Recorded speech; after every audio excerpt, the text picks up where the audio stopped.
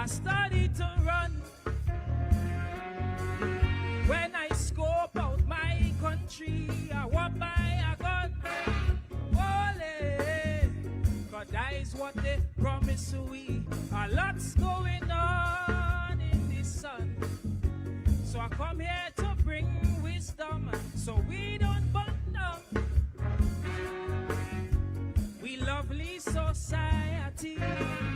See, a new government has the assignment to put we country into alignment. But every time they read us with their ego, it's the vulnerable who feeling that below. Lord, is it ignorance or is it arrogance? I don't know what to call it in this instance. Look at paradise right in front we eyes, but we still want to talk about who we despise. Tell me where else can we go? If we start to mash up the good things we know. Tell me where else can we go? If we treat we traditions like a Barbie show, you could fix everything on we island. Put gunships on we back like a tyrant. You could put 10 radars all up Scarborough. But don't forget, this is Trinidad.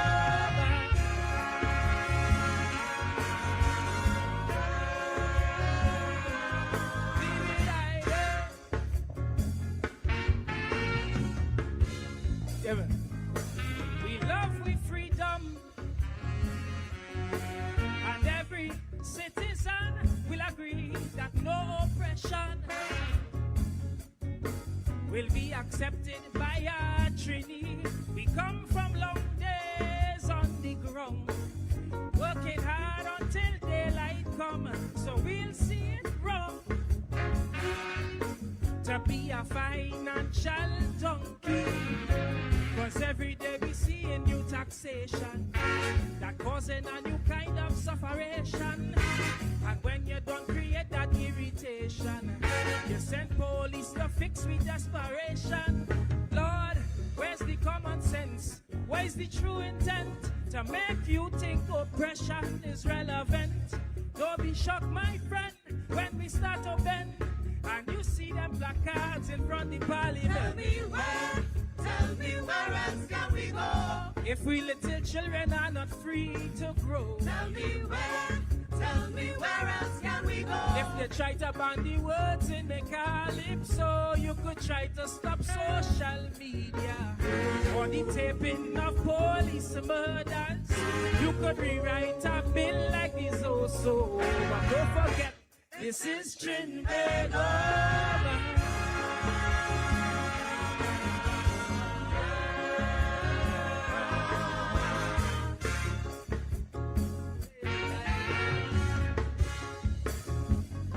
Take one look around. Even lingo and all could see confusions in tongue. And it's affecting everybody. Politicians and Facebook trolls. Even Kaisonians lost their role. The world's upside down.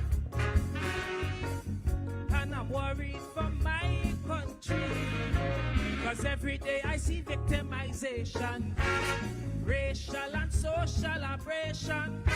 We saying is love need to go wrong, but we spreading this thing like a toxin. Man, things getting so tense, some can't pay their rent, and the effect of this feeling permanent.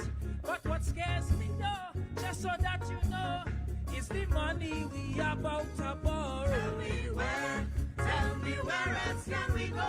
If the IMF start to pull we toe. Tell me where else can we go? If we toilet paper start to run too low, you could stress out the sea pepper worker.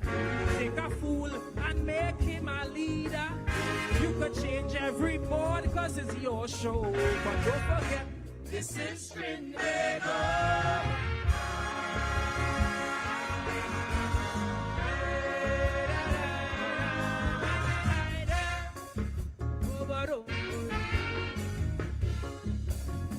I know it's good intentions.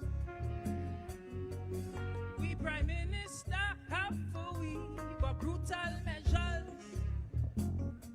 would only cause rebellion in TNT, like what caused Cambule in times of old. And it's so the story unfold. It's that rebellion that give we people identity. So careful how you deal with we intellect, 'cause DNA remembers every aspect. Not every time we cry it's just politics. Your mind could start to play you some dirty tricks. Look, remember that honor comes before minister, and that's why we give you so much power. So don't let us down and don't let us frown. We need to see our 360 turn around. Tell me where else can we go? If your promises start to look untrue, Tell me where else can we go? if your own voters losing trust in you, you could do what you want with what intent. You could bar talk the independent bench. You could change the country that we once know. But don't forget, this is Trinidad.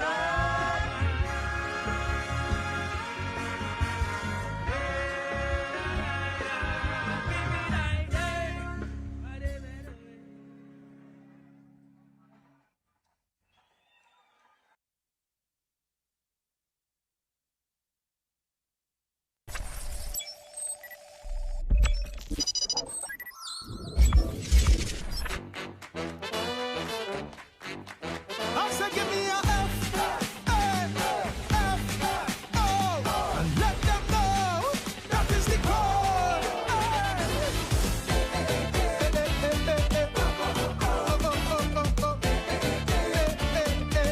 Oh Lord, some say the code is this, some tell me it's that, but I go hear the facts.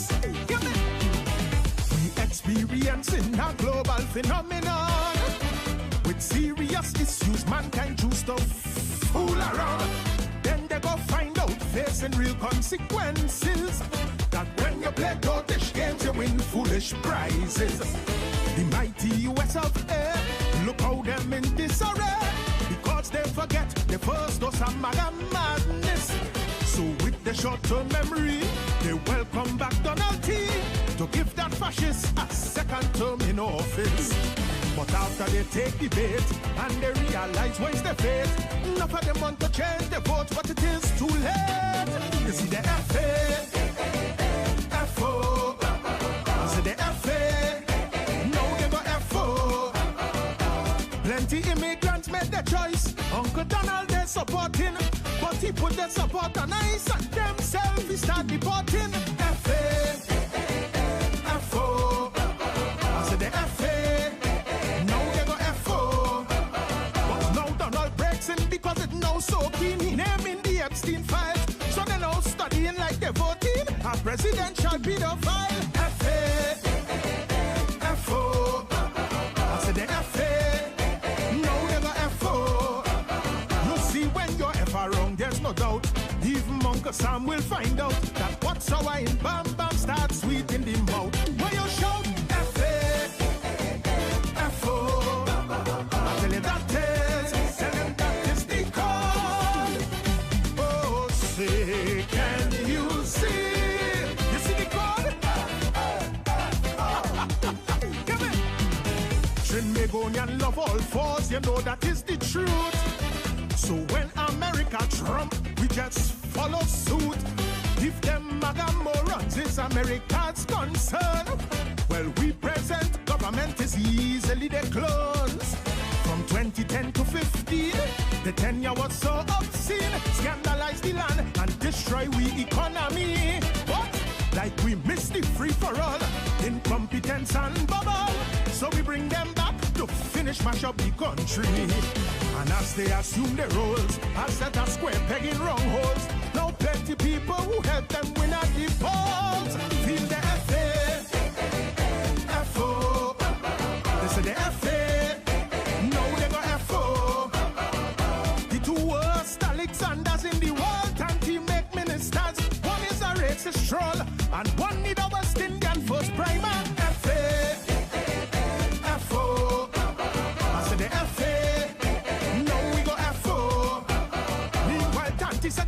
P&T in people worship her we in place. She should have led the Yankee army, plant the red eye in she pink palace. F.A. F.O. I said the F.A. No, she go F.O. You see when you're F.A. wrong, there's no doubt. Persona non grata must find out that what's sour in Bam Bam starts sweet in she mouth. Sing it out. F.A. F.O. Tell him that is, tell him that is the cause. Cause when cold yellow wins, corruption begins. Where's the real code? Let me talk to the duck. Duck, you had the mandate of most of the electorate. Not to mention the support of your party base.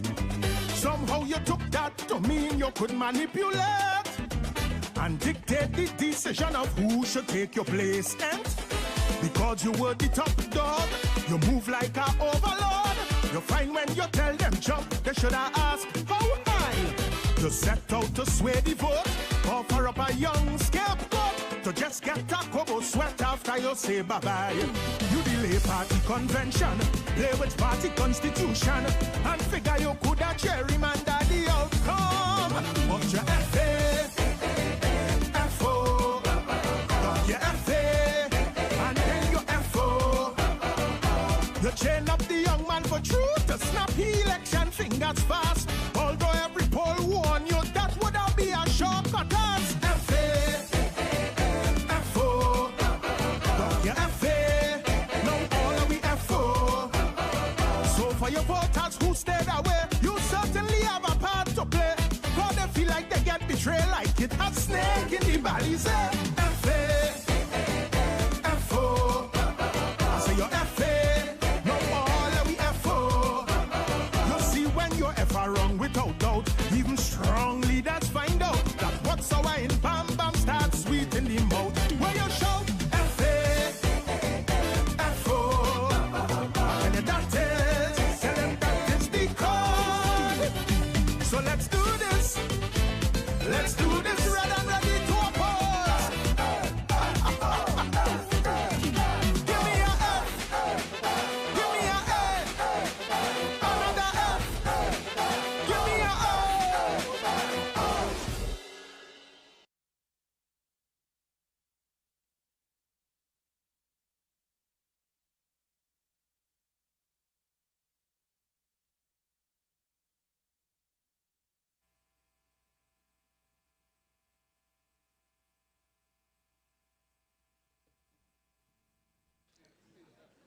So as we get ready for our next performer, one of the songs that's afraid to be a wrong. The name of the song is Big Sail. The name of the singer, Queen Victoria.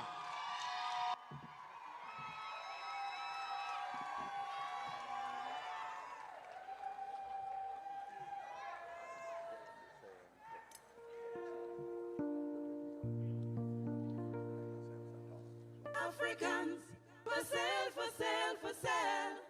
Africans, for sale, for sale, for sale.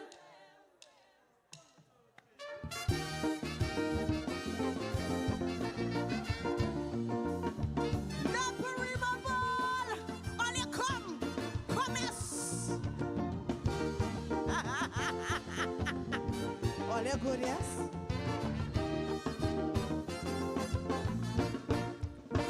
I was lying with some old men before the election, and well, I was amazed of their discussion. They were discussing the election of 2025, how Africans were selling cheap and UNC buying dead or alive. One old man shout out, fellas, give me your attention. UNC can't win by themselves, no election. You see, they're sitting and they're planning to make a decision. So she called out Shilaga, who the old FIFA wanted man. She said, call the trade union, let we start negotiations.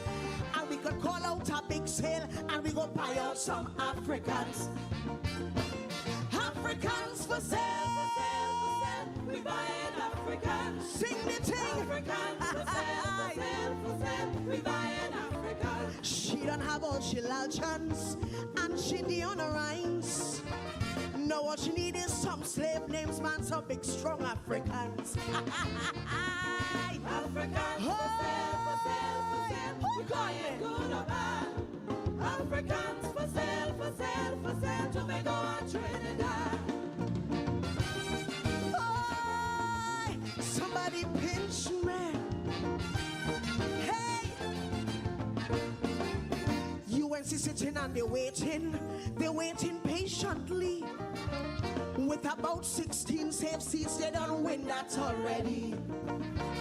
The woman said, I have my people, and they are born UNCs. Now all I need is some Africans who got their names out of slavery.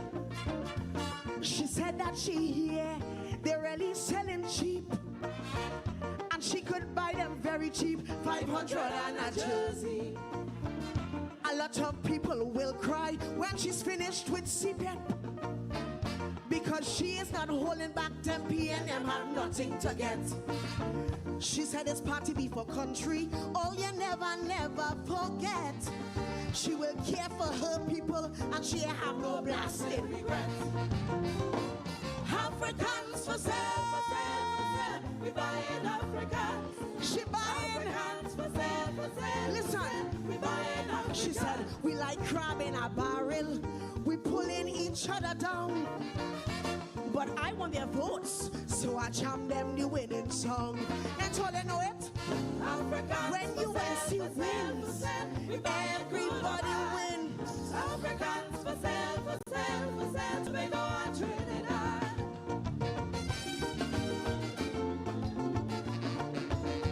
Hey, who called me?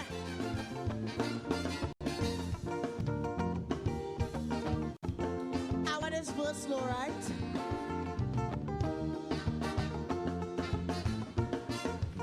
The black mines in Tobago, she's working on them with ease. But she's not afraid, because monkeys say cool breeze. She said the last time she was easy, this time there is no room for mistakes.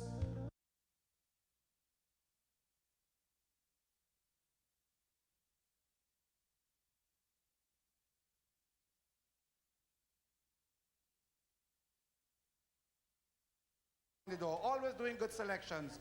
Last year, a lot of the top Calypsonians in Trinidad and Tobago said that he should have made it to the final of the Calypso Monarch. But in 1992, coming to do something for us called Law and Justice. Sit back, relax. Let me bring on stage Luther.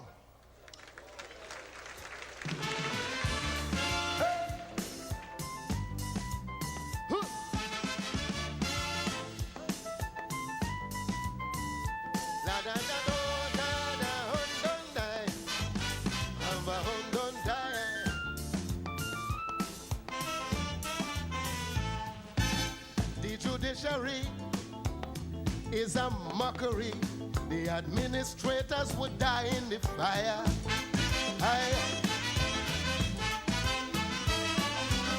You don't know who to trust. The nobleman unjust.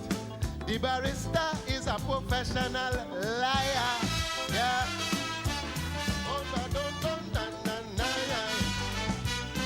And there is no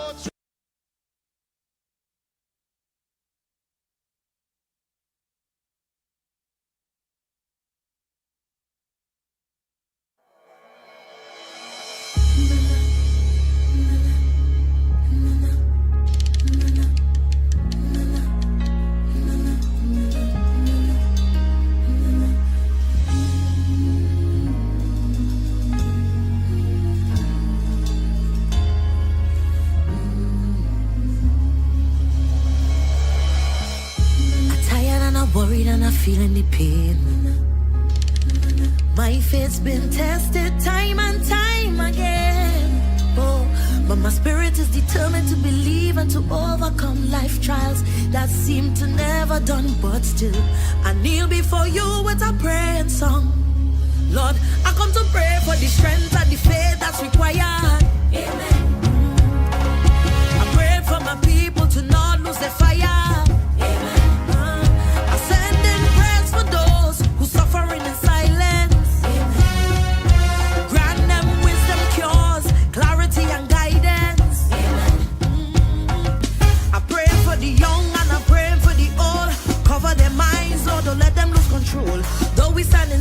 Transgressions are many. Thank God for the life that He gave me. To all you who doubting and losing faith, time to congregate and no time to separate. I'm calling on the prayer warriors in the country. Come for Tobago need we, cause I say Trinidad need a blessing. Tobago need a blessing. Tobago need a blessing. Amen. Trinidad need a blessing. Tobago need a blessing. Tobago need a blessing. Amen. Life is getting harder to manage. Oh yeah. The plan you had for us, it's vanishing because the violence. Lord, the nation in distress. What's it gonna take? We need. The information provided by the speakers and or presenter on Facebook and YouTube is for general informational purposes only. All information is provided in good faith. However, Constructive Talk makes no representation or warranty of any kind, express or implied, regarding the accuracy, adequacy, validity, reliability, availability, or completeness of this information.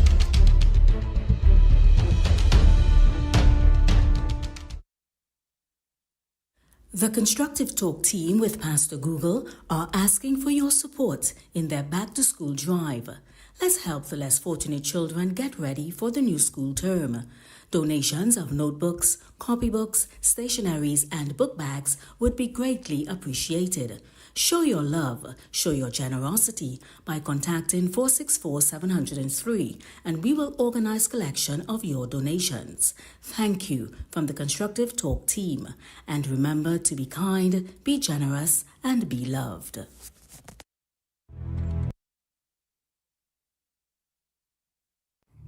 Coming soon to Constructive Talk Network, Critical Thinkers. It's a youth show with a youth perspective on current affairs and issues in Trinidad and Tobago.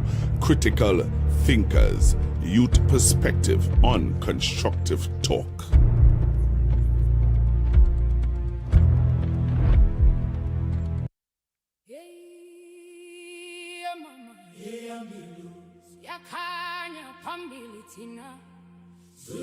Yak and Friends proudly presents Uhuru 8.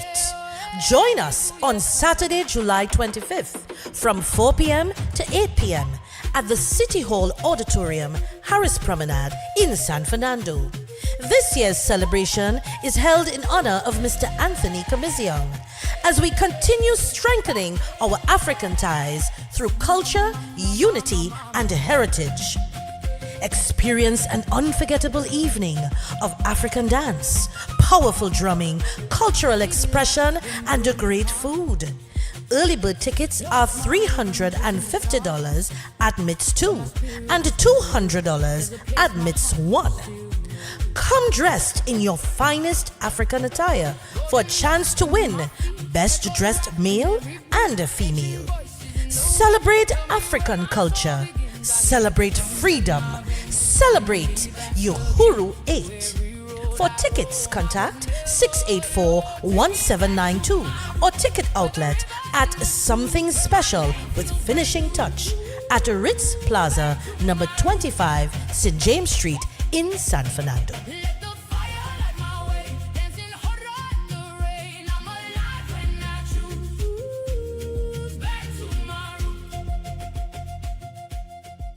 The Constructive Talk team with Pastor Google are asking for your support in their back-to-school drive. Let's help the less fortunate children get ready for the new school term.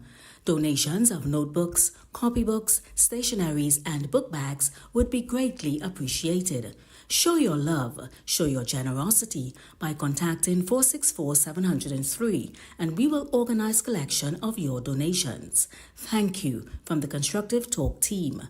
And remember to be kind, be generous, and be loved.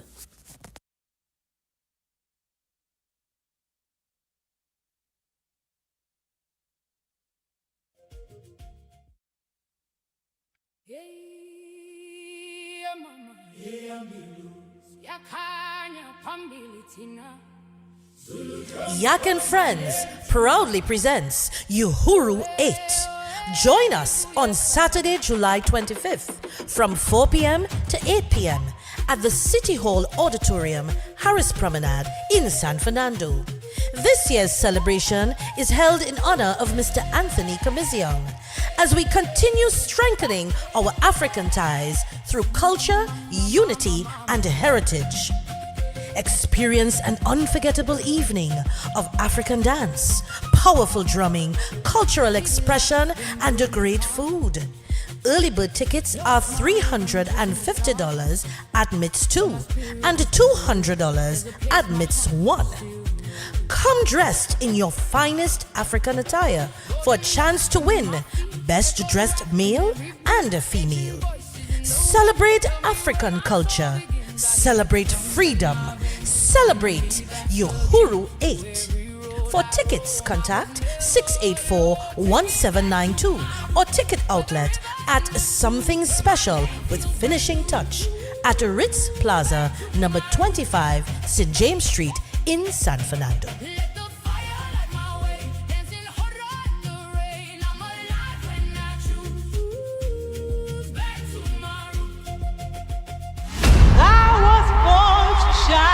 Trinidad and Tobago. Get ready for an unforgettable evening of music, memories, and magic. On Saturday, June 20th, the legendary Carol Addison returns to TNT for one spectacular Father's Day concert experience. Just for Dad. Taking place at the iconic Queen's Hall St. Anne's. This promises to be an evening like no other. The Winifred Atwell Hall at Queen's Hall comes alive with Carol Addison. Special guest performances by the electrifying Terry Lyons and the sensational Carol Jacobs. With special guest appearance by Dane Gulston, bringing together elegance, energy, and pure Caribbean excellence. Just for Dad. June 20th, Queen's Hall. General admission tickets cost $300. Get your tickets at the Queen's Hall box office and the Trini Shop, Trin City Mall, and Port of Spain. Or call 681-1516 for more info. The perfect way to celebrate Father's Day, because he's worth every moment. Showtime, 7 p.m. sharp. Brought to you by Ghana Artist Management Events, FT Farfan, Shamir, Bees Ice Cream, and supported by I-95.5 FM. Special reserve tickets are now available only at Queen's Hall at $500 each, which entitles patrons to a meet and greet mixer with refreshments after the concert.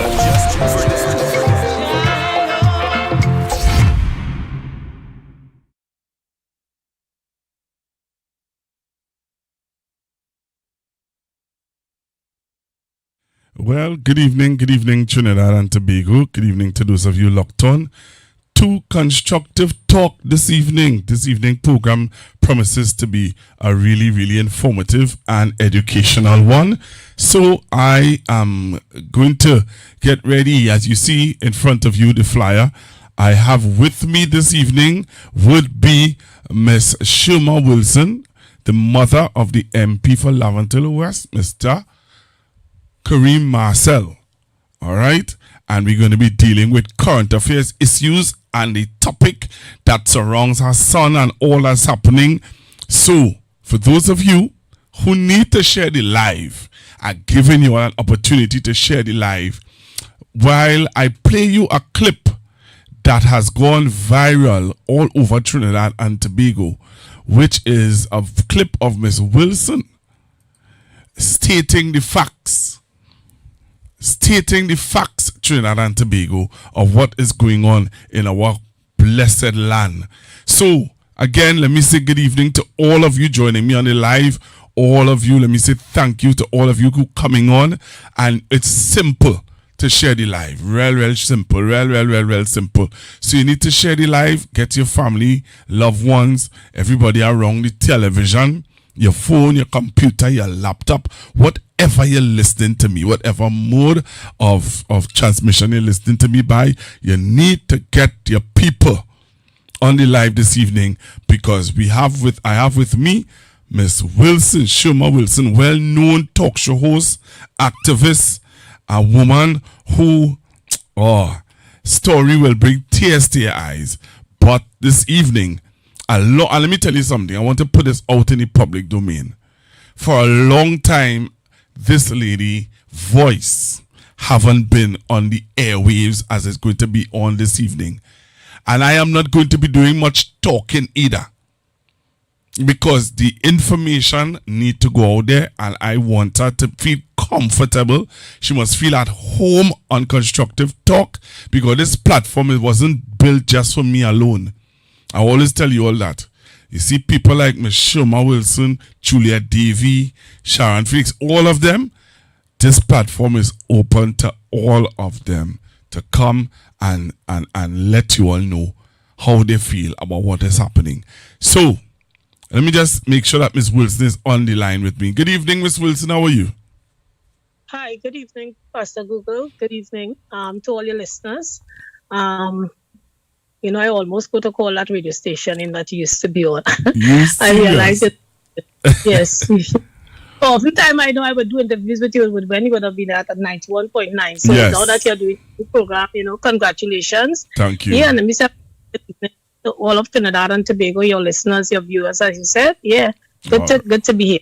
All right. Good to be here with you. So I'm going to play the viral clip, and then we're going to come back to Trinidad and Tobago, and we're going to engage. We have a time where we open up the phone lines for you also to engage with Miss Wilson. So let's go straight to the clip.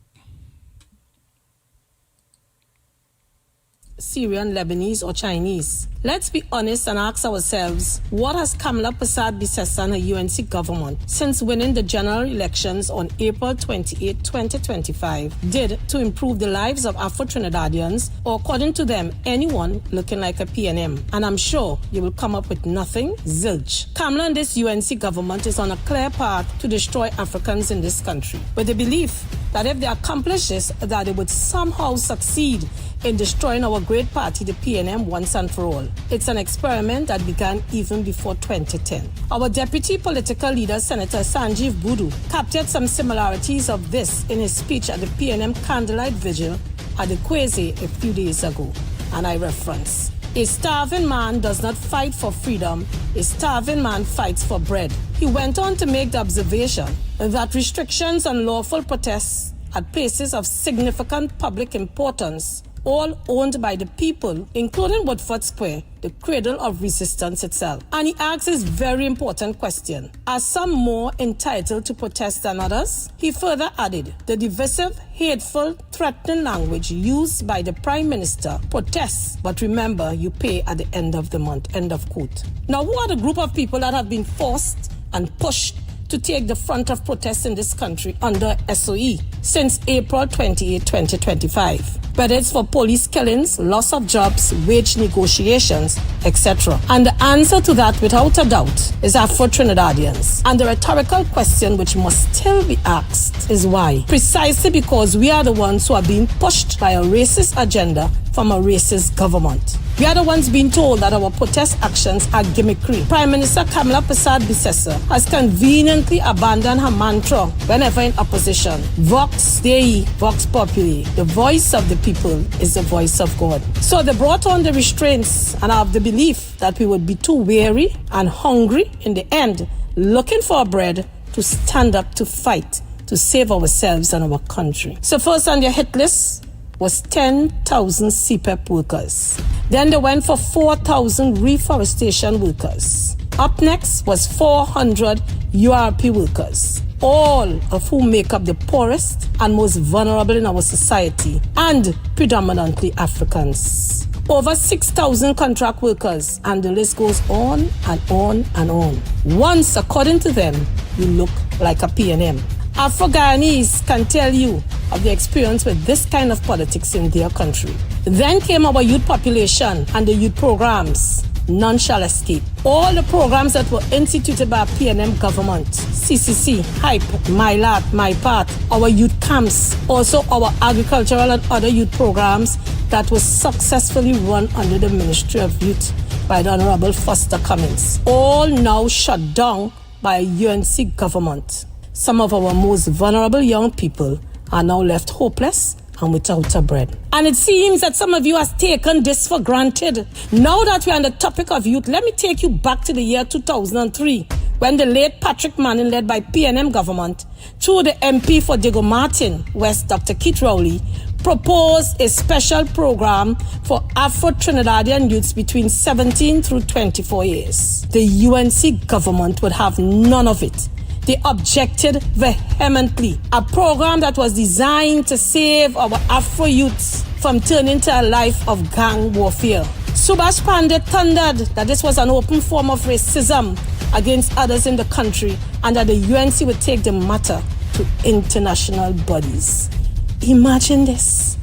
Taking a program designed to save young Afro-Trinidadians and crying racism to an international bodies. Are they for real? Now, Kamla Prasad Bisessa's voice was no different in the parliament at the time, calling it also racism, which led to it being shut down before even getting off the ground. And they made the very same attack and racist remarks about COSAT and other programs. Anything specifically designed for the less fortunate by the PNM in this country, the UNC had a problem with. So Kamla and the UNC government diabolical actions towards the development of Afro-Trinidadians now in 2025 to 2030 should not be taken us by surprise. If only our memories weren't that short. Some of you have probably forgotten about the experiment on us with Cambridge Analytical. We should have always known that Kamla and the UNC's people to watch. Remember Section 34? You can't forget that. During the debate on the SOE in 2011, when Dr. Rowley in opposition reminded the PP-UNC government, led by Kamla Prasad Bisessa, about their hypocrisy back then towards the program which was designed to save some of our Afro-youth population, Prime Minister Kamla Prasad Bisessa looked Dr. Rowley straight in the eye and condemned him and the PNM for not having the courage of their conviction to carry out what in hindsight was a progressive way to deal with the problem.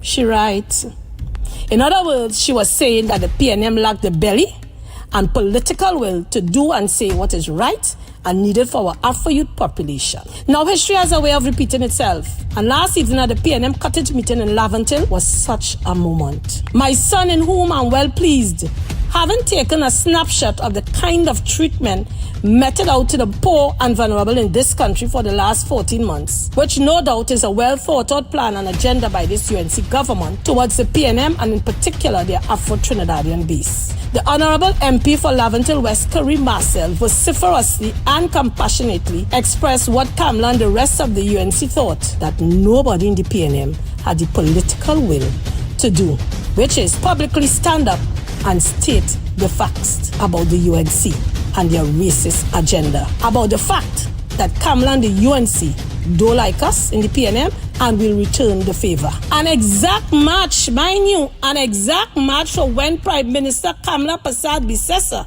recently told UNC non-supporters, including PNM, and I quote, she said, I am a different human being. Kamla 2.0, and I will square up the account with all you. Well, Kareem Marcel squared up the account in the PNM to them who don't like we. And who vex? Lost. So after being treated with such malice and callousness by government, anybody who wants the PNM or CPEP workers or forestry workers and contract workers and poor people all over this country to like Kamla 2.0 and the UNC is like telling the Jews they were wrong to hate Adolf Hitler. So thank God, Kareem Marcel, yes, my whole child, MP for Laventille West. Thank God he cannot be accused by Kamla and the UNC of lacking the courage and the conviction to say what was needed to be said to a government with a racist and prejudiced agenda to us over here in the PNM. And that's a fact. An experiment which started even before 2010 to weaken us, to make us jobless, penniless and hopeless, and to place our vulnerable youth population in detention warehouses under a perpetual state of emergencies and PDOs with no crime plan in sight. Let's not forget Zozo. Now let me end by making reference to one of Dr. Selwyn Kojo's article entitled Jacked Wept, which makes a very good read. An article in which he made direct observation about the UNC government's creeping racism towards the People National Movement and the Afro youth population, particularly as it relates to a social and economic policy framework of 2004 and the 2011 state of emergency, where they legally locked up over 8,000 black youths. Now listen very carefully to the end here. And I quote Selwyn Kojo. He said, "For the life of me, I do not know why Trinidadians and Tobagonians don't get up and think rather than cast their eyes in the sand and refuse to come to terms with the realities during the condition of our being." He went on to say, "The question persists and continues to plague our land, yet we continue to feign ignorance." It ought to be recorded that the first concentration camps in Trinidad and Tobago were built by an Indian government to warehouse black youths, which may be the beginning of what can continue to expect from such a government. Most of their dirty work will be done by black men in their party. End of quote. That was Selwyn Kojo. And I'm sure today, 2026, you can identify those black men that he referred to back then that they had and still have some today, and may I add, you one Syrian. Kojo went on to say, "Have no doubt that this racist program called a state of emergency will result in the further criminalization of the black population, promote greater ethnic divide, and brutalize the society even more." He ended by saying, "History will record that an Indian government built the first detention camps in our country, thereby initiating the first stage of making Afro-Trinidadians a permanent underclass. In years to come, many of the enablers will weep at having assisted Kamala and the Pipi in their diabolic design against black people." End of quote. Having said that, Selwyn Kojo sometime later lost his way and was welcomed in the bosom of Kamala Persad-Bissessar and her UNC government to assist them, no doubt, in their diabolical design against black people. Not my words, Selwyn Kojo's words. So too is the despicable Philip Alexander. Government with a vengeance and by any means necessary. That's the UNC, Kamala 2.0. So don't let Kamala and the UNC trick you into believing that because Kareem Marcel stood up and pointed out their racist agenda, that Selwyn Kojo also pointed out a few years ago, that he's a racist and he should be hated and exiled because nothing could be further from the truth. They are just scared that he's young, he's black, he's from Laventille, and that he possesses the power and, according to Kamala, the courage of his conviction to call them out as he sees it. Yes, he has learned from the PNM past mistakes. So Trinidad and Tobago, and in particular the members and followers of our great party, the People's National Movement, the rest is now up to you. African rise. Great is the PNM, and we shall always prevail.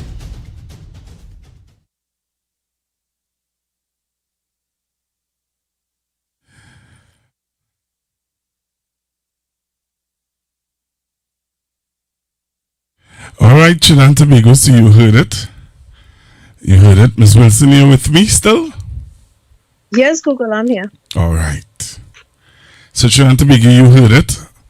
And part of our discussion this evening will be about what I played for you a while ago.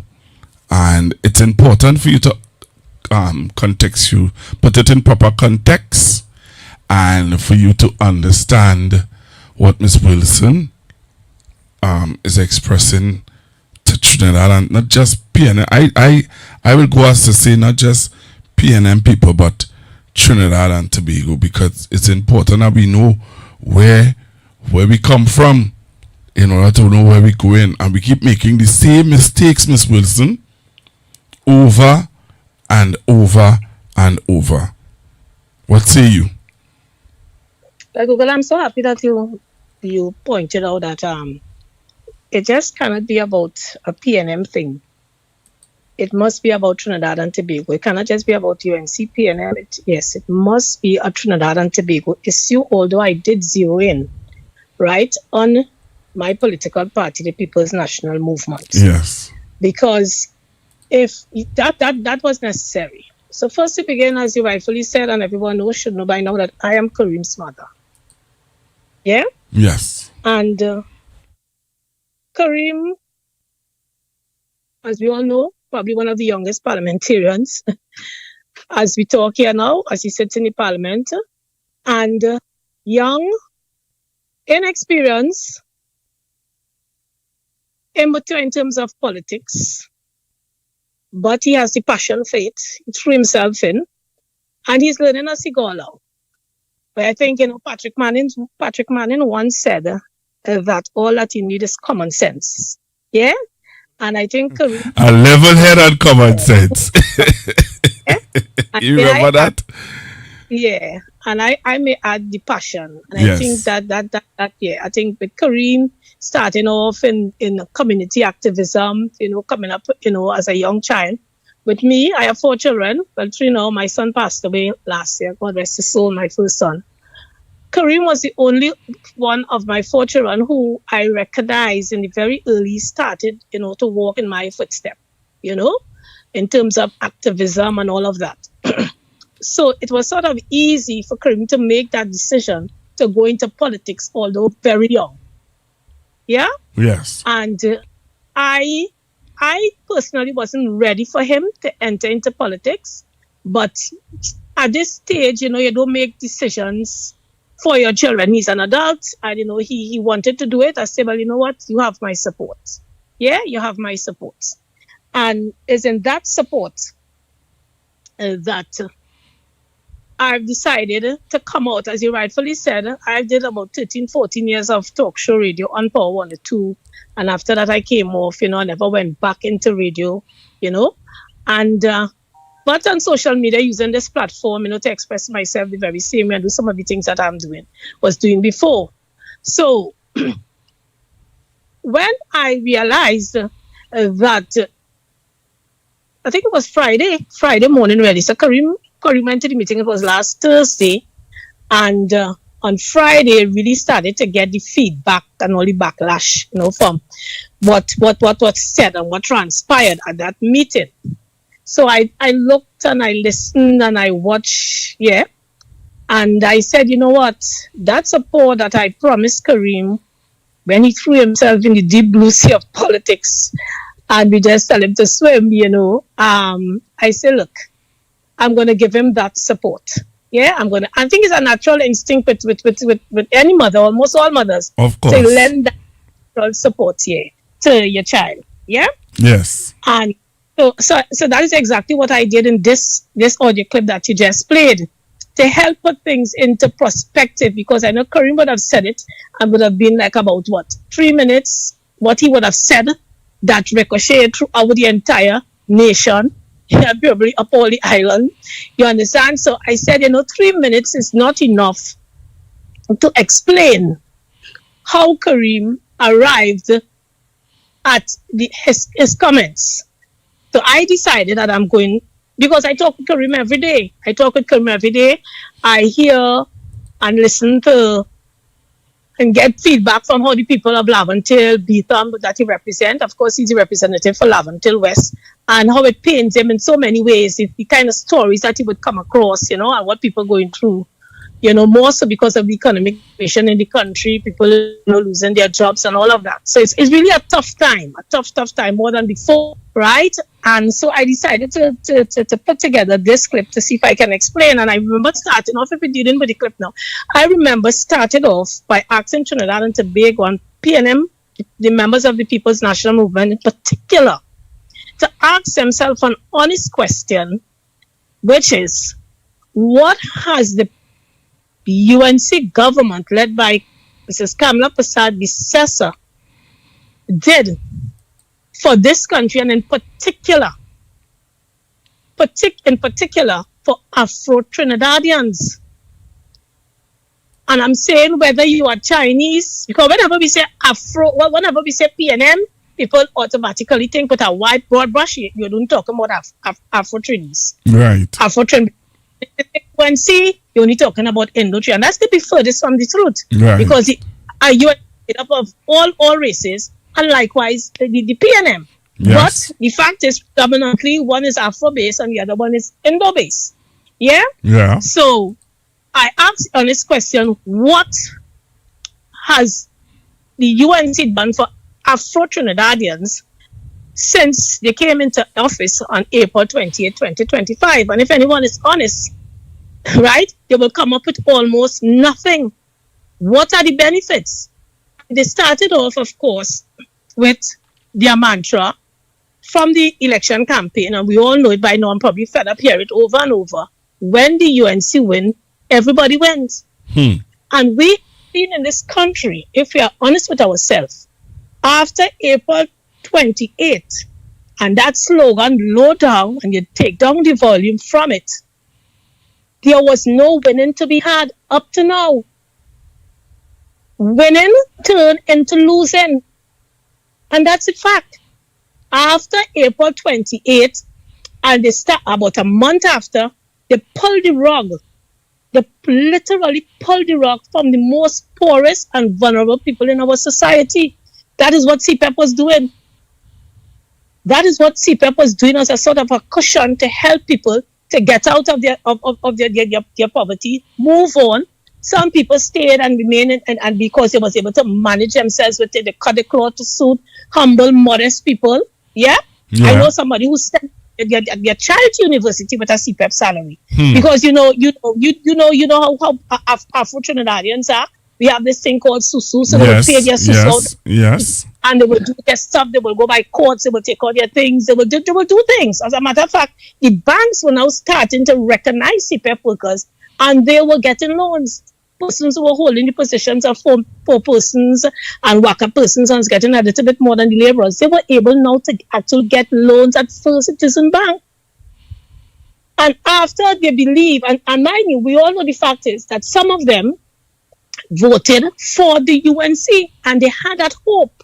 They had that hope that the UNC was really genuine, that when they win, that they too would have won. Yes. And it was, nothing could have been further from the truth. So they started to lose as though it was a calculated plan by this government. And the first set of people they went to is CPEP. CPEP, and let's be honest again, predominantly Afro-Trinidadians. I remember when Patrick Manning back then, how many years ago, introduced CPEP.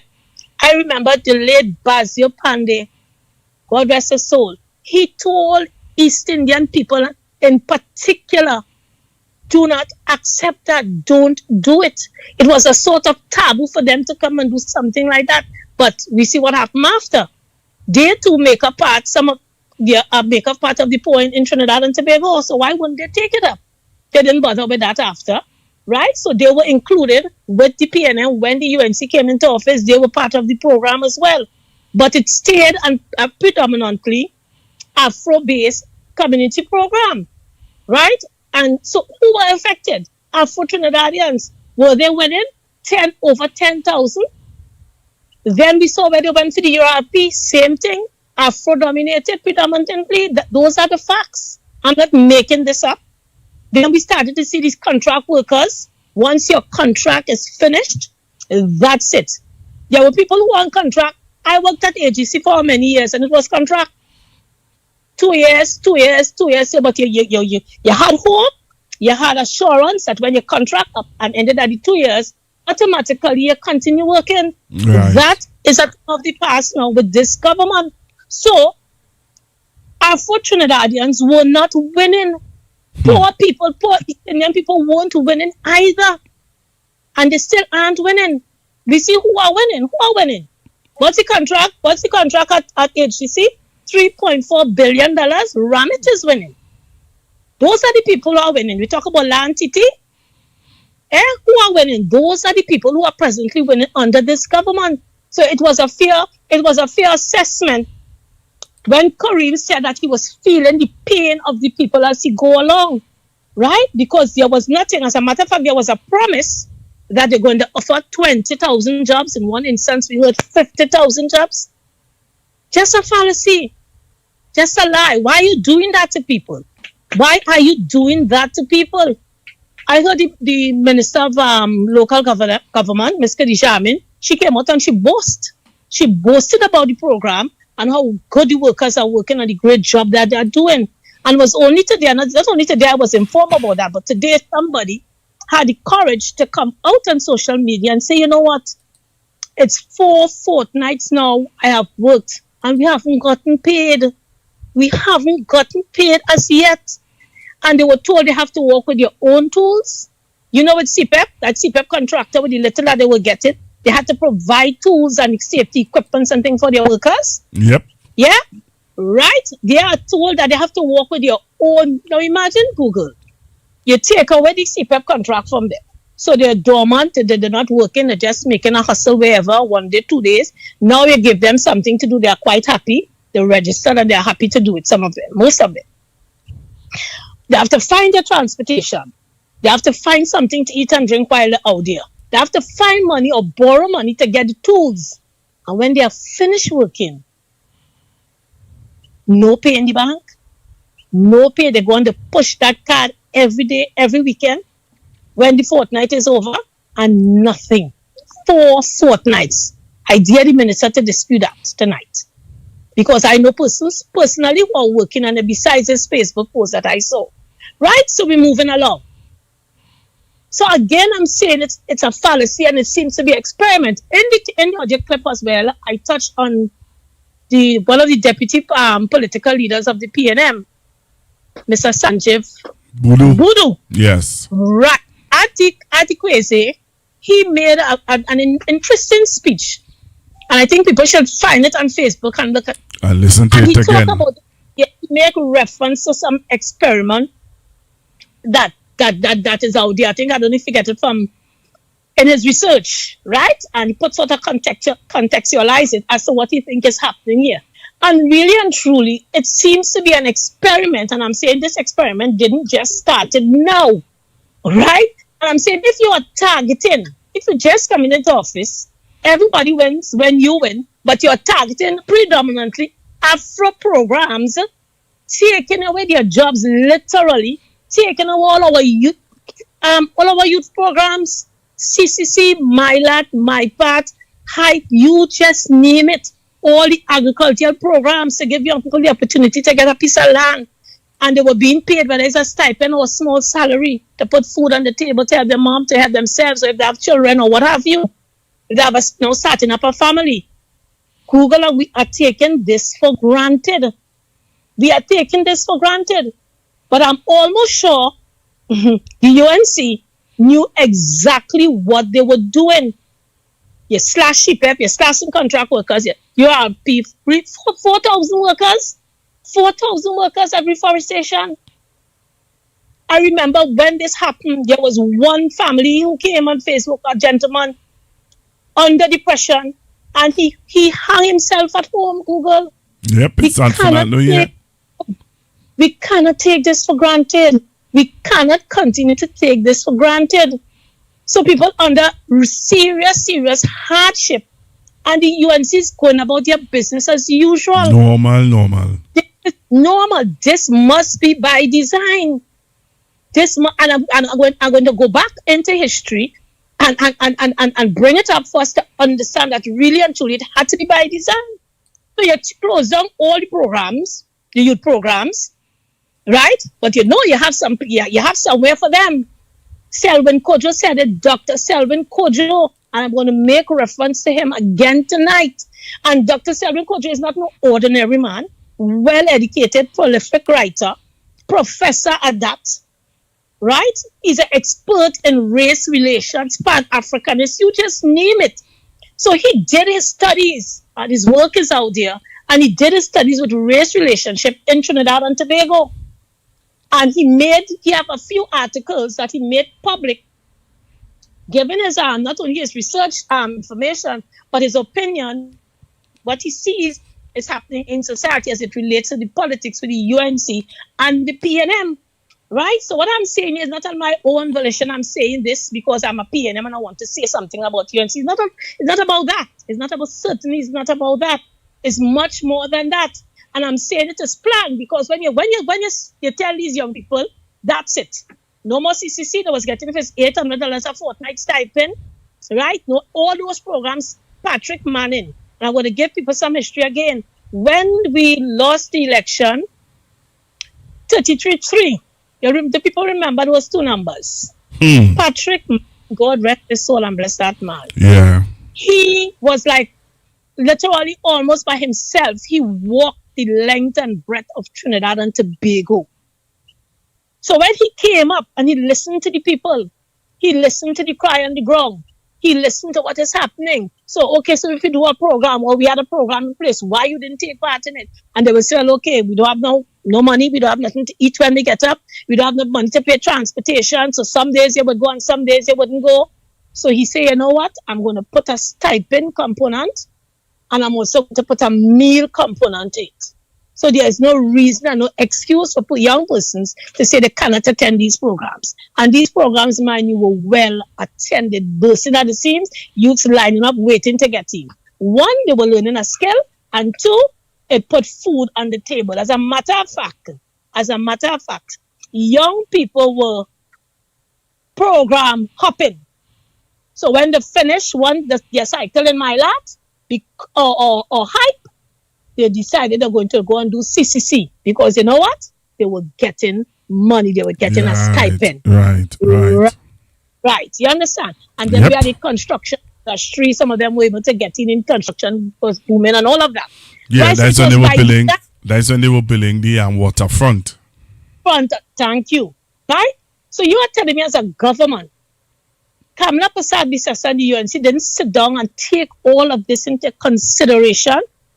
That these young people, if we just pull the rug away from them like that, what's going to happen to them? They know what's going to happen to them. And they know they have a place to store them. They know they have a place to store them, as Dr. Selwyn Kojo said. They have a warehouse. They build the warehouse. Somebody get a nice big fat contract, and that is to put our young Afro youths in it. When they get out of line, they have no job, they have no money, they get into the life of crime, they get into the life of gap. Right? So now as we're talking about on the topic of young people, let me go into what happened in the year 2003.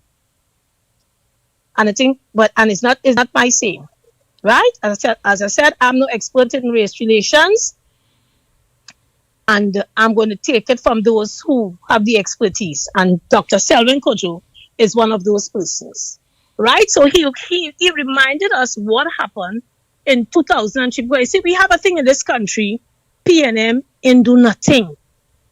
That's the narrative. And do you know that there are Afro-Trinbagonians who believe that?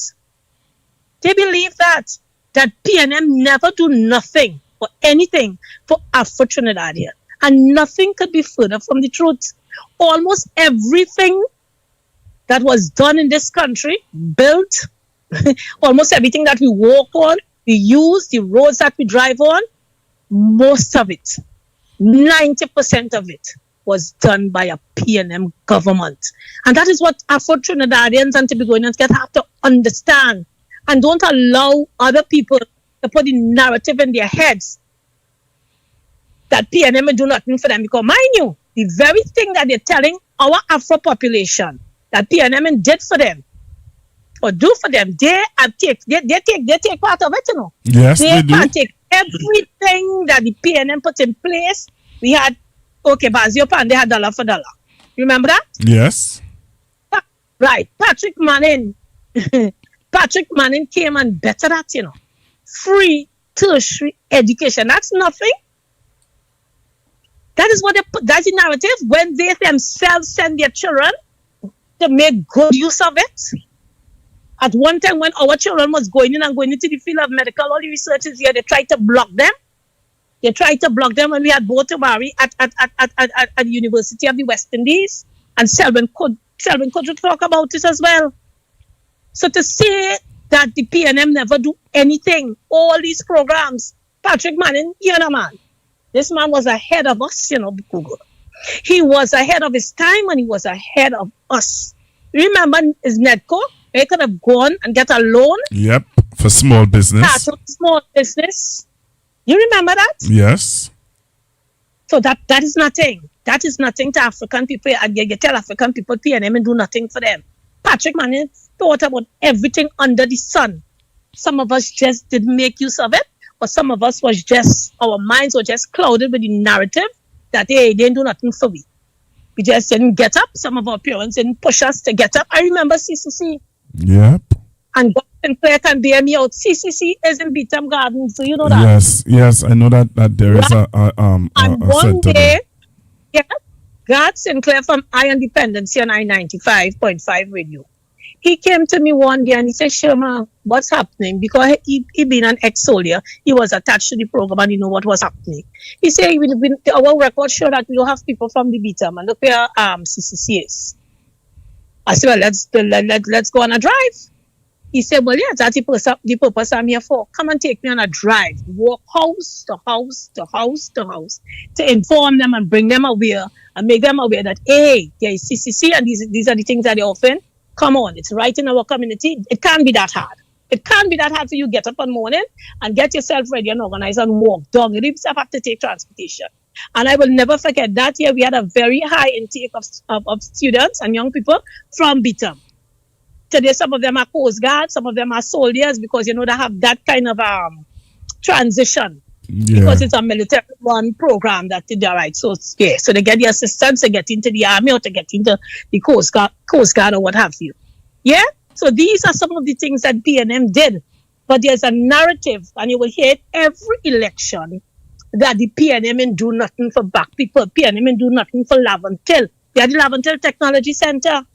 The gang, and you know who was going to that program there after the gang warfare interfered with people from Beetham, and I'm asking you this, young men from Beetham dare not cross the priority bus route, walk across and go to the technology center because they will be shot dead because of borderline issues and gang warfare issues. And this is what the Patrick Manning-led government realized, that we had a delinquent problem, we had an underperforming problem, and they themselves on the other side love to point that out, They love to point it out and sum it up at the end as though we done see. We underperforming. Look who dropping out of school. Right? Sapmarat said their children going to school. Why we children making noise, beating steel pan? You just name it. This has been going on for decades. But Afro Trinidadians have a way that they just take everything, for granted and for nothing, small thing.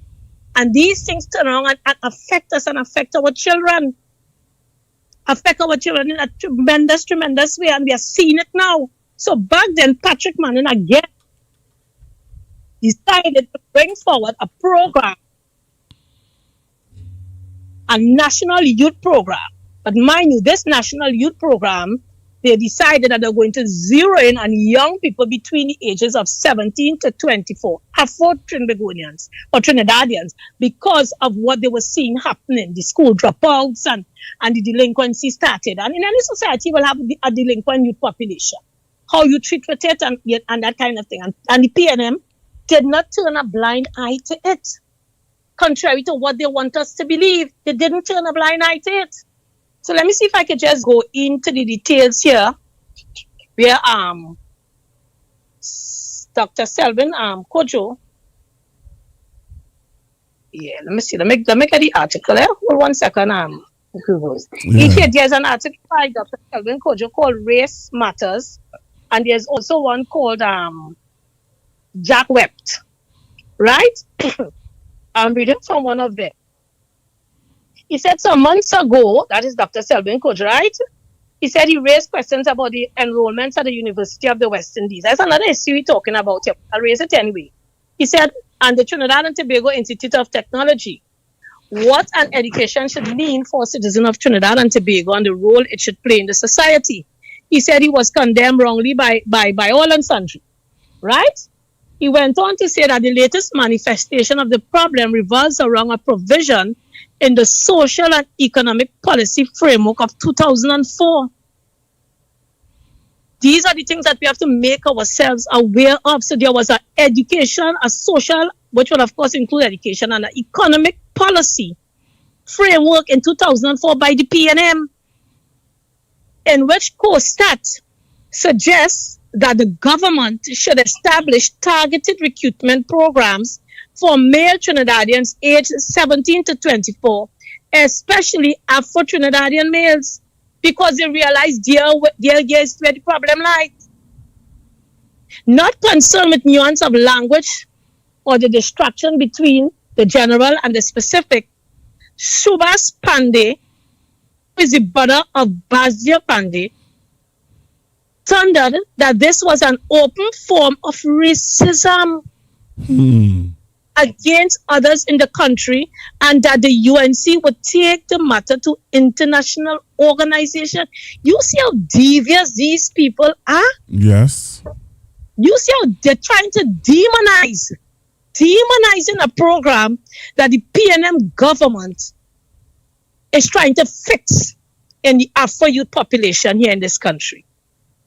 Right? He went on to say, for reasons best known to himself, Mr. Pandey could not understand how an educational document could outline a proposal for the general populace, all males, and then zero in. Listen to carefully. So it was not a program only for Afro youths.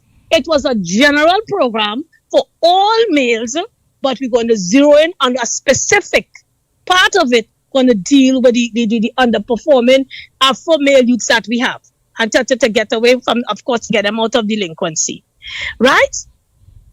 And he's, as I said, zeroing on a specific manifestation of the problem, the Afro-Trinidadian male between the ages of 17 to 24. He went on to say, Ganga Singh, the person who inflicted on our nation, not me, I'm quoting Dr. Selwyn Kojo, who was handpicked this year, 2026, to be the chairman of UTT by Kamla Prasad Bisesa and her government.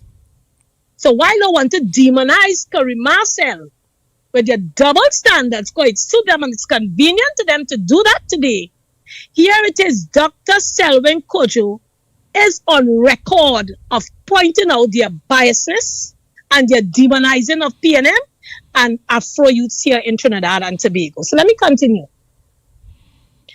So he said, Ganga Singh, the person who inflicted on our nation a principal at UE and a manager of TTIT, both East Indians scream indignantly. COSTAT will be admitting students on a quota system and a Kojo mentality. That is how they refer to it. That is how they refer to it. What is a Kojo mentality? Okay. And we mustn't let these things go over our head. Thank you. And I think you need to read that again, because this same Selwyn Kojo is sitting on the board of UTT and of Caribbean Airlines. Yeah, right. Kamla Prasad Bisesa and the UNC.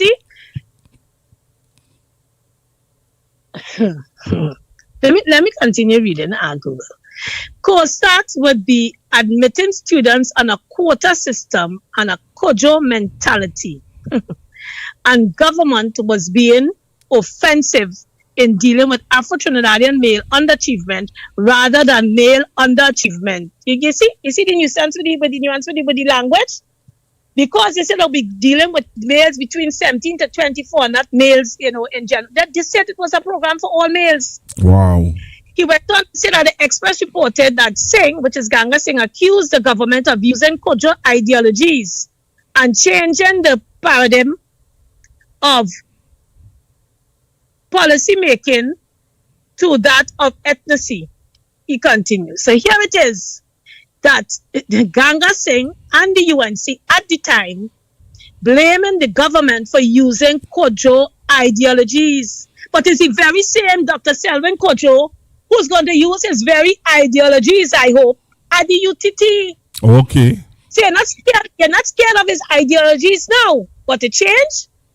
You're not scared of Dr. Selwyn Kojo's ideologies that you were scared at it back then when he was assisting the government in designing these programs for young Afro youths.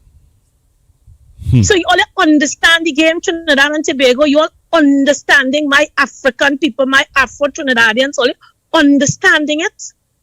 This isn't happening 2025, when they were singing, when UNC, when everybody went, This is an experiment and a plan that was happening long ago, even before 2010. That's why they could have come up with Cambridge Analytical. They experimented on us. Not on their base. Cambridge Analytical was not for Kamla Prasad Bisesa on a UNC base. They always had that base. The base don't leave them. PNM base does leave. So the experiment got to be on us. We are the political guinea pigs. We are the political guinea pigs. The article went on to say, I agree that there is a need for measures to deal with the situation, but not by sleight of hand. The matter needed to be brought to Parliament to debate, as such bias comes of the expense of women and other ethnic groups. Well, what is that? You have a program for male and you want to talk about biases about women? Women going to get their share too. But we have a problem at the time with males, young Afro males. Thank you. Look at what you're bringing. You're bringing up racism. You're bringing up issue of gender. Just ensure that you stop it. And they did. They did. PNM in the end gave in to the pressure. Gave in to the pressure, and one of those programs was stopped. That is used with COSTAT. That is used with Unit Trust. Anything that this PNM government or any PNM government try to introduce for the poor, the vulnerable, whether it's Afro Trinidadians, East Indian, for everybody, all males. The program was for all males. Yeah, they had a problem with it. And these are the things that we must be mindful about and not take for granted. Not take for granted. And I'm sure if you check the population, the student population at COSTAT, you will see how many East Indians took part in it and benefited from it. How many East Indians took part in free tertiary education and benefited from it. And yet still, each election and every day now they will tell you the PNM never do nothing. You hear them PNM just pretend they care about poor people. Yes. PNM don't like black people. Yes. PNM don't like talented people. Yes. And they go on and on and on, and the stereotype continue. You understand? And we get caught up in it, and we get engulfed in it, and we go along singing the same song. That's like how we went along and singing when you and see when every bit. Go along too with their narrative that the PNM don't do nothing for black people. Right? And in that very same clip, I pointed out the fact that some years later in 2011, now this is all around 2003, come up now to 2011 when the PP/UNC government was in place. And the issue again came back up. And Prime Minister Kamla Prasad Bisesa, as I said, she stood up. Because it was Dr. Ollis himself, I think, brought it back up and tell them about their hypocrisy. That when the PNM wanted to do this program, in particular for the young people, how they batted down. Yeah? And Prime Minister Kamla Prasad Bisesa looked him straight in the face and tell him, well, I summed up in my own words, but words to this effect. You didn't have the courage, you didn't have the conviction, right, to carry out the plan that all you had for young Afro Trinidadians. So don't come to blame, we know. She said that they did not have the testicular fortitude. Those were her exact words. Exact words. You all did not have the testicular fortitude to do it. To do it, yeah. That's what she said to them. Yeah. It's amazing, that is the UNC. It's amazing. That is the UNC, and they carry on that narrative throughout. So from Anthony, that's from 2003, you know. We are now in 2025, and they never stop. They never stop trying to stop the PNM from making progressive moves and measurements and policies in place for those who are less fortunate in our country. And whether the group happen, and if that's the fact, because the throw it in our face, it's Afro Trinidadians who are underperforming, and we see now we have the gang warfare. We see where we have the gang, how the gangs came in. Had the UNC allowed the PNM, or if you want to put it the other way around, as she said, that PNM had the testicular fortitude and didn't study the fear, probably they're going to international. Imagine that, going to international bodies, you know, an organization to cry racism about these programs. We may not have had the kind of gang issues that we are having today, Google. Thank you. We may not have had it. We'd have been able to save some of our young people. Kamla Prasad Bisesa said that in 6 months' time, another fallacy again, that in 6 months' time, when she gets into government, that is in 2028, that we all will be safe. Yes. We all will be safe. And Google, look what is happening under a state of emergency. The numbers are almost the same as when the PNL was there, who they said couldn't deal with it, and they would deal with it. We have an SOE. What do we have an SOE for? To protect the law-abiding citizens from the criminals? Or do we have a SOE in place to protect the government from the law-abiding citizens? Trinidad and Tobago, wake up now. Wake up. Who is safe every day? Who is being protected every day? Who have blue lights every day? And the SOE, they say it's to treat with crime and bring down the murder rate. And our citizens are being gunned down by the twos and the threes, not even one, by the twos and the threes, every single day. So it's just a SOE name, and everybody sit down in the nice air-conditioned office, and then they come out after and they pull the yellow tape and they go back in. And they'll come back tomorrow, the men in the white suit, and they pull the tape and they go back in. But impunity, nobody's being held. That's another thing. Are we looking at that? So the murders are taking place. Who is being held? Who is being held? The police are killing. Who is being responsible and being held accountable? Everything is taking place with impunity. And it's SOE after SOE after SOE. We remember how she ridiculed Dr. Rowley when they had their SOE. We remember that. We remember that. We can't forget that. She called it gimmickry. She called it a sham. She denounced it outright.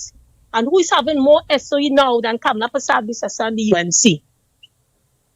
So what Kareem Marcel expressed was a lead up from all of this and more. All of this and more. When UNC win, everybody win. When UNC win, turns out that everybody lose. Everybody lost. We had nothing. They took away everything. Yep. From the who? From the poor and the vulnerable. In Trinidad From and the Tobago. poor and the there. Yeah. You know, poor and the vulnerable. You know, and the reality of it is that Kareem just said what a lot of us have been saying in our private domain, in our private circles. That is what we have been exposing that from since after April 28th. We have been expressing that. We have been seeing it. It's just that, as you rightfully say, Kareem was just bold enough. And as you said earlier on, for those of you who are now joining, I have with me, as you can see on your screen, I have with me Ms. Sherma Wilson. This is the mother of the MP for Laventille West, Mr. Kareem Marcel. And let me tell you this, Sherma, I was at the meeting. So I'm not telling you what I looked at and deduced my own feelings from. Right? I was there at the meeting. When Kareem started to talk, from the time he started to talk, all the young people who were outside came inside. So all the young people started to line the wall on the back of the auditorium and at the side of the auditorium. So the young people from the community came in to hear what our representative going to say. Is he going to stick with the status quo? With the stethoscope of, I bring greetings, welcome to Laventille West, we happy to have the political leader, That's what they came in to see. Because they come in and their hand full. You just know when young people come on business, you know, Sherma. Yeah. They come inside and their hands full. All right, let me hear what you going and say. If you go and talk about what we going through. Right? In no way am I saying that the young people intimidated Kareem. But what I'm saying is when the young people come in, immediately, you could have seen on Kareem's face, hey, every day whenever I have office days, I see the faces of these people who are hurting. Mm-hmm. So you talk about that, you talk about the pain, you talk about the pain. Right? You talk and about you talk about the pain in your belly. When you lost your CPEP job, when you lose your contract. And let me tell you something, and I would say it here, I know about that pain. Because when I get called into TTT for them to tell me that my services is no longer Just like that bell, that kind of pulling left or right in your stomach. that pang of the stress you feel in your pain, in your belly, yeah. That left or right pull in your stomach is one of how the hell I going to feed my family. How am I going to pay my mortgage? How am I going to do this? How am I going to do that? How am I going to be a man in my house? Because I don't know where my next bread is coming from. So true. And the level of embarrassment. Because Sherma, we talking the things them. Everybody know that you're working this particular shift. So when people see you come in early, and then they see you leaving, giving back the card, all that shame. Yeah. Eh? And then after I don't think some people understand because it never happened to them. It's like a man who hungry and they put him to lead the board for hunger. Yeah, he will never know. So it's very trust true. me, it happens. Very, very happens. true. So I understood when Kareem was talking about remember that pain in your belly. Remember that pain in your belly, how you feel. And you're going to face your family, you're going to face your children to send to school. Thank Google, you know how many calls I get when children had to go back to school? You know how many calls I get? Parents who don't have shoes. You're talking about sneakers, you're talking about shirt, pants, skirt, in terms of girls, the tie, right? You're talking about the book bag, the books to put in the children went to school, but just copybooks. Some children just couldn't go. They tell me, Miss Wilson, they're not going this week. They're going next week. I have a family in Grandy. And she said, Miss Wilson, you know what I do now? I allow the children when they're home on a weekend to sleep late.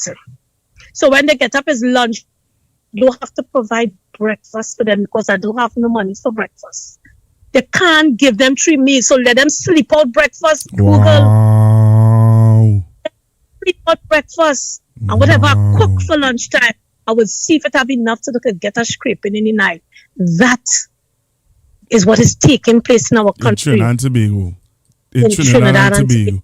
And but that's from this year. So how many people on the breadline here, under the poverty line, is unable to feed their family? But listen it's over to this. 500,000. But the reality of it is that their own minister in the Ministry of Social Development, Miss Vandana Mohit, said that there are more people coming to the ministry from since April 28th. She said it, but like she said it to make it look as though that, people have more confidence in this government to come for help. But she didn't know that people coming to help because all you send them home. Yeah, they created the problem. They created the problem because I tell them to try. I remember at one time Dr. Rowley had to defend CPEP. I don't know if they had given them an increase. So once it's PNM, no, the UNC will have a problem with it. And when it's for Afro-Trinidadian, mainly more problems again. So they were challenging Dr. Rowley on increasing the money for CPEP and as opposed to the university and whatever. So he is saying the CPEP is just as important as the university for children who are going to get the education. CPEP is, Google, let me tell you how real CPEP is. So the average pay now worker the last time was $1,000. Yeah, for a laborer. Yeah?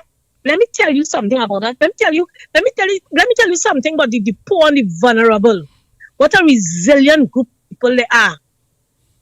We must honor them and treasure them and always try to improve their lives. Let me tell you how CPEP paid in school. I remember doing a post on it.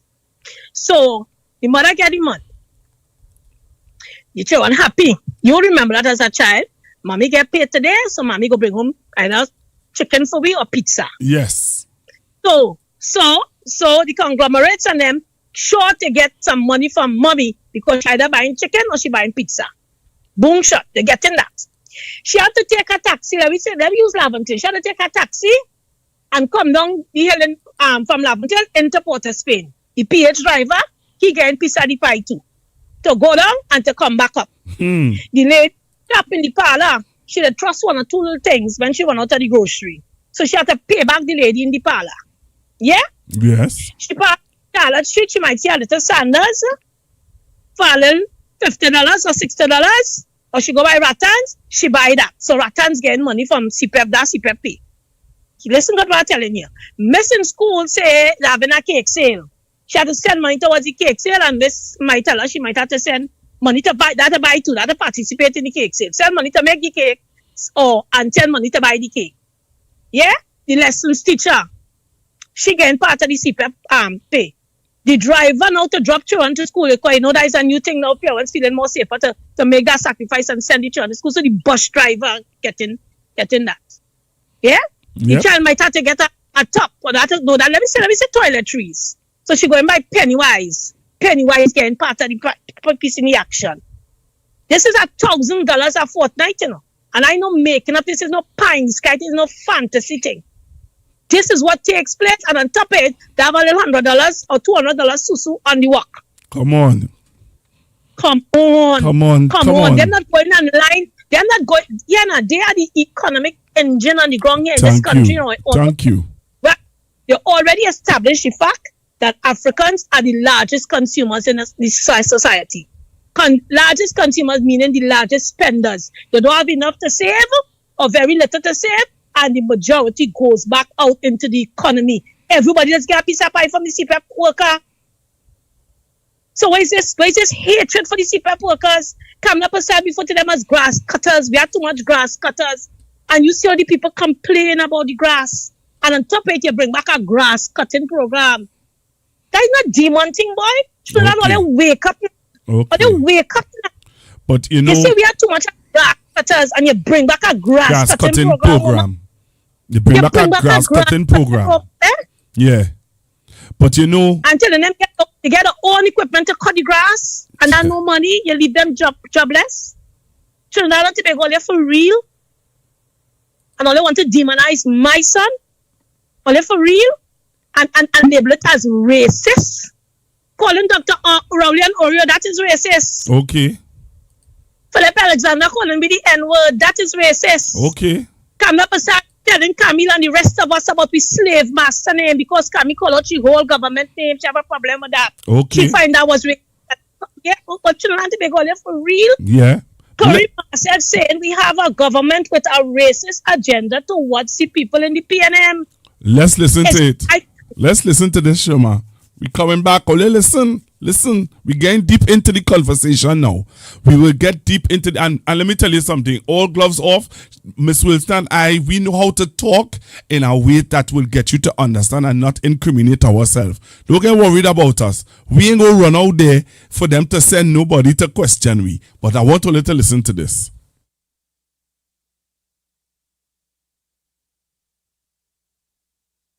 Anyone who gets up on a platform, who shouts, who berates, who insults, to create hate, discord, anger, and strife, and quarrels with you, they do not want unity and happiness or harmony. If every single Indian voted for the UNC or for the partnership, they could never get the 51% required. And in fact, the black man on the other side talked about... They have their Oreo now. Who's their guy? At least I have a name for my ancestors. Where you got yours from? Your name is that of a slave master. CPEP and URP was meant to do two things. Keep black people poor and stupid. CPEP and URP was meant to do two things. Keep black people poor and stupid. CPEP and URP was meant to do two things. Keep black people poor and stupid. PNM is the most anti-black party in the country. Don't be fooled. Let me be plain to you. They just walk around fooling poor black people, telling them this is a black party, and when they get in office, it's only the 1% that's benefit. Only people that don't look like me and you. And that is why in the past, we call the former Prime Minister a roast breadfruit. He black outside and the inside still white. And not even no good butterbread fruit. It's not even yellow, inside white. Put big money. CPEP and URP was meant to do two things. Keep black people poor and stupid. CPEP and URP was meant to do two things. Keep black people poor and stupid, and to put big money in financiers' pocket.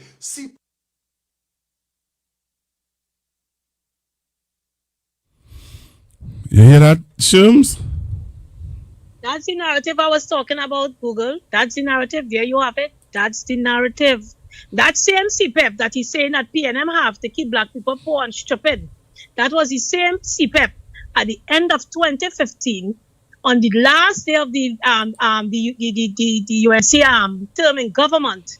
The last day, Dr. Rudal Munilal is on record as renewing the contracts of all the CPEP contractors and workers.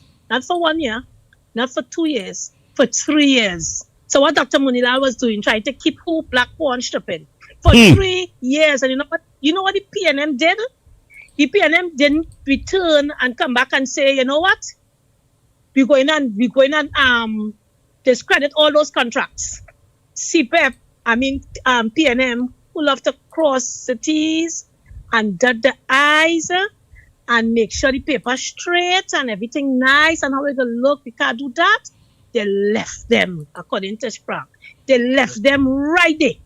For 3 years, PNM could not put on any CPAP contractors until the term was up for 3 years for all the UNC contractors. So, Trinidadians, don't let them fool all, please. This is 2026. All you have a phone in all your hand every day.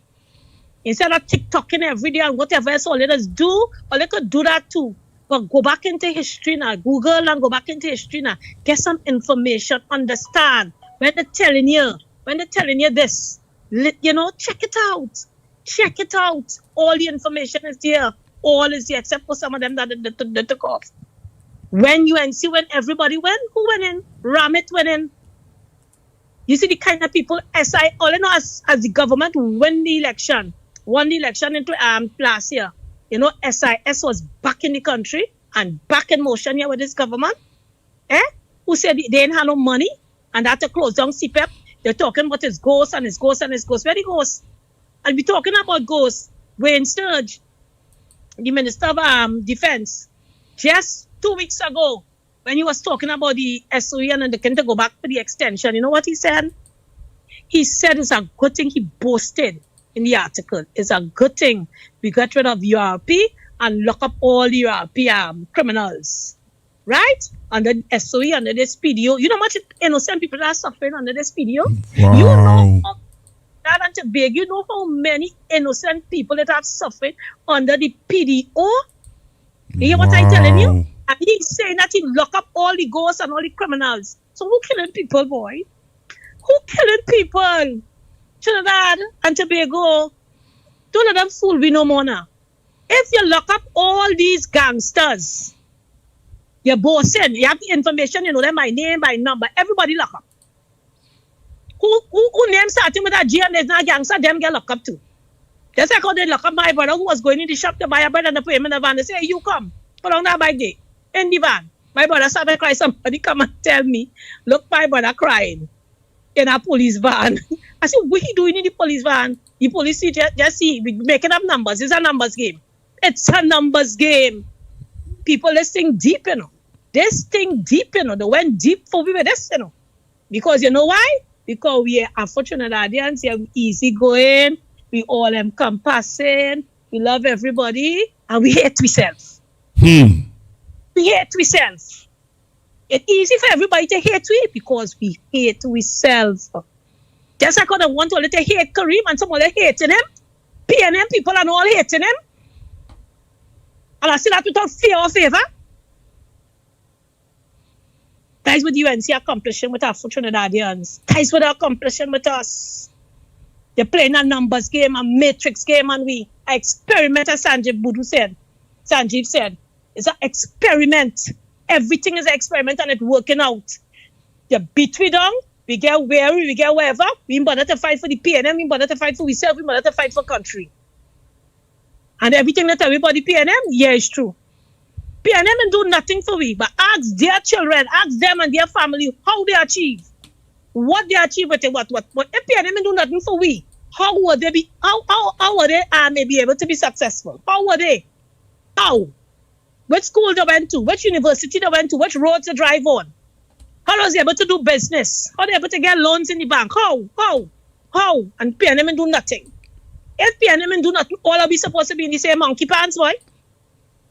All are we supposed to have nothing? Because PNM do nothing. Jack Warner is on record. Jack Warner is on record as saying Kamla Prasad Basesa and the UNC will go down in history as being the most corrupted government in this country. He said there was not one single minister who wasn't corrupt in the government. He said it again. He said it. He said when he went, he and who boy, David Abdullah, he was part of the partnership, and they went to Kamla to talk about the corruption. You know, Kamla told him, not me saying that, I said it in Pande voice. It's not me saying that, it's Jack says so. Jack said that Kamla said that she cannot control corruption in her government. That was between 2010 to 2015. Jack Warner is on record of saying that. Is on record of saying that. He seems to be in the arena now. He's not, he's just an audience. He's looking on and he's writing some very, very powerful articles, trying to open up our minds now. Some may say too little, too late. Thank you. Then it's who are we in this situation? I know that he has, because it's the very same Jack Warner who told us that went back and hung up Kamala and bring her back into governance. Yes. You see how we in this? Is them who are we in this madness? You understand that? They want to kill Curry Marcel, young Curry Marcel. Oh, he divided and he divisive from 1956 to now. My son, well, I don't know what kind of superhuman my child is, that from 1956 to now, he is the first person causing division in this country. But listen to this. And divisive. And you can imagine that. Thank you. And you know, and PNM people falling for that, you know. Listen to this They're now. falling for that, you know. You know what's sad about this too? Is that they have their bloggers and they out there. They're not even educating their bloggers. They're not even informing the bloggers properly. So you have two bloggers. Why do that? So, why work so hard when you have enough PNM and unfortunate Trinidadians to believe them without getting the facts? Why they must work so hard? So listen to this why now. Why the UNC must work so hard? So you have NCW doing a blog. And here we keep saying, he made a statement about, 10 years, and all. Kareem Marcel was not the member of parliament for the past 10 years. That's why. Google. I tell you, all of a sudden, Kareem Marcel is the superhuman in Trinidad and Tobago. Kareem Marcel is responsible for everything what went wrong in Trinidad and Tobago by the statement he made. I listened to another one saying, but he's a minister. He is not a minister. He's a member of parliament. Hey. And you listening to these people and but what you call them? Fully done. They take fully done. Yeah, to spread the narrative on our Trinidadians. Isn't that something? When we will think for ourselves, boy, when we will think for ourselves, really look around and reflect. Trinidad and Tobago, this is a time to reflect, and not only Afro-Trinidadians, because other people believe the narrative too, you know. Yes. Other people believe the narrative that PNM do nothing, Dr. Everything the East Indian government, UNC government is opposed, you know. You remember independence? You remember the problem Dr. Eric Williams had with trying to get independence here first? Oh, they would have none of it. Thank you. They would have none of it. And then you remember the issue with CARICOM? It wasn't CARICOM at the time. It was the Federation. The Federation. When Dr. Eric Williams made the statement about the recalcitrant minority. Yeah, and you know they have a way. As I say that, they have a way of twisting things. Yes, up to what date was you hear this? They have a way of twisting it and turning it back on the PNM for Yeah. song to song racist. Yeah. He was simply saying that they are a minority. You understand? And keeping back the progress of the organization. He was not referring to the entire East Indian community. But you know, today, on almost every Afro-Trinbagonian mind, is that what the UNC tell them is the gospel. That Dr. Eric Williams was being racist in that state, but nothing could be further from the truth. Even today, I was listening to I-95 and heard Darian Marcel, because he was discussing the whole Kareem issue, and let me publicly thank Darian for carrying such an informative program, right? And putting things into context about this whole issue with Kareem Marcel. And as you rightfully said, Kareem being young, inexperienced to the politics and all of that, all he was simply saying that, you know what? Let's hold Kareem hand. Those at the top there hold his hand.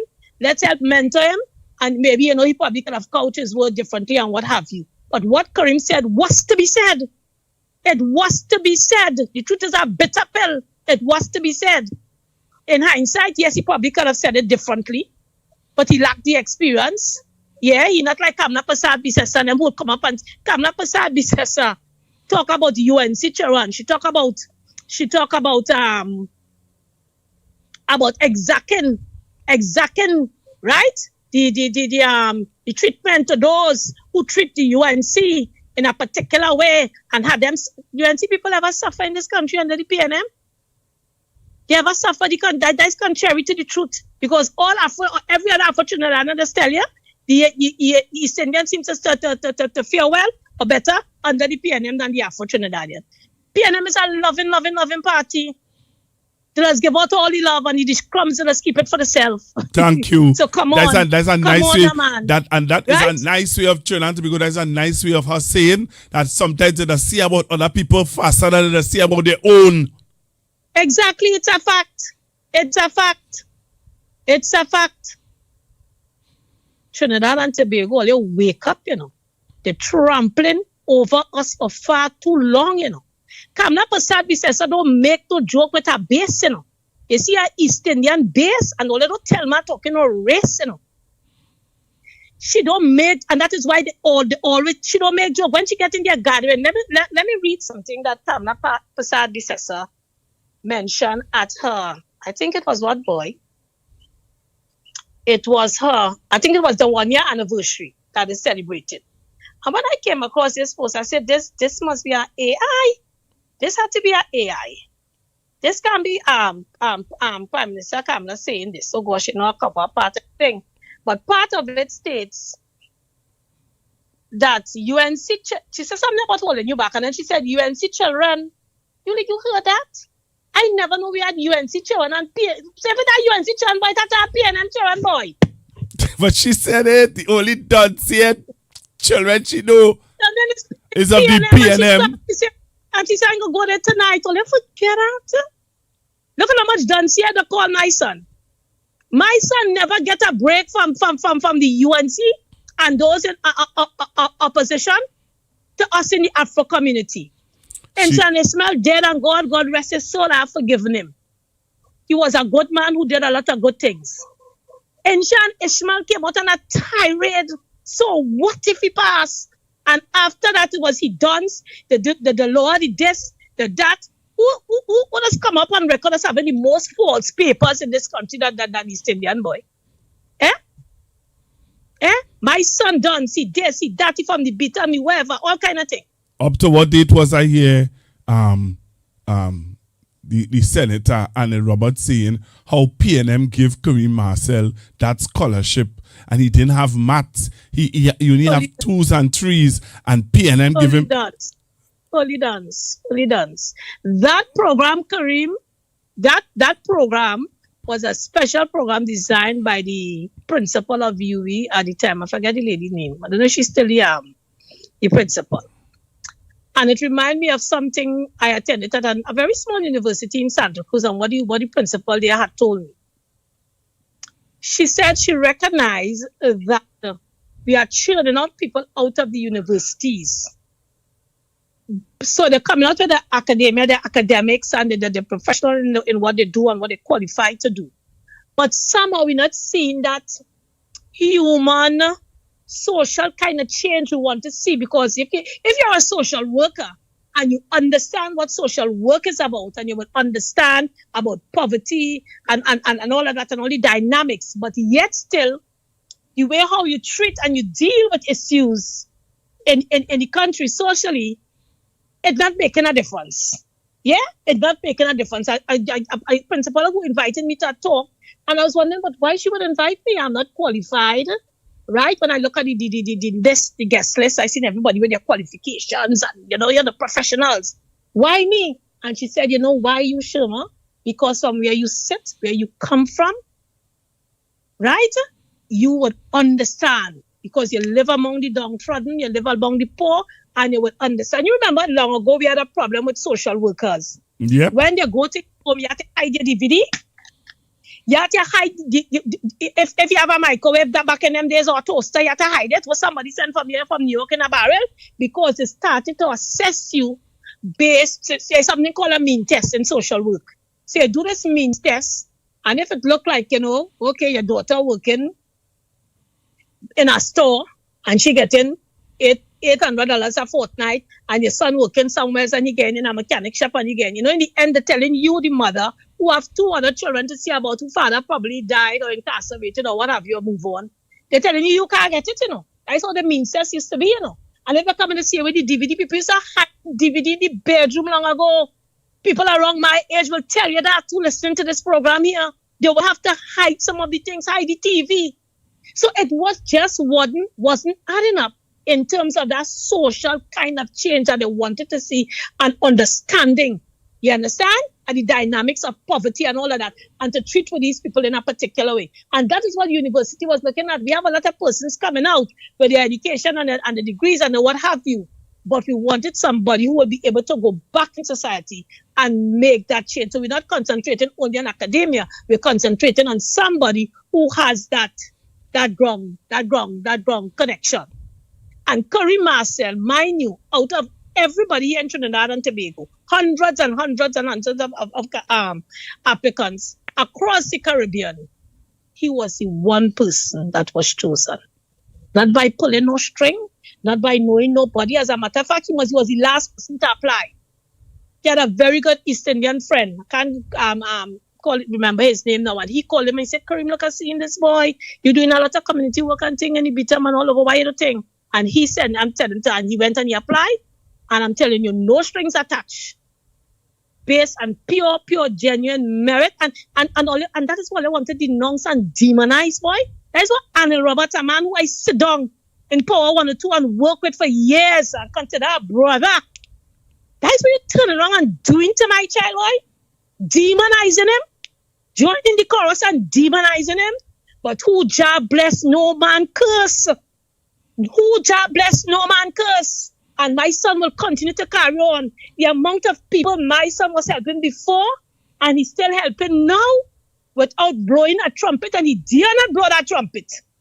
He dare not blow that trumpet. What the Bible says, where your left hand, don't let your right hand, and that's how we have to continue to do it. So they could say what they want. They could say what they want. Right? He had life sports. My son never had no life sports. My son never had life sports. He had life sports under his wings. And what it did to the young people in this country. Annie Roberts could come along my child. Annie Roberts could come along my child. You have any moral authority to come along my child, Annie Roberts? To spew the stupidness that's be talking about? You can come along my child. You had life sports, Annie Roberts. $400 and something million you left the taxpayers of this country poorer. Was under you. It was under you. It on record that life sport was linked to the murder of Dana Sitahal. My son don't have no blood on his hands, boy. My son don't have no blood on his hands. So I don't have time with Annie Roberts and them. I don't even listen to him. I don't even listen. I sat with him. He was my colleague in Power 102. But it's politics. It's politics and power by any means necessary. So I understand. Yeah. So they can't face me. They can't face me. I born in a place called Shantytown. Then to be Tom. They could face me. They could face me. They mad at what? And those of you who don't know that story, I remember the time when I had you on 91 talk, giving the history of that shanty tongue and Dr. Eric Williams and your mom and your dad and Juliet Davy, and the history of Dr. Eric Williams giving you all the promise that, hey, I will fix this place.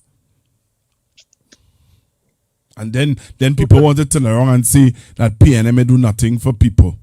Yeah, may do nothing. As a matter of fact, when we were living Shantytown, no, they don't book bowling or no issue. Let me tell you, when we were living Shantytown with my parents, you know where Dr. Eric Williams had no intention of building houses in that swamp in Beatam. You hear what I'm telling all here tonight?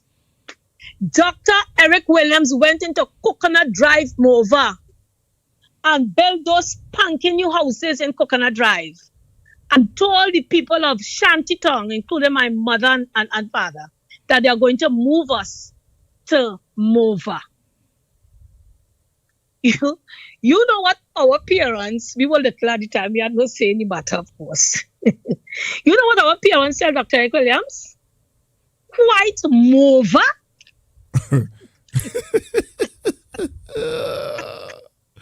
Don't play laughing at me. You have to understand, back then, you're not going to be quiet. As long ago, when you had somebody Grandy, white Grandy, you live in. Oh, gosh. So, yes, they went up uproar and tell the doc they're not going over. And another thing that would have made them said that is economics. It's about socio-economics. They live in Shantytown. Port of Spain City is a stone throw away. They don't have to pay a cent passage. They have to walk. Some of them making a life out of the dump, the hustling the rags and the metal and the what have you. So they have a livelihood there. So they look at all of that, the market right there. They look at the convenience, the socio-economic. They probably didn't know that term and couldn't use that term at the time.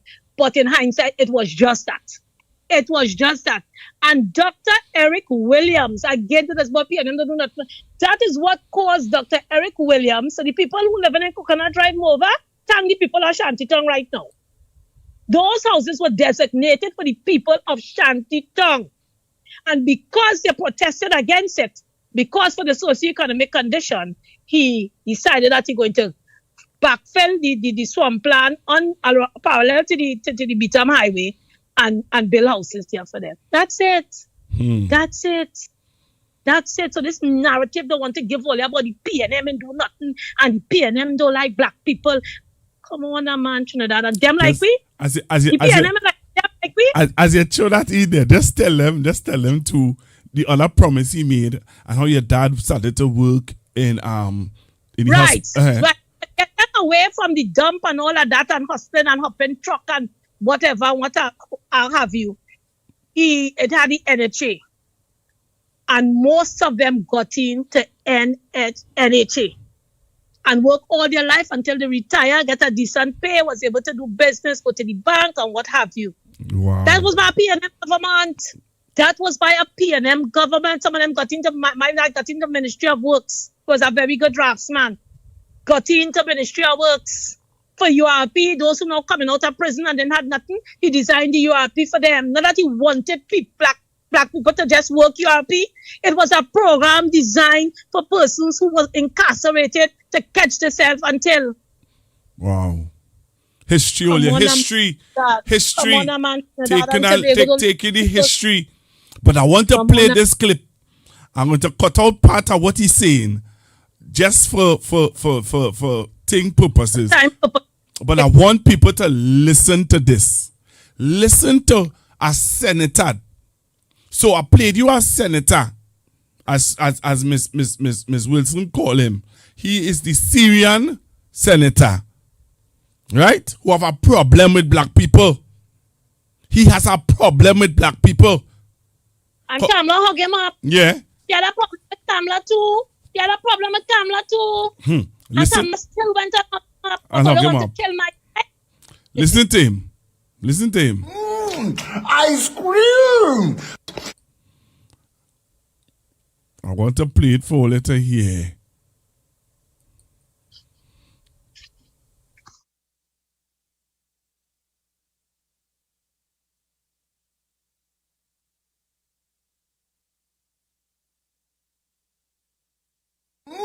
Ice cream. PNM shitting. Ice cream. PNM shit. People mouth and black people going, ice cream. PNM shit. Black people mouth and black people going, ice cream.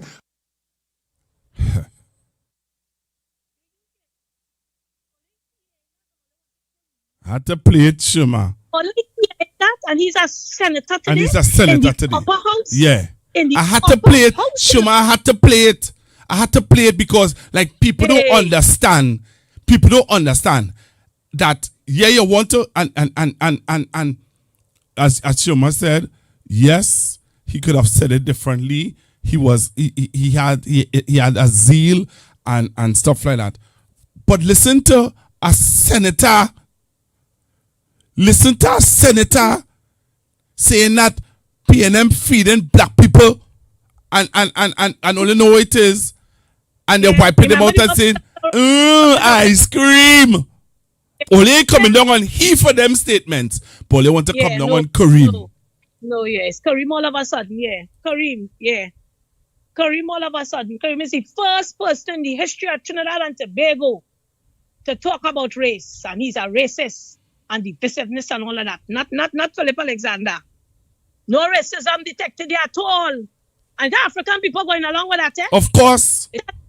When he called Dr. Raul, they called Dr. Raul an Oreo. No racism. When Sat was talking, I remember it had some East Indian holiday or something. And Sat was talking all the racist talk. And you're talking about Tobago. All the men in Tobago is raper men. Yes. This and that. Yes. You know what Kamla said? Kamla stood up and she said, talk, Sat, talk. You talk for us.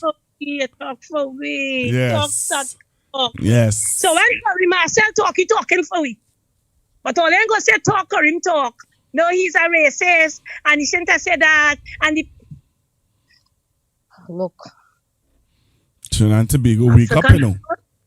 You know, listen and wake up. Wake up. Wake up. You're going to Parliament and use another African again. Another Afro-Trinbagonian in Vanilla Allen Toppin to bring lies to the Parliament about Dr. Wall. He's a raper man. Imagine that. And his father is a raper man too. Are you forgetting that? Are you forgetting that? Are you forgetting section 34 to get away the rich friends? And somebody know what the audacity to say name the airport after Bazio Pande? But not over my dead body. How could a prime minister who sat over one of the biggest piece of corruption in the history of this country with Ish and Steve Gabriel Singh, and all they come in and say to name the airport, to name the airport, they're right. Because African people sleeping, they know they could pass anything by we, over we, under we, and through we. They know that. You know what is sad? You know what's sad is that NJAC, not NJAC, the what they call them? The Emancipation Committee people.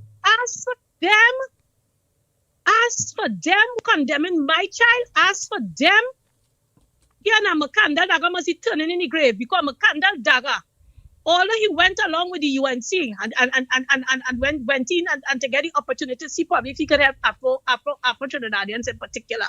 You hear what I'm telling you?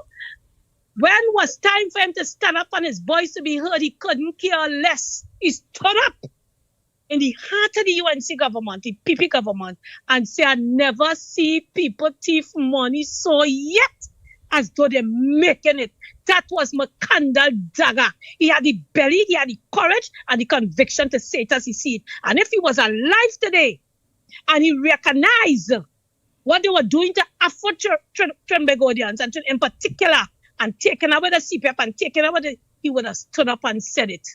He would have stood up and said it. So, and Jack, now today, I don't want to hear it. If Makanda Daga had take his time and choose his words back then in 1970, or the years leading up to 1970, Dr. Eric Williams at the time would have never listened to him. And he would have never get the opportunity to arouse black people to stand up and get up. And that is why today people working in the banks and what have you, he didn't say it nice and decent. Uriah Buzz Butler He didn't choose the words carefully. He didn't choose it carefully. Go back to all your history. Go back to all your history, that all you need to do. And with the 1970 revolution, all you go back to that and see the kind of thunder he get from East Indians. And he get from the UNC. And that time it's going to be the UNC with the people like the DLP and ULF and what have you. Go back. Go back in history. Go back. Go back. It's all. You know, I'm missing crooks, you know. You know that? I'm missing crooks, you know. Crocro tell me, he say, Googs boy, he say, I let me sit out. These people and them go lock me up. Let me sit out. I don't know. Trinidadians will wake up. We all know that this is a multiracial, multicultural society, and our everybody aim and goal we should really live as one, love each other. Some of us were taught racism, and there are a lot of people I know who were taught racism, and they are stand up against that. I have a lot of East Indian friends who will tell you what happened to them culturally growing up, and they move away from it. They move away from it. They move away from it. It can happen. It may not happen in totality, but oh gosh, surely come on, man, especially politicians and those in leadership position. Let me stop it now. Let me stop it. We have a issue with how this government is governing, and we don't have enough people pointing it out and telling them. When you leave it up to the Africans to tell them, they call it racist. I'm happy to see there's a lady by the name of Abood, an Abood lady. And sorry, I don't have the article here with me. And she stood up and she spoke out about what she recognized over the years. Another Syrian man called me as well. You know many East Indian persons called me on this issue with Kareem and in support and understand why the young man arrived where he arrived. Because they sit down and they listen and they look and they watch over the years. They watch over the years. We can't paint everybody with a broad brush. We can't do that. That is unfair. We don't want nobody to do that to us, so don't do it to them. But we are talking about governance here, people. We're talking about governance, the type of governance that we are getting from Kamla Prasad Bises and the UNC. Come on. And that is what we're pointing out. That is what we're pointing out. We live in love on the ground. East Indians and Africans live in love on the ground. If not love, respect. And I say, you don't have to love me, but let me respect each other. And we have a lot of that happening here. It's the evil politicians and them who want to demonize the thing for their own power, their own greed. That is what they're doing. That is what they're doing, trying to destroy this beautiful twin island. That is what they're trying to do. And we must stand up and call it out for what it is.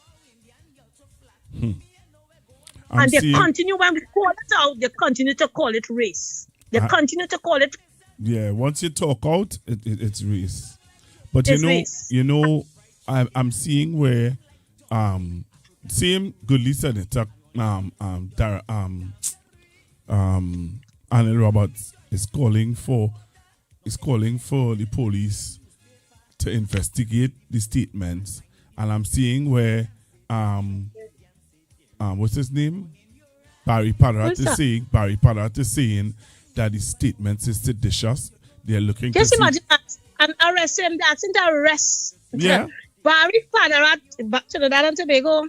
Barry Padarat is under investigation. I remember the Mark Basan story where Barry Padarat put over 100 and something thousand Kamla bank account and say he can't remember how it got there, and his relatives' bank account and saying he's our only child. Well, you can't remember that. Is Barry all you're talking down to it? Barry Padarat, who under investigation for the taxpayers' dollars. Well, you wake up now, Trinidad and Tobago. Wake up now. Wake up now. How many MPs we had left from the last 10 years before the court? Well, you can't even come up with one. Well, you can't even come up with one. You go over in the UNC, you can come up with about 5 of them are facing the court right now. We are one sitting in government right now, David Lee. Yeah. Well, come on now, man, people. Come on now, man. Come on now, man. Come on now, man. David Come on Lee now, man. And Barry. This year, so our children and our grandchildren, what kind of Trinidad and Tobago are we leaving for them people? when we continue to go along the way that we are going along, just then people feed me a narrative with the jungle politics. With the jungle politics, Kamala, and I'm giving me just tap up politics. That is what we get in here. They don't care, Kamala, just don't care. Look at what took place in the parliament with the public servant. Look at what took place with that young man. You telling me, and Barry Parrott is telling us that the reason that he went and trying to justify why he wanted to come up in the young man's face, because the committee just tell them that they have to identify the person. You have a record as to who come to work today, what time they work. Thank you. What is the duty and what they perform. You telling me you have to come on, man, Trinidad and Tobago. And Kamala Persad-Bissessar get up this morning or yesterday morning and said she support her. Yeah, defending and she support. Penny says she support Kareem, right? She understand how he felt and whatever. And she lends some support to him. Or have a problem with Penny doing that. Black people are a little wicked, Some are a little wicked, Wow. She's supporting that. They one thing with these people in the UNC that's doing Kamala and Parrott and them, those supporting. They support everything. And the Africans with them supporting it too. Although some all in the PNM want to kill Penny right now. As a matter of fact, they're using that as a reason, an excuse, and going forward to bust she throat and to see if they could throw short at the leadership position. I'm saying that without fear or favor or contradiction. That is what I'm saying. And that is what it is. That is what it is. But I'm happy, Google, I must say, by far and large, the majority of people that I'm seeing on social media, especially Afro-Trinidadians, I want to take this opportunity to thank them for the love and the support I've given to my son. I must say that. By far and large. Very good. And to those on the other side of a problem with that AA and the supporting him, I shock it as so much. I heard a East Indian person saying that. I shocked. He ain't shocked when the supporting Kamala for calling Rowley a Oreo and telling him he's a rapist. And Camille saying Kamala saying Camila and she's slave master name. All of them support it. Either in silence or otherwise. It's too unfair and it's too one-sided. I say, let we try to level the playing field and let we live with some more love and some more harmony now. I don't know everything Kamala Persad-Bissessar and UNC want to demonize on this side, boy. Everything they want to demonize. When they want to demonize it, they want to destroy it. And we just sitting back like sitting ducks. We seeing it going and give all the history from way back when all the programs that they try to bring about. PNM and do nothing. E-Tech. All is a plethora. The energy sector. Everything in this country is PNM. PNM. We feel like just a phrase, yes, sir? It's PNM. It's PNM country. And we have a problem with that. It's not PNM country because it's only PNM people must live here and enjoy it, PNM country in the sense that the country was really developed in a real way by the PNM. That's a fact. All it take about PNM people for that John Donaldson Institute. You remember that, Google? Of course. You know how many people pass through there, end up with good jobs. End up helping other ethnic groups with their businesses. Yeah, no, man. When you go to places like Massey, who is the technicians and kind of people? You're expert in the mechanic world. It's African people. Where they learn it from? John D. Most of them went. Who went John D? Who went Coastal? Who went here? Who went UTT? Who went here? Wherever. PNM. Let them stop feeding you all that narrative that PNM and do nothing for black people. And PNM and do nothing for the country. They come into office now and it's PNM and do nothing for we. But as all they enter, 10,000 people all who PNM had employed, all they get rid of them. Or they get rid of a program under that the PNM created before, or they get rid of that. Or they get rid of the URP workers, or they get rid of contract workers. PNM and do nothing for them, but they had those jobs and only taking it away from them. I tell you, it's a jungle politics, a just type of politics, and they just don't care. And I make mention in my audio clip. We had a few years ago, we had a similar problem in Guyana. Let our Afro-Guyanese brothers and sisters tell us about it. I remember one Guyanese woman They were going down a list when they came into office. And when they're going down the list now to send people home, similar to what's taking place here. And they came across, of course, so they're looking to separate the East Indian names from the Afro names, okay? From the African names. And they fired this woman because, let's say her name was Josie. Let me use a unisex kind of name that you'll find some Indians have and some Africans have. So they said the Joseph woman was an African woman. The woman was an Indian woman. Kuda didn't really want it to fire. But because of her name and because of the jungle politics that was practicing at the time. Trinidad and Tobago, wake up now. Wake up. We work too hard. Africans help build this country just like everybody else. And probably more than, I think was Dominic Kalipasad. He had a series on social media. And he talked about how emancipation coming up just now. All let us be going into. All you go in front of those buildings, the Treasury building and those buildings. All you watch the construct of those buildings by Africans, you know. Hard-working Africans, you know, who'd like to say lazy, you know. Stones and bricks, if it had bricks in them time or whatever they used to make those buildings, you know. Africans, you know. Africans, you know. How Lavantil was developed. They like to talk about Dr. Williams and them Grenadians who work hard on helping Lavantil. And so what? And so what? And so what? We should be proud.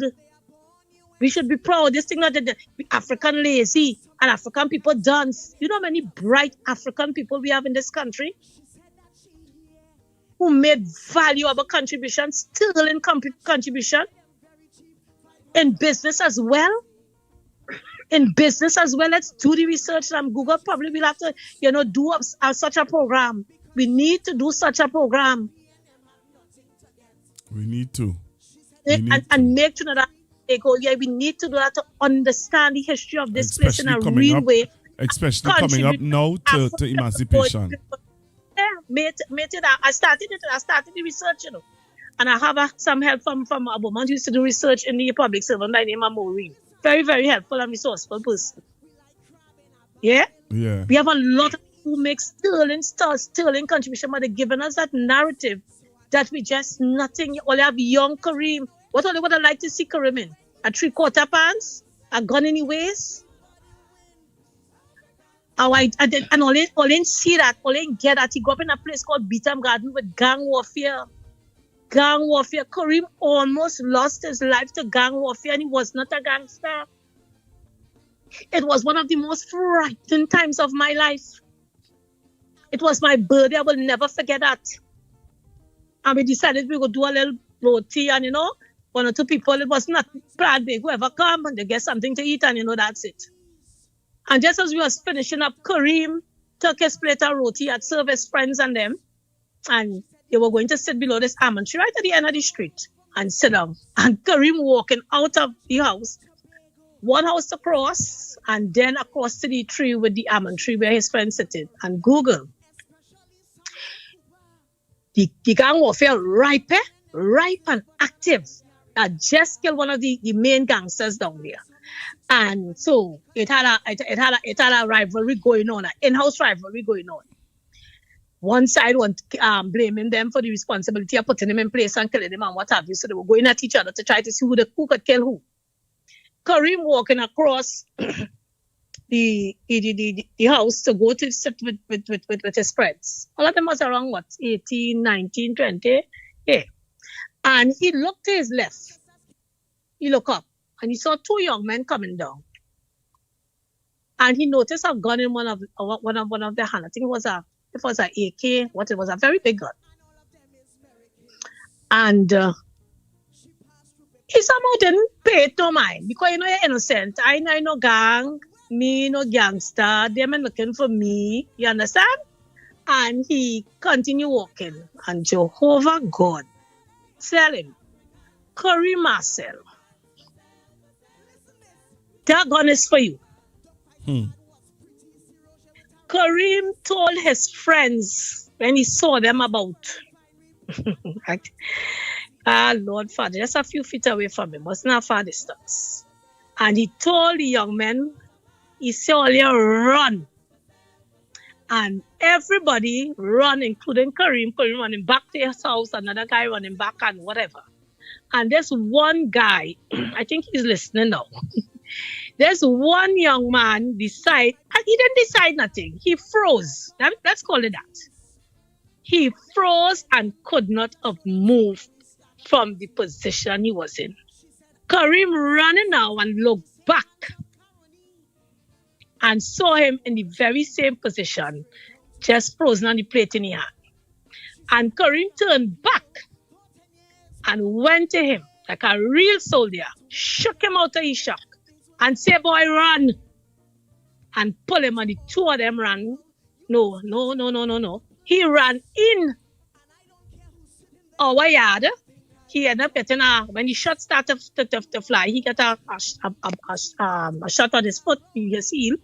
He went inside, and Kareem, for some reason, in a confused state, probably did not go back to his house. He decided to run straight down. Misjudgment again, and the bullets go just fly. You know it's Kareem that come to kill? Let me tell you why they come to kill Kareem. One of the gang members living on the street with us, and his body frame, his silhouette, is that of Kareem. Listen to me carefully. So they made a call and said the particular young man who they want from the gang, not Kareem, look, he was just by my Sherma. I think he take some food and he was eating it, and he's back. We will call it back straight. So they immediately came down the road, prepared to deal with him. This young man who was part of the gang. Yes. But he left. He left the scene, and Kareem was his replacement. Let me call it that. Wow. So they're just looking for a frame and a silhouette, not a face. And Kareem fit the silhouette of the young man. Tall, slender, everything. And that is how Kareem mistakenly became their target. He ran and was only bullets. There was a police jeep lowered down by the gas station. Who know the gas station well? When the Kareem saw the police jeep, he said, well, yes, help us here. He ran towards the police jeep, and the police jeep had the firepower, switched on the engine, and drove off. Wow. Kareem then decided to cross the highway and go on the medium and go on the other side. He could have got bugs and killed. But a child of God, Jehovah God, Kareem is alive today to tell the story. Here, my child didn't have an easy life coming up. And I, as his mother, I stood with my children and I steered them away from a life of crime. Right in the midst and the belly of it. Here I telling you? Right? He fought his way. As always say, like the salmon go up tide and going against the tide. And he ended up where he ended up today. And he have helped so many people. I'm so happy because he take up my activism, my charity work that I've been doing over the years quietly without blowing any trumpet. And he did exactly. I used to tell them, I said, anybody come here for food, only we're not giving them the food, they say the pot empty. But that's why I learned from my mother. 13 of us, and I don't know what the hell the woman used to care food to get people still. Wow. 13 of us, I don't know she can put us people there and with the sweet. So that is what I know. I remember I started up a little parlor in Bitam. And my son telling I heard a little boy come in the shop and he asked if he could get I don't $2 or $3 oil. And I heard my son say, boy, we don't sell $3 oil. And the little boy walking back out. I said, come. And I told my son, I said, if he come for 25 cents oil, I say, give him. Even if when you measure the 25 cents, it turned out to be $1, $2, never mind. That is how I grow my children, with love. Love and respect. You tell every good morning, good evening. I go up with my father when people bring in complaint on us. He taking the complaint. He don't know if the person right, if they're wrong, if they're lying, if they're exaggerating, it's licks in with tail. And my children is the same thing. You know what they tell me the other day, Mommy, you know how much innocent licks you give me? when Miss so-and-so come and bring complaint on me and it wasn't true, I said, I not think work out for the best. Wow. For the best. Work out for the best. You understand? So let us keep all that telling land. Don't bring no complaint and all that. Don't make the mischief and all you go on the road. Walk straight and come straight. Very good. I want to take some calls. I want to open up the phone line. I know that people are yearning to get into the program. So I'm going to open up the phone lines 464-7003, 464-7003, and you can call in now and talk to Miss Wilson. And we stick into the topic here earlier. We stay into the topic. So you can call now 464-7003. She should have let the Yankee army plant the red eye in shipping palace FA. Hello, good evening. Good evening, Pastor. Hi, good evening. And to Miss Sherma Wilson. Hi, good evening. I believe Miss Sherma Wilson 100% because at that time, Pastor, I was walking doing something and my phone died. And I didn't even know her, right? So I passed her now, speeding and I'm looking for a little call. I want to get a call so bad because I have an emergency call today. So I saw a friend of mine and I asked her for the call. But she didn't have no money on her phone. And somehow Miss Sherma and she hear me asking for that call. And she turned around and she said, you want a call? I said, thanks. Where is the number? Ding, ding, ding, ding. And she didn't say that. She just had me the phone to make the call. And that day, I really did appreciate that. So I believe she has a good heart. But besides all of that, Pastor Google, I heard just now, they said that everybody is not to draw with the same brush because some people of different ethnic groups have reached out to her and things like that, right? Now, my problem is this. Watching through TikTok today, I saw some African men attacking Korean matters, right? And saying that they're married Indian women and they're not tolerating that. But, Pastor Google, all these interracial marriage and when these things going on the other side, we don't see these people coming out to defend their husband on their wives. We just seeing one group of people alone attacking. But what about the others who are married? Who say they love? I know. I've been seeing them say nothing. If you understand what I'm saying to Pastor Google. Yes. So, all right. This made me know that in the beginning, so shall it really be in the end? Because remember, underneath Moses, we get the opportunity to get freedom from slavery. And we own people still try to hunt we down and kill we and catch we back to come back. So Pharaoh, we go get apple and grapes and all the wine and everything there if we stay with Pharaoh. Right? All right. But when the water gets deeper and Nathan and Pharaoh realize, well, I can't beat the God of Moses. I have to let them people go. All right. The same Hebrew Israelite who was Nathan wanted to stay as governor or whatever he was. And what did Pharaoh do? The Pharaoh still kick him out. So what I'm trying to say is, no matter how much you praise and do whatever, you still just get kicked out if you don't stand together and understand your purpose. You can't understand nobody else's. Have a blessed night. All right, thank you very much. All right, so I just want to ask persons when you call in, let's keep the contribution, tight. So I have a lot of persons trying to call in, so let's keep the contribution tight, please. All right. So to those of you who calling in, just remember there's already 13 persons calling right now. All right. 13 persons on the line right now, Ms. Wilson, trying to get in. That's my favorite number. I was born. Hello, good evening. Hello, good evening. Yes, good evening, lady and gentlemen. Good evening, sir. You know, Miss Wilson, I want to thank you again for reminding Trinidad and Tobago about all of the nothings that the PNM has done over the years. From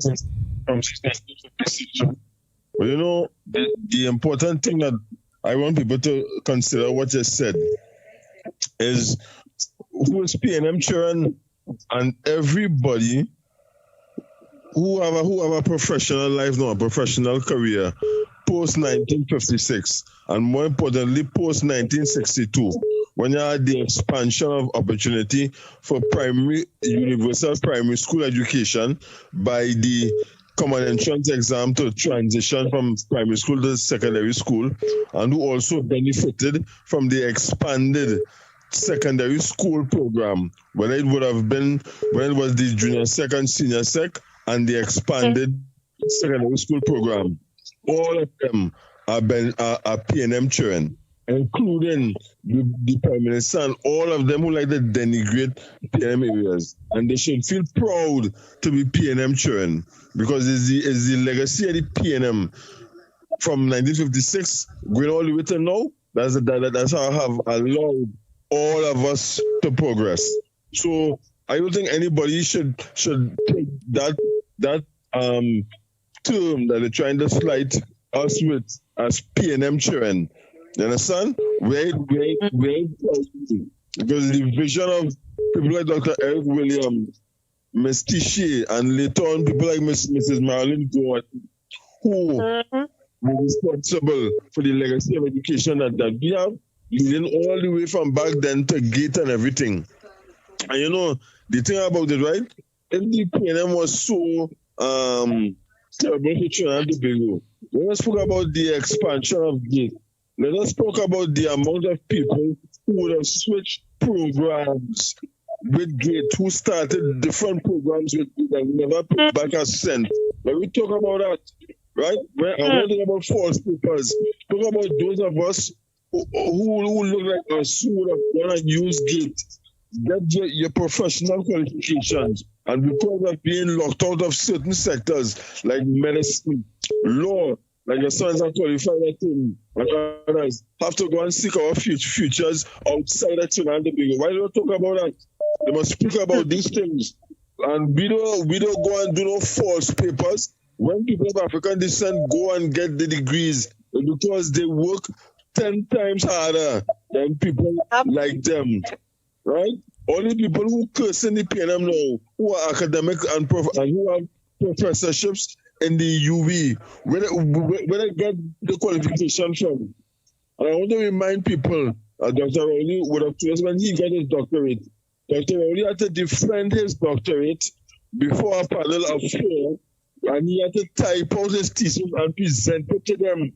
How many of them now going to degree mills all over and saying they are political analysts and so on, and the universities that they get the degrees from no longer exist, or when they go and check for it on Google, is a degree mill. Could they stand up to that level of scrutiny and so on? But for me, what is more important about the deception and the hypocrisy is these are the same people who will turn around and say, hey, they're not better than we, or we're not better than them, and we're not calling anybody by no derogatory names, but they always to jump on the bandwagon after election, especially when PNM win and stoke the racial power. Even though in opposition, even times people in opposition, PNM supporters never demonize anybody of another race, right? This Prime Minister talking about the 1%, and she would have held a celebration for the contribution of the 1% in the diplomatic center. Unless people forget these things, huh? It is a PNM prime minister who said you have no matter India, no matter Africa, no matter where you came from, but from this day on is mother Trinidad and Tobago, right? He would have said that. When a PNM prime minister gave us arrival day, what did the East Indian prime minister say was Indian arrival day, right? And these are the things we must remember and recall and hold them to task for that. And like you and Pastor Google, I never was, but I am not going to hide behind and say be magnanimous and so on. The days for that done. And if anybody forget about what 1970 was about, 1970 was about destroying all these things. That was one of the roots of that damn movement. Solidarity across places. All right. Thank you very much. Take care. All right. So callers, remember, we have a lot of callers trying to get through. So we want to take as much calls as we can while we have Miss Wilson here with us. Hello, good evening. Good evening, Pastor Google. Good evening to Miss Wilson. Miss Wilson, Good evening. You know who is this, Miss Wilson? Of course, Stallman. Okay then. Yeah.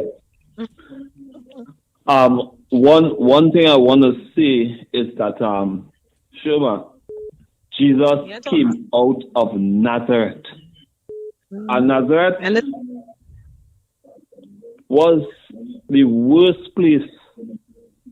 But Jesus Christ, who everybody loves to worship, including Pastor Gould, came out of Nazareth. Right? But I want to say thank you very much. I love you. I love Kareem. And he had not said anything, because I was right there, sat next to Pastor Google. Anything that night that was wrong, everything he said. I'm in the PNM almost 20 years now. And I've been waiting almost 20 years to hear somebody speak like that in the PNM. He have not said anything wrong. And I love it. And I want him to stay on course and do just what he's doing. Acosta making a statement in a program, Pastor Google, and it is taken from somebody who the Adventists love. She said that if a person does not find a cause that they are willing to die for, they are not fit to live. And let me tell you something about and Jack, the people who came out and tried to condemn Kareem the other day. They have not found that cause they're willing to die for. But let me go a little further, Sherma. I watch the media, the newscast. When I watch the newscast, when Kareem said what he said, the East Indian ministers, when they was in front of the parliament and going into the parliament and the news reporters asking them what they think, they had nothing to say. You know who had something to say? The UNC Africans. They let them loose first, start Kareem. And when they done attack, then they started have a say in the parliament. But the Africans for sale came out first and said what they had to say. But I'm going a little further. The reason why the UNC always retain the base is because they came here as indentured laborers, and they kept the culture, they kept the name, they kept everything about them. The Syrians, the same thing. The Chinese, the same thing. They don't call them Trinidadians, call them Chinese. The Syrians, they don't call them Syrians, Trinidadians, call them Chinese. The Indians. But we, something wrong with we. We in everybody religion. We scatter all over the place. We want to kill. We want for talking the truth that Thursday night. You understand? It's so hard to see. But I was always tell all you that this UNC government must be set them to study Jim Crow law. Go, they watch the African Atlantic trade slaves. They study me well. That's why they can't take corporal punishment out of school. They study us well. And it uses against us.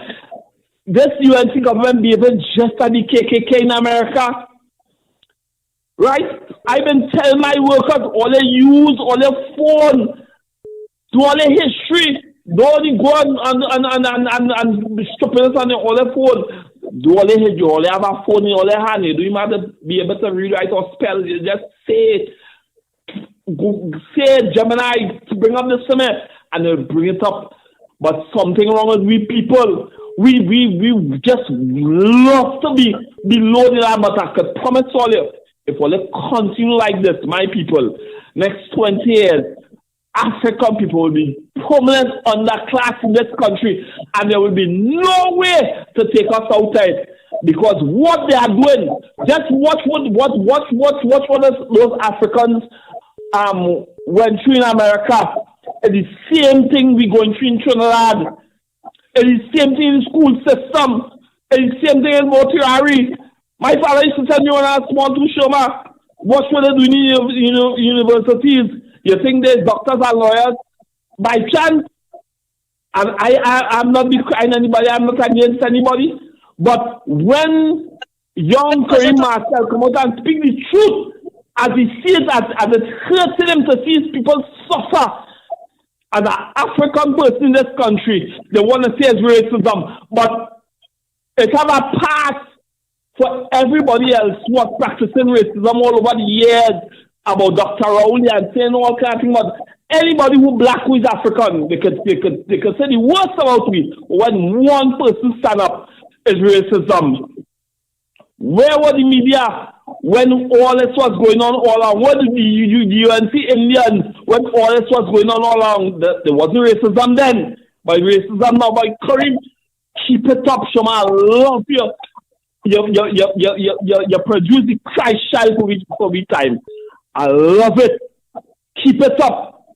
Keep it up because I find a cause that I will enter life for. So I'm fit to live. Thank you very much. much. Keep it up. Thank you very much, Sherma. All right, Tallman. Welcome, Tallman. Oh, they just don't get me in problems, eh? Don't get me in problems. Hello, good evening. Good evening, sir. Good evening, sir. And how are you this evening, sir? Well, I'm not alone. I'm here with Miss Wilson. Well, go ahead. I am supposed to say good evening to Miss, what's her name again? Sherma Wilson. Miss Sherma Wilson. Hi, good evening, sir. Good evening. Today, on Pastor Google's former radio station, I had to get in an exchange of words. Were you listening today for? No, I have to because I have to defend my kind. And when I have my kind, fighting on my kind with inaccurate information, I have to get my information out to them. So I believe it's because of the environment in which you come from that way. So one man said, no, I don't think it's environment. So I had a call to ask the question. So what you're trying to tell me, people in Laventille and Beetham and Sealats, we are done. We're stupid. What do you expect from us? A level of ignorance? That's why you're saying that is the kind of thought people in those communities think.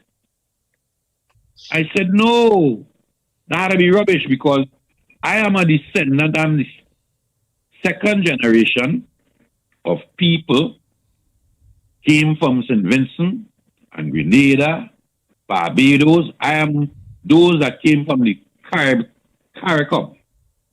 And there's a group of people in Trinidad and Tobago for over 50 years has an issue with our first premier, Dr. Eric Williams, believed that Dr. Eric Williams, in order to stay into power for his length of time, brought Vincentians and Grenadians to Trinidad and Tobago and created a large African base where the East Indian population couldn't win the election. they have that feeling for all that length of time. So go back where you come from, go back Grenada, jump on your boat. That is what is still being said to me. So I said to them today, I said, well, we have to take a different stance because I've heard blank man. I have heard you have your slave master name and I still have my name. I have heard that you is a rapist. I have heard just recently in the parliament from Parliament, telling the union members who decide to take this thing to the parliament, the 13 union, that they are racist. But nobody called out on Saddam and asked Saddam, what does he mean, Padarat, what does he mean by the union members are racist? What does the Prime Minister, on either Saturday or sometime, what happened in the Parliament on Friday, said that the people who working in the Parliament, if I'm not mistaken, are PNM people. So PNM people have a problem because UNC decided that they want to get rid of PNM. They want to kill the PNM. And in order to kill the PNM, you have to get rid of the PNM so-called people. What is a PNM person? From their logic, a PNM person is an African person. That's how they see it. PNM person, African person, and I want to get rid of the PNM, and I'm using African. I see a man on the state radio station telling Heavy 2 days ago, here we're going on, I am defending the Indian people because of what that man say, And Heavy telling them, well, they're falling in the trap, and I'm saying, how you defending East Indian people when Padarat is calling us racist? The Prime Minister is calling us Oreo blank. We've been having this for years, Pastor. And according to Tallman, I am tired.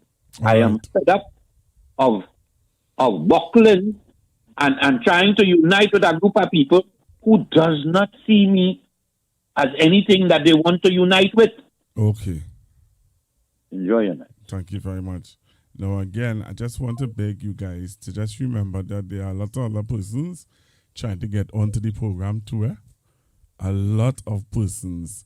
And I'm sure that they must be upset that their finger hurting them for the amount of times that they're trying to call in. So just begging you guys, when you get through, just remember that there are other persons that are trying to get through too. All right? I saw what Dr. Rowley put out a statement. Exactly. Google like that. You can have it in front of me. And it's just to show you how demonic these people are, the UNC government, that they would stand up in the park and produce a list, right, of names of people who they said had privileges from billing operations at TNTech. And the naming Dr. Rowley's wife, Sharon Rowley Marvin. What billing privilege would Sharon Rowley, Mrs. Rowley, want from TNTech? A well-qualified lawyer, that's it. Understand? Her husband is the Prime Minister. You understand? What billing privilege she would want, not, in other words, not to pay, don't pay a light bill. We go charge you for no light. It's the same thing they do, Sherma. It's the same thing. It's the same thing they did with the media when they say that how media persons in the media phone tap and they call out a certain names of media persons who they believe. We have a foreign call on the line.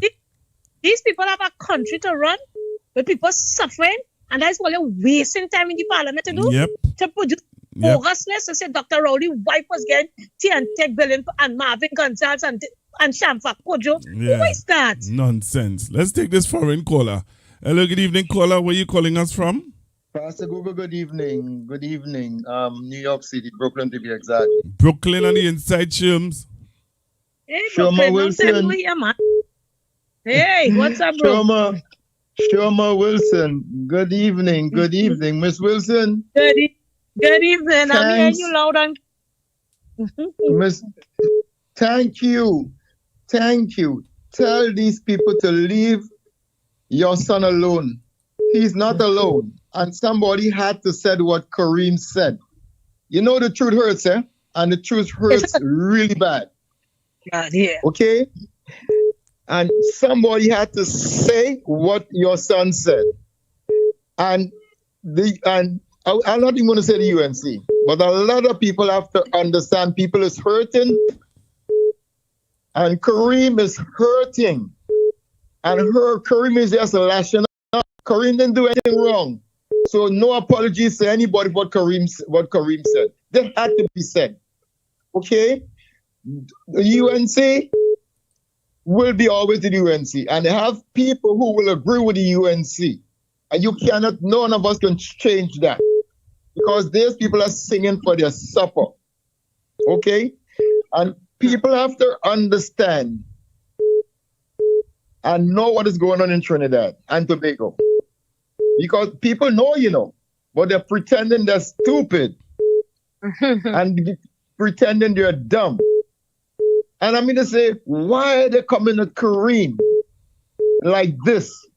And listen, this is a whole charade, because they know what they're doing, You see, they're trying to shut up people and they're trying to muzzle Kareem. But Kareem, you speak and you have a lot of people behind you. Okay? You didn't say anything wrong, and this had to be said. This had to be said. There are people who are afraid to speak, and people must not be afraid to speak up when they see what is happening. Right? You cannot see people hurting and say it is okay and not speak up. Kareem didn't do anything wrong. He didn't do anything wrong. So then leave Kareem alone, and we're supporting Kareem 110%. All right. Thank you so much. Thank you very much. All right, Sherma. Yeah, thank you so much, Brother Brooklyn. Thank you so much for your love and support. Well, Sherma, we have a surprise guest for you here, Sure. We have a surprise guest for you, and he just call now and then he just call in. You know who is that? So who tell her like this? Hey, Google? Huh? You want to hear who it is? But of course, you don't let it out. No, I let it out yet. Hello, good evening. Namaste, good evening to you, Pastor Google, and to the Honorable Sherma Wilson. My miserable UNC brother Anderson. Is your miserable UNC brother Anderson? I take it take one scotch. And Sherma, Sherma, when you spoke about the lady from Gandhi, and she's on wake up late to skip the breakfast on a weekend, right? So Mama, I just full of water. You know why you didn't explain the population to Sherma and those listening worldwide? And I wanted to tell Pastor Google and those who listening. That family spoke about that lady. Is she a Chinese, a Syrian, African, or Indian? You tell them. And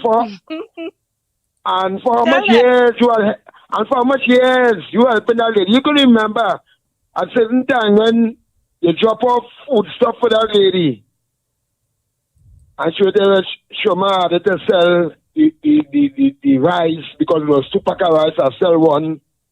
And all the children could not go to school. I sell some things, make one go, and the other could not go. Is here Sherma helping the Indian woman? But I want to talk about race.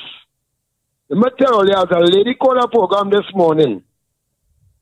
And Andy said, and I'm glad he said it, was them fighting on Kareem. I don't know, but we is the worst enemy, A black, young,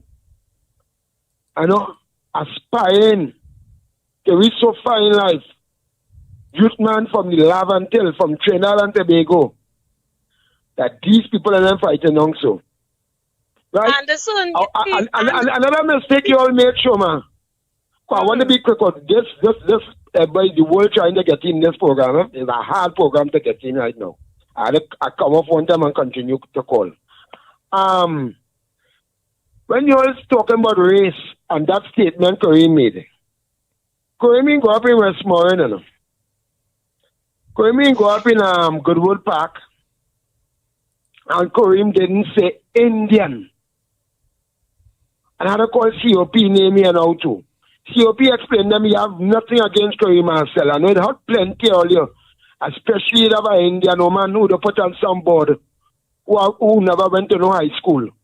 One called Santa Cruz. Right? Kareem never used the word Indian. And as COP said, he side with him. Kareem, as a young lady said, and this Andy Williams said, oh God, I like to hear the lady, she doesn't make sense. But she makes sense for her this morning, Andy. She said she have nothing to blame Kareem for. Kareem speak on behalf of his constituents. Kareem speak on behalf of the poor people in Trinidad and Tobago, the poor African people in the East-West corridor.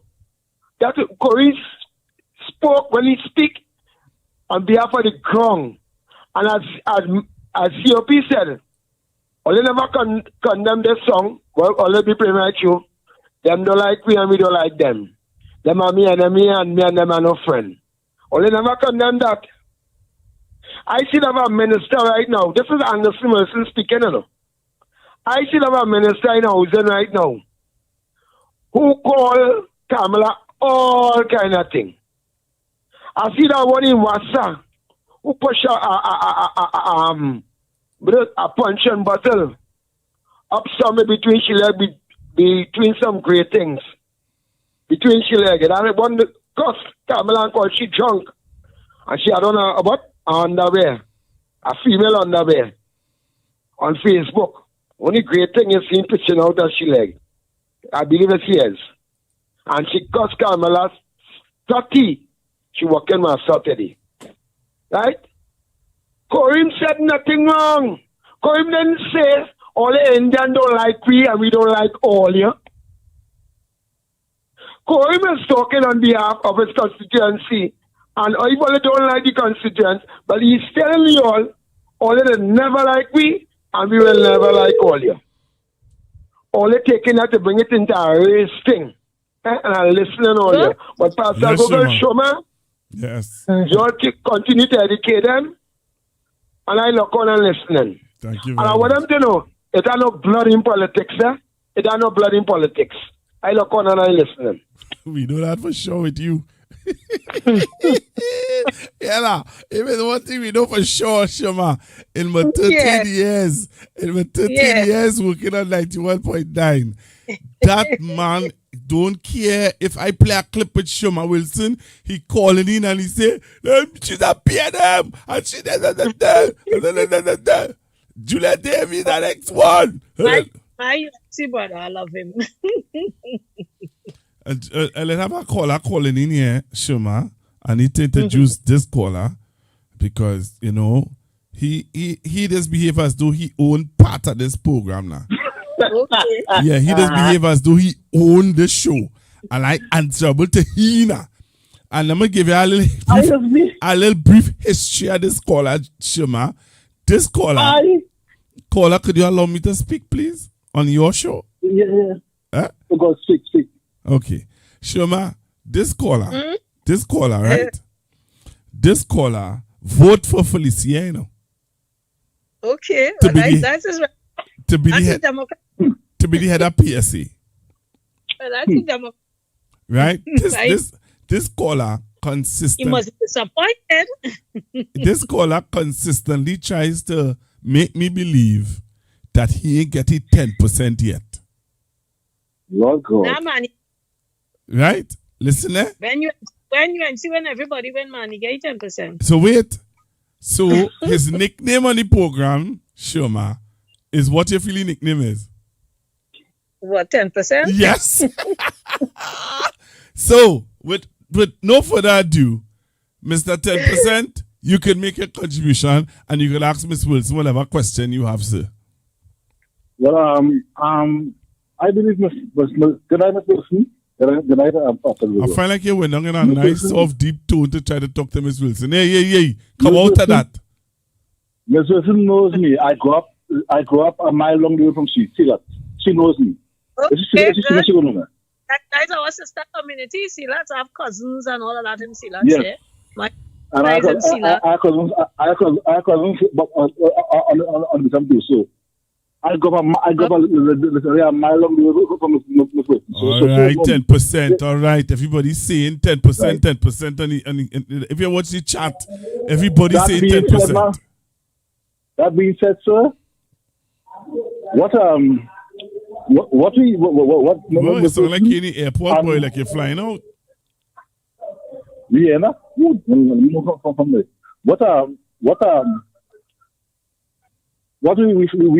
have observed for many years, this government is practicing apartheid. Miss Juliet Davy always used to say that when they were in opposition, Miss Davy used to say that this is an apartheid opposition. If you understand how apartheid is, how it starts, you understand this woman, this government, apartheid. You can't talk. If you open your mouth, you can't protest. This is apartheid. If you understand South Africa and how it starts, it's exactly the same way. Mm-hmm. This is how it starts. There's a plan. It's apartheid. We say it's race, it's not race. It's apartheid. Mm-hmm. When you oppress people, you put them in a corner, and the minute they open them out, they're being condemned and penalized. It's apartheid. Just people know this part of the hemisphere never study apartheid. So they don't recognize about me. And there are who study it. I know what I see. This is apartheid. This is national apartheid. Because if you get a chance, just now we are asking for permission to go on the rain. They say that there's another country, you know. They say that there's another country. They say there's another country after the lighthouse. Yeah, because these people do pass a rule from 1997. Think about it. They closed down all the youth camps. And the same time that they closed down the youth camp in 97, actually school open on us. But if you feel like my guess, doing the exact same thing, the exact same thing the youth camp was doing, you feel like my guess. That of my guess, but that happened in 1997. And for I can name, show one in the US from then to now. So this is the apartheid. All right, sir.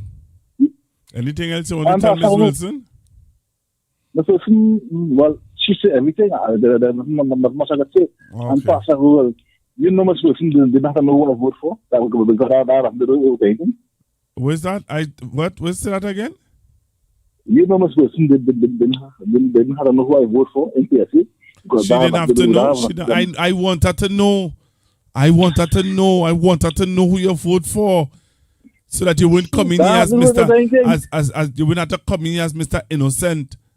You come in here innocent like if it's a real PNM now. You know? You're coming in here like a PNM. But you have to let her know.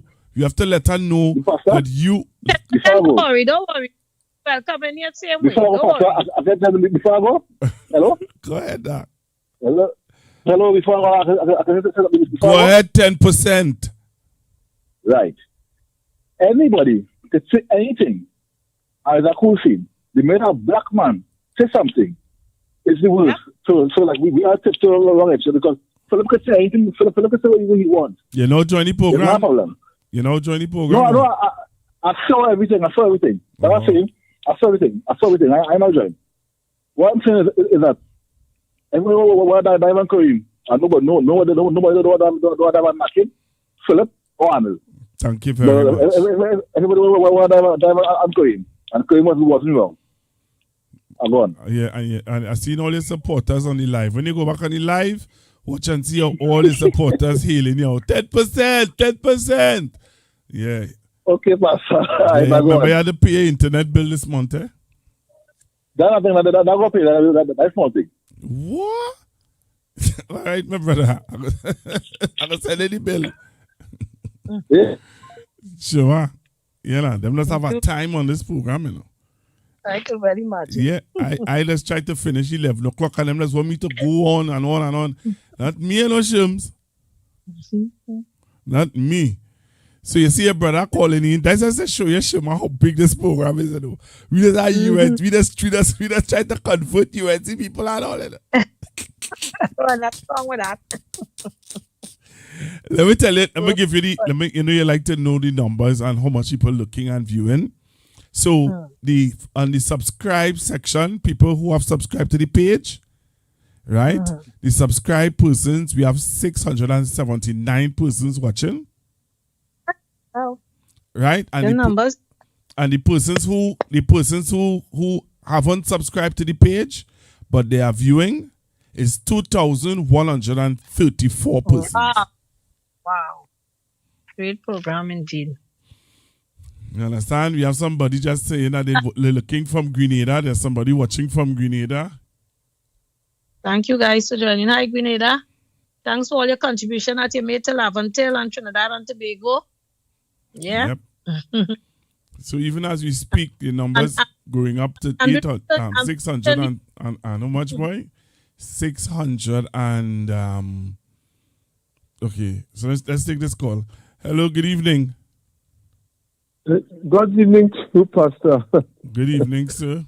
Pastor Google. I thought it necessary again to call into your program. You know. I don't understand. Thought it necessary again. Yeah. You're making it look as though you don't necessarily just want to call in. You know, when you see sometimes that's how I leave it because sometimes I just can't understand what I'm hearing in the place. But you know, when the topics and them come up, then I'll come in and say my piece because if this is what happened with People's Parliament today, that our Prime Minister could come on the ground in the People's Parliament, just like she did with that issue with Dr. Rowley and the so-called fiasco with his son and the picture. She come in the Parliament to call out a list of people. Yes. That anybody in the general public, from the time you start from the top of the list come down, you must know that is foolishness. Yeah, I mean, just so true. think about this former Prime Minister not paying bills. Sherma, wait, just don't call her. Sherma, hello? We know Dr. Rowley. He's a very prideful man. Dr. Rowley don't like handout and thing. You saying that Dr. Rowley name was on a list not to pay his light bill? You really feel Dr. Rowley, the man that we know, Sherma, and Sharon Rowley, the woman that we know, Sherma, you really can see Sharon Rowley saying, yeah, put my name. Look, man was here to come out and better come and put up this post to denounce it. We have also MP Marvin Gonzalez, and let me read it quickly. He said a statement by the Prime Minister regarding a protected list, quote unquote, inside TNTech to give the impression that customers whose names are on that so-called list do not pay their TNTech bills is nothing but a wicked and monstrous lie. He said, I researched the issue and have been duly informed that TNTech does compile and keep on their database a list of some high-profile customers like ministers of government, judges, diplomats, etc., with the sole intention of reaching out to those customers once their account is red flagged, right, for disconnection or any other unusual activity. Those customers not aware that their accounts are flagged for this purpose because it is an internal matter with the Commission that has no intervention or control by office holders. And this is what this government is doing to us. Distractions from the truth and the facts of their lack of accountability and effectiveness in government here. Wait, they come to a list, Yeah. I think I listen, she just went off of that list, As somebody dare her to go on the pavement, would come out on the pavement because I know it was just utter rubbish. Pastor Google.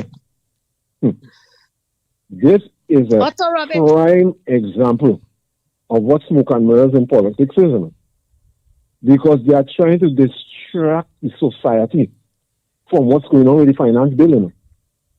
Exactly. That is all this is about, And our whole prime minister leave where she living, and come up in the people's house to talk that foolishness. To pretend all you come into bus fight. But the people business. I understand my name come out to one of the files in Parliament, I'm waiting for some more information. I'll be going to deal with it. We go deal with it right on this program. Yeah, you're coming to deal with it. Yeah. Pastor Google. Yes, sir.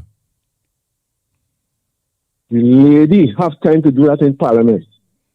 Miss Musari Edaskoshi have time to do that in Parliament, but can't go 6-point-something miles next door to the government business. You know. She is the first, I can't recall no time in history of the Western Hemisphere a Prime Minister deemed persona non grata. You know. She can go 6-point-something miles next door past that Google to do the government business. Or she had to appoint some multinational corporation, Shell, to go and do with business there. You know. And I'm sure the deal we get is not what it's supposed to be, as if she and the interaction went down there. They don't even know to begin with. And they won't ask for advice of people who went. I mean, really? What are we going with this foolishness? Pastor, I know you say you want to come off 11 o'clock on a bike. I will leave it there for now. Thank you very much. Thank you very much. There's a young man that has been trying to call in, Sherma. I've been seeing him trying to call in, and I hope that he does call back, because he do always call in, and when he do call in, he does give a good contribution. And I'd like to get a youth perspective on the program. Of course. Yeah, the youth perspective is very important. You know. So again, Trinidad and Tobago by extension, you see somebody telling me, hey, I looking in here from Washington, you know, and he ain't saying nothing. You understand? But this evening's program is to highlight and to alert you that we need to mind our business. Right? Trinidad and Tobago, you need to mind your business and stop allowing the UNC to play us for fools. You understand? So all of a sudden, when you say UNC or you say them, you mean East Indian. Yeah. Once you say them don't like we, and we don't like them, immediately you're talking about East Indian people. But it's a governance issue. How they're treating us is a governance issue. You talk about these people, is that it's not an Indian issue, it's a governance. Since when UNC is ethnicity or race? Since when? But you know their supporters now are making us believe that it is now. But it's convenient to them. It's convenient for them. It's very convenient to them. Very, very convenient to them. But at the end of go ahead. I just wanted to make mention to show you what kind of leader Prime Minister Kamala Persad-Bissessar really is. And she's cold, she's callous, she just don't care. She just don't care. And the things that she will do to us on this side, she won't do it to those on her side. I recall, I think it was in the Sunday, yesterday was Sunday, right? Yes. The Sunday Express saw the headlines, and I just had to shake my head because I know it have a God, I know it have a God. A real God, and he's alive, and as we say, he don't sleep. True and living God. And Kamala Persad-Bissessar in critiquing as a leader, if you're saying what Karim Marcel did was so wrong, so you have the opportunity now to critique what he said and to put things in your perspective, false as it may be, right? Kamala Persad-Bissessar took the opportunity, and I see, sorry, I can't recall his name, one of those bloggers. And I see somehow my team ended up on a state program just now. And he referred to Kamala's derogatory comments towards Karim as she took a jab at him or some kind of thing like that. And I just laughed to myself. But she referred to Karim as someone with a non-functioning brain. Serious? Trinidad and Tobago, I kid you not. I kid you not. Go back there. Go back. She says out there. She said he's public operating with a non-functioning brain. That's the Prime Minister of this country. That is the leader of the UNC, the leader of this government, who wants you to believe that the PNM hate us and they love us. They are our savior. That's why I pointed to Selwyn Kojo back in 2011. That is why they had the SOE to save us. She loved Afro youths. She loved to see Afro youths excel. But Karim is not one of those youths that she loves. Or she glad at excel. She referred to him with a non-functioning brain. So I told her My response to her was, Prime Minister Kamala Prasad Bissessa, you finally came full circle with PNM Dunsi here at Chiron. The only Chiron that you know is PNM, and you stop, you came full circle. And you referred to my son with a non-functioning brain. But is that non-functioning brain that you're referring to have all in a tailspin today? Have all in all. You have to send up all your troops against him. You see how much people send out after my son? You see the amount of people, according to somebody, Annie Roberts, the part 1 and Curry Marcel. Yes. But we thought up, you come with a part 2, somebody say, wait, a second night, Curry Mar, you in sleeping? You get back up? You not today come with part 3? Yeah, that's what he trying now to get him arrested. Yeah, for mine, yeah, no, all they come get arrested, go and tell them finish the investigation on live sport and see the water arrest, finish the investigation on Dana Sitahal, and we go see that to finish the investigation on Padarat and all the money we put in Kamla account and all the family account and all these are only children you get from the mother, you don't know the money reach there. Finish the investigation on David Lee. That is what I have to get it. That is what I have to send the police and the investigation have to take place. And I want them to know we're ready. Being ready for no war. Padarat say we're ready for war. We don't want no war in this country, Padarat. Political and otherwise, we don't want that. The PNM is not about that. I am not about that. But I want you to know, all you have to pass through me if all you have to get to my son. All you have to pass through me. I ain't telling all the PNM and nobody else, you know. All you have to pass through me. And all you want to come for my son for this sedition, bring it on, man. Sorry, taxpayers, we will get some more money. Sorry to say. Let them bring it on. Bring it on. We have a bring caller. It on. Hello, good evening. Hello? Caller? Oh, the caller left. All of them want to do not sedition, arrest and thing for Satmaraj. All they try with Abu Bakar. Yes. All they Marcel up next. Bring it on. Bring it on, Padarat. Bring it on. None for Satmaraj. None for this despicable serial one. What is his name? Philip. Yeah, who always cussing the 1%. Always cussing the 1%. No respect you have for nobody. Nobody. Why didn't bring sedition of him? He said, you know much bodies. You know much bodies I help all your job? UNC, I'll forget how much bodies? You want to bring sedition off for he? You want to bring it for he at all? You want to bring none for Jack? You want to bring none for Jack? All Jack revealed about Kamla and the UNC. You want to bring none for you? You want to bring it for Curry Marcel? Only Afro Trinidadians only know to bring sedition no for Abu Bakar, no Curry Marcel. Bring it on, Padarat. Bring it on, man. You have so many of all before the court, boy. So many of them before the court, and they know it's as though it's nothing. They're just breezing through governance, and feeling nice, enjoying everything, and all they have wronged this country in so many ways. Jack Warner said it. He says a play. He says a theater. It's an act. Jack Warner tired act. He tired of the acting. He come out. He tired of it. Every week he telling us it bit by bit by bit by bit.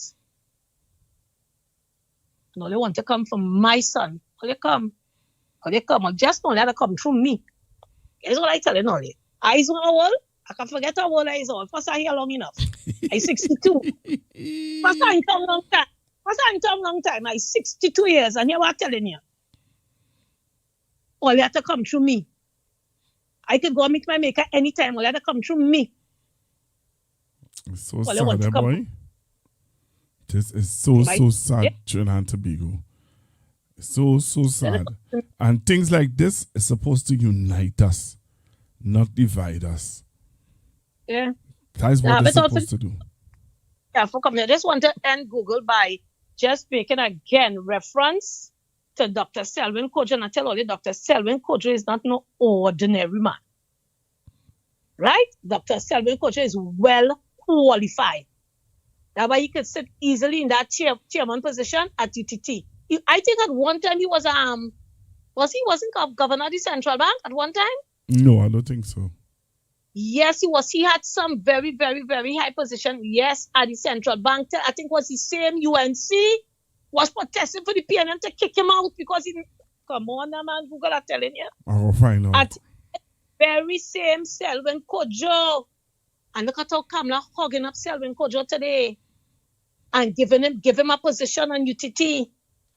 Her first Monday night forum, she spoke high. She talked about black people and Selwyn Kojo. You know that the PNM would have taken away wealth from black people and given it to the 1%. Wow. I wonder who she giving our wealth to. Ramit, SIS, all these people. Who she was giving it $3.4 billion to? Who she was giving it to? Which percentage she was giving it to? Well, at least if the 1% get, they ain't get how much percent they giving it to? The 10%? Well, there's more money you have to spend in Kamala. There is more of our money you have to spend because it's a bigger group you're giving it to.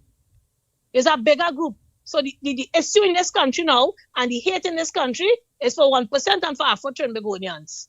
Everything in between is all right. Everything in between is all right. These people for real? They're for real, Google? Very much real. No, they're not for real, boy. They're not for real. They're not for real. They're not for real. And the ending up of my of the clip, Google, that you played, and I want people who didn't get a chance to listen to it in your spare time. Yeah, it makes it interesting. Listen to it, so you can, I invite you to go and follow my page and really listen to it. Selwyn Kojo, to put things into context, as now as we even with this SOE that we have in here, this never-ending SOE. This never-ending SOE. But I see that we have in independence this year. Yeah, they put in independence parade this year. Yeah, well, after all, she enjoyed their celebration, which is from the East Indian community, Indian Arrival Day. Yeah? So what excuse you want to bring now? What excuse? Well, anyway, she didn't care last year. They did what I was to do last year and they deny us.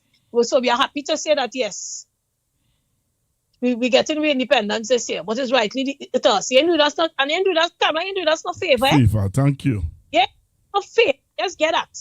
You ain't do us any favor. This belongs to us, the people of Trinidad and Tobago, all the people of Trinidad and Tobago. You ain't doing us no favor. We're entitled to celebrate. Let me see if I can get this last part of the quotation. Right. He ended one of the articles by saying that, I think he was talking about the issue of race. He said, for the life of me, I do not know why Trinidadians and Tobagonians don't get up and think rather than cast their eyes in the sand and refuse to come to terms with the realities during the condition of our being. He said the question persists and continues to plague our land. Yet we continue to feign ignorance. And he went on to say, it ought to be recorded that the first concentration camps in Trinidad and Tobago were built by an Indian government to warehouse black youths. That's Selwyn Kojo, you know. That is Selwyn Kojo. He's not being racist here. He's talking about race and the type of governance that they're meting out to black people. Right? He said, which may be the beginning of what can continue to expect from such a government. He said, most of their dirty work will be done by black men in their party. End of quote. He went on to say that he have no doubt that this racist programs called a state of emergency, and this was the 2011 state of emergency, and the similarities, Google and listeners, are the very same in this 2025/2026 state of emergency under the very same Kamala-led government. Right? He said, have no doubt that this racist programs called a state of emergency will result in the further communization of the black population, promote greater ethnic divide, and brutalize the society even more. And we are seeing it. He said history will record that an Indian government built the first detention camps in our country, thereby initiating the first stage of making Afro-Trinidadians a permanent underclass. And he said in years to come, many of the enablers will weep at having assisted Kamala and the PP in their diabolic design against black people. Dr. Selwyn Kojo, professor, right, qualified in race relations, Pan-Africanist, you just name it. Dr. Selwyn Kojo. Yeah, and this is he also had another interesting article, the lynching of Dr. Rowley. Dark memories of the lynching of Dr. Rowley, and he talked out against that same racism and that same demonic behavior of Kamala and her government. He talked out about that also. He spoke out about that. And today, well, you're cussing young Curry Marcel, and you're hugging up. Not that Selwyn Kojo said anything wrong, but just showing you the double standards. You understand me? I just showing you the double standards. Yeah, Dr. Selwyn Kojo, right? A qualified professor, right? In his studies and what he's doing, he said it. No, none of him pointed out. None of them tried to demonize him at the time or what have you. He said he saw while they was operating when Dr. Ollie and they were bringing all the programs and whatnot, and he pronounced on it based on his studies, right, of race relations. And he said, and one of it in the articles he entitled it, Race Matters. When are we going to deal with this case of race, race? And why race matters? Not because we want to introduce racism. Race matters so that we could respect each other's race. So what is the importance of someone's race? How every morning, every day, African people have to get up in this country and hear people use the N-word against them, call them dunce, call them stupid, call them black, call them monkey, call them all kind of things. You hear Philip Alexander talking about Dr. Rowley in monkey mode and on, and you expect what do they want to expect this country to end? Every day people getting that kind of beating on them. And you're not only getting it from the people who, let's say the leaders have no control of your bloggers and persons who just commenting. They're coming from the leadership of the government. It is coming from right there. Look at all the clips that you play at Google. That was no random people talking. Those were people within the government. Kamala referred to my son as with a non-functioning brain. And after Trinidadians come in and tell Curry Marcel, he shouldn't have said what he say. It's how much that people could take. How much we go take. When will it stop, Kamala Prasad Bisesa and the UNC? When? Well, they did it to Dr. Rowley. Over and over and over, they did it to that man. Over and over. As though he dropped from a tree. Lies. Pure hate. Pure racism. Pure raw racism. And it was like, follow the leader, follow the leader, follow the leader. It was that. It never stopped. It continues up to today, never ending. Well, you go on and Curry Marcel now. When African people go stand up and say enough is enough. Enough is enough. Kamala Prasad Bisesa. Enough is enough, woman. You don't trick the population to voting for you. You put a new meaning to winning. You could have your own dictionary, Kamala. You could produce your own dictionary. When means to lose. Yep. How could you tell people that when they win and everybody go win, and as you start to slash them, whap, lick them down, drop them on the ground, no jobs, no this, no talking. Who get in lock up? You can't protest, you can't talk, you can't this. That's winning. A new meaning to winning. Kamala Prasad Bisesa. But Google, I just want to take the opportunity to thank you. I know people have work tomorrow. They're not fortunate like me. I'm on retirement and I have no work. I can get up whenever. Yes, so I just want to thank everybody for their love support. Those who didn't get calling, but soon. Yeah, and I will spare some time again if need be. Yeah, to spend some time with you. Yeah, I just want to tell you that my mom said to tell you that she sends her love. She said Thanks so much. She said this was a powerful program, and she said to tell you that Kareem, that Kareem have all the ancestors protecting him. Yeah, but really needed. He needed for these demonic people in the UNC government. Trust me, he needed.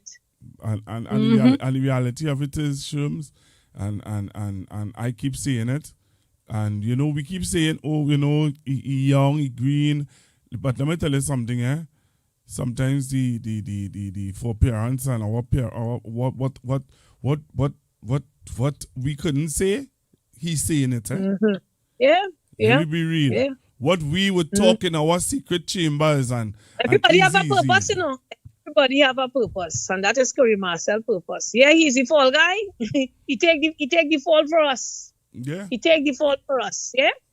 Yeah. Makanda Daga took it in 1970. Buzz Buzzler took it back then as well. Yeah. Martin Luther King took it. Lost his life. He was assassinated. Yeah. Somebody had to be the fall guy for something to happen. That's how the change has come about. That's how change comes about. So, Ms. Wilson, thank you very, very much for taking this opportunity to coming on Constructive Talk and sharing your heart, sharing your truth, and as a little brother, and we keep it close. We keep it, now. Today, Trinidad and Tobago, if you any pottery. Hey, great minds think alike. We just watching this chat, we watching this thing playing out in front of our face, and every minute we talking to each other, and we saying, hey, Google, relax yourself. There's it. So the 2,260 persons on the live. Wow. Thank you so much, guys. With us. Yeah, we want to thank you all very, very much. And even our 500 I think I have some aunts in New York. I think they're tuning in as well. I send them the link, Auntie Vicky, Auntie Bernie. I hope you all were locked on. So say hi to them as well. All right. Yeah? So we were chat rooms. And I out in Ghana. Yeah, I think you tune in as well. Yeah. And somebody out in Ghana. You know who I was expecting to call in with girl Juliet. But Juliet? Yeah, but don't worry. Hey, look, she know. Julie know. Julie know. But her phone giving trouble though. So I don't know if that's why she didn't get to come in. Serious? Yeah, the phone started to malfunction on her just like that. So, yeah, she had to get a new phone. I'm going to call Julie. Stay on the line. Let me see if I get Julie. Stay on the line. Let me see if I get David. David's my girl. They can say they want to. You understand? True warrior, boy. True warrior. Yeah, name all out. They take a clip and they edit it and mix it up and match it up and say she will jump over people. Get people that know up to today what the injustice that they did Julia Davy with that clip, Same thing what they're trying to do with Kareem on today, and yesterday, Think this easy? Not easy at all. Not easy at all. It's ringing. Let me see if she will answer. Julia Davy, you better answer this phone, eh? If you know, you better answer this phone, Miss Davy. You understand? Julia Davy, man. You know, but that's a warrior. That's a warrior. They can't keep down. True warrior. You know, she and only Julia Davy. True warrior. Yeah. She's. I remember many days me and Julia doing social activism. We was into the politics that much. We was more into social and community thing, and we looking for things for the community. And I telling somebody up there yesterday, one soft drink we sharing it in half, one food half, and we are not passing through walking from here to Rice Road, from here to wherever. And at one time we ended up by Yasin Abubakar looking for my assistant to print some flyers for some Mr. Baka. In Baka voice, of course. Now tell me, where are the men in your community? Yeah. What are these two ladies doing by me this hour of the night? Julia Davy. She's there? When speak, Julia Davy. I didn't even realize that all it was on. Nobody reminded me. I sent you the link, girl. But what is this? No, remember the phone going through. Yeah, the phone get in trouble. I tell we have to do a fundraiser. We have to do a GoFundMe for you to get a phone. That bad of water. Yeah. I will do a GoFundMe. Well, just make sure that GoFundMe that you're going to do is for iPhone and not for no regular phone. It has to be an iPhone. 16, 17, what number to reach? Regular social marketing for iPhone, I don't know no number. You understand? Anyway. Julia Davy, we have just concluded a powerful program in defense of your nephew, Kareem Marcel. And to Well, we coming to the end now, Juliet. Is 11:21? What it is with you? Oh. If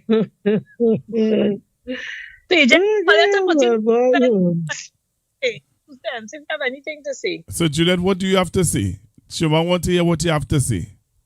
Hey, all I know is low fence. All I know is low fence, and it is come for me. Over people. They like to jump over people. I nearly jump over our friends today and all. Oh, God, Lord, for have mercy. I nearly jump over our friends today and all. You serious? Who anyway, friends? I want to believe that. Yeah. I want to believe that you all confess. So we nearly have to pay a bill? We nearly have to pay a bill, Juliet? No, I have been here long by the person barely had to pay. She was held hostage. Whatever going on, if all are going to pay that bill, I'm telling them don't take no bill from all week. Right now, I prefer being in prison than outside of prison. The way this place going, I might be better in prison. Trust me. It's that bad. Prison. Yay.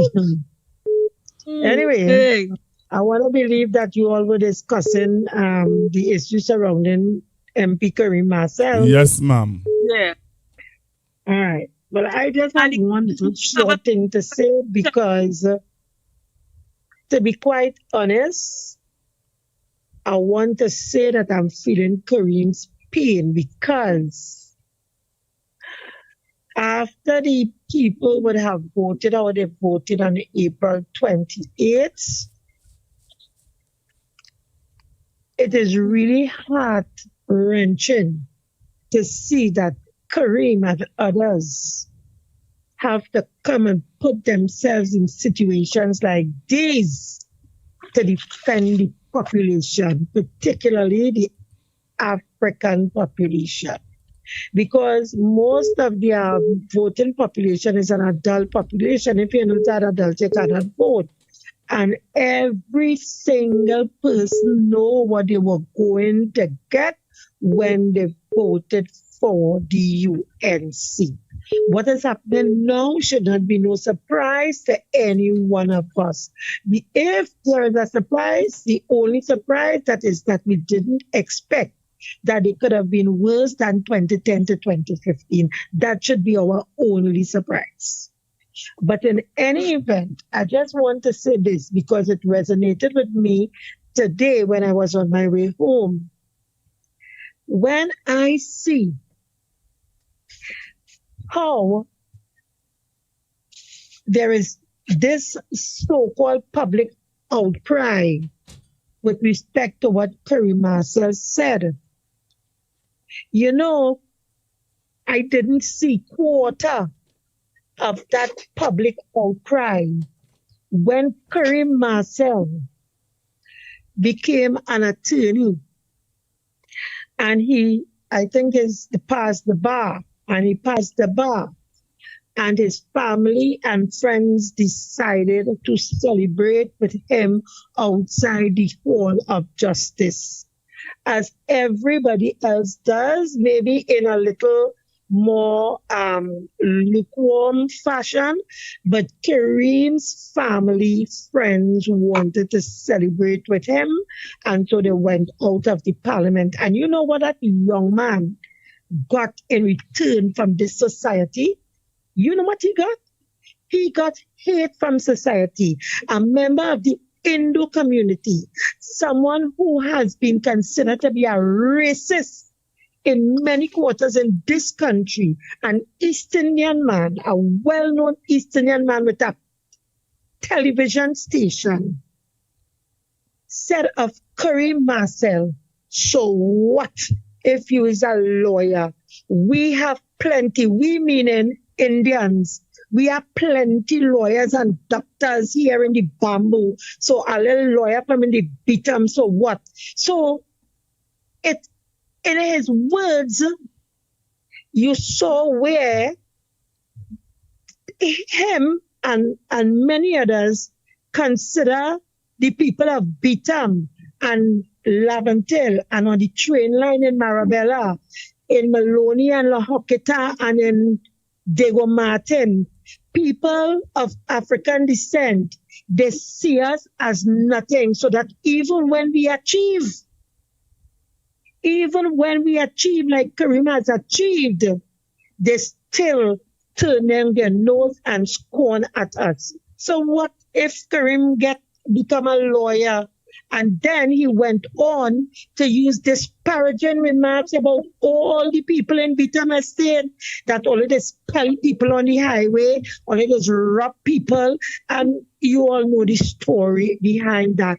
There was so much hate generated towards Karim Marcel because he achieved what many people of East Indian origin, and we are happy because we are a multiracial, multi-religious society, and so we are happy, especially our young people, when all of us achieve, all of us, right? But today, I get to know in this country, and when the facts are presented by Karim Marcel, who is a responsible young man, by the way, and in no way he is ever going to use any disparaging remarks or use any racial undertone against any community in this country, right? But when he identified that the people of a particular demographic in this country are continuously being poked at by this new government and their supporters with respect to crime in this country, you're only hearing PNM is PNM people. It's PNM people. The jobs being taken away, the CPEP and the URP and the MyLat and the MyPad, the government programs and all the other whatever contract works and other PNM people. The allocation in the corporation, PNM people, so they take away 80% of the allocation in the corporation. But let us not make no mistake about it.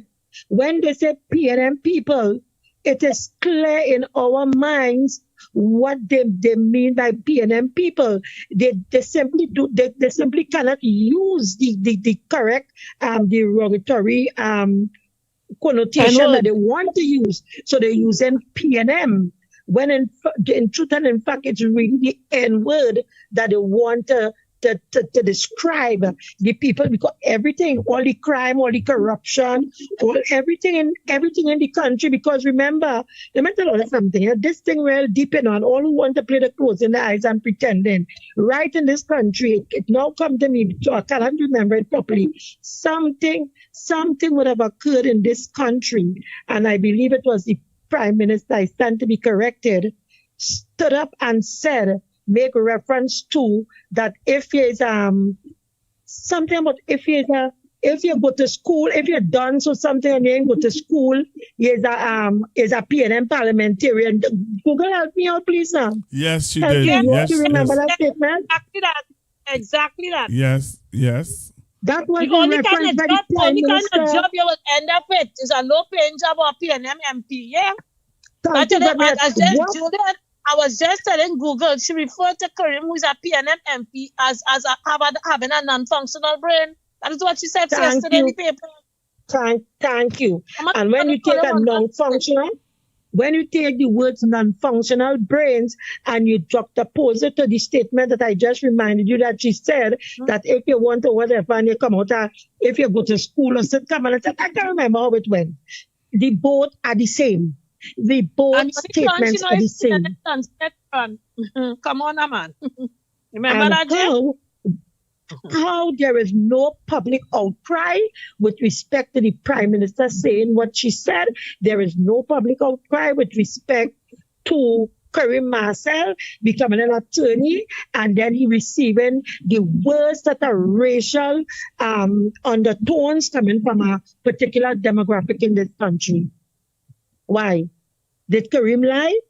Well, let's examine the facts if you like. Let's go back to the cooperation. Let's go back to CPEP and URP and for reforestation and all the other programs that they would have dismantled since coming into office and referring to it as PNM. And everybody knows in this country that the PNM, we grew up hearing this. This is no fault of us if there is a set pattern in our mind who PNM is when you say PNM. African people, who UNC is when you say UNC, Indian people, because that has been psychologically impregnated or implanted in our minds that the divide is Indian and African, PNM and UNC. Same thing with America, the Democrats and the Republicans. Very much similar, right? So tell me what is the lie. But I just want to say this one thing before I go. I sat and I watched Kerry Marcel, and I want to say something to the new political leader of the People's National Movement. Dr. Eric Williams became victim of a similar situation like Kareem. I want to go right back to Dr. Eric Williams, right? But luckily for Dr. Eric Williams, he was the political leader and prime minister. So he didn't suffer the fate. And that is based on the comments he made with respect to hostile recalcitrant minority. Up to today, Dr. Eric Williams have not been forgiven for that statement by the Indo community. They misconstrued it. No, they did not misconstrue it. They did not misconstrue it. They purposely and blatantly have put it out there that it is a racial statement. It did not no rescue. They know very well what it is he said.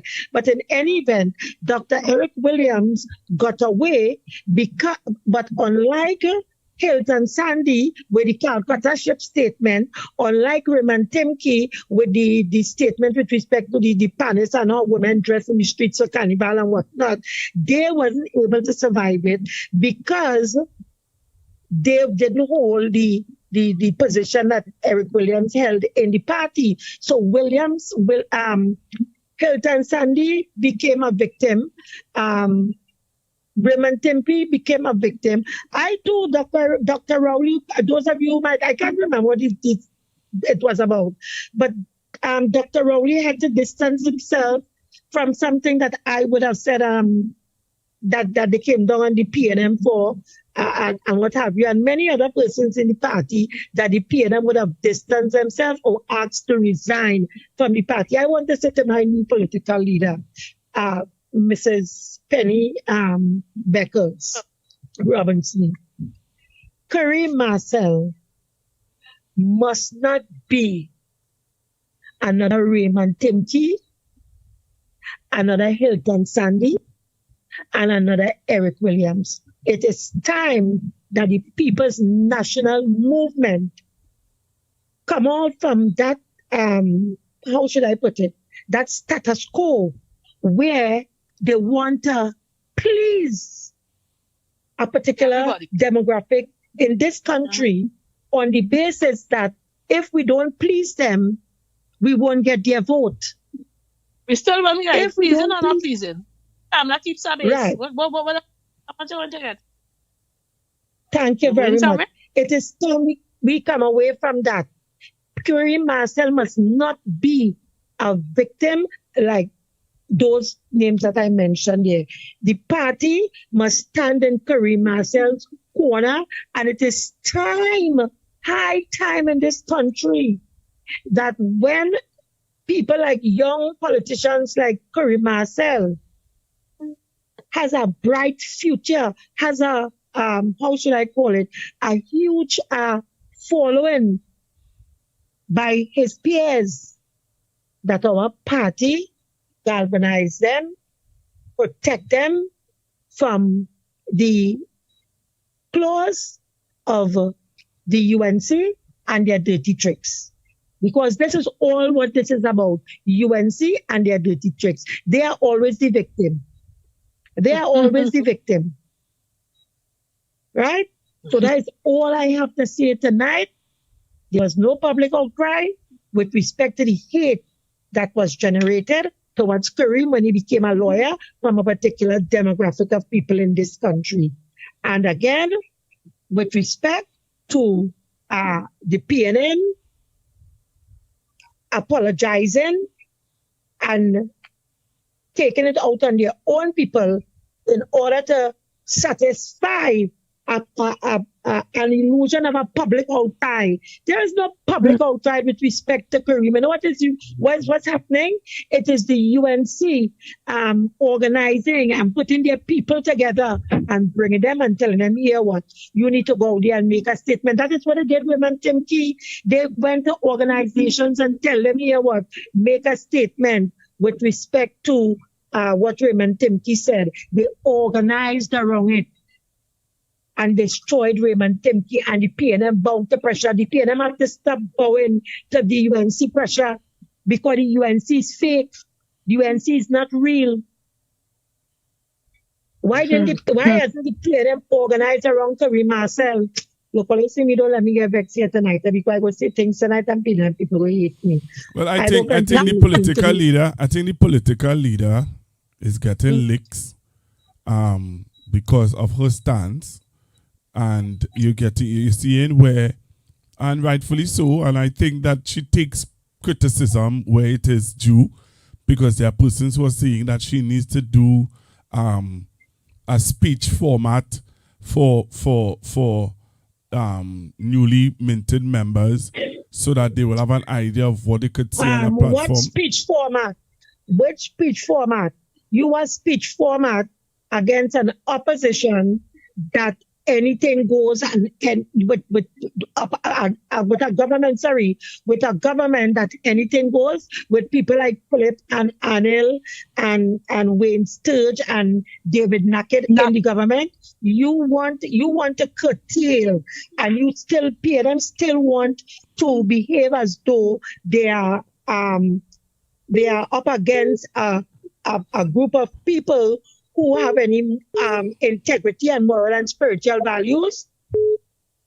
PNM still want to take us down that road. Let me tell you something. You see that road? PNM they could go down that road, but that road will take the UNC back into 35. What they want to take, that will take the UNC back into 35. The PNM, up to the night before I come home and the promenade, I have a conversation with a gentleman. He don't want me to leave me. I remember we stand up talking to the gentleman. And we talking about PNM have to be very careful.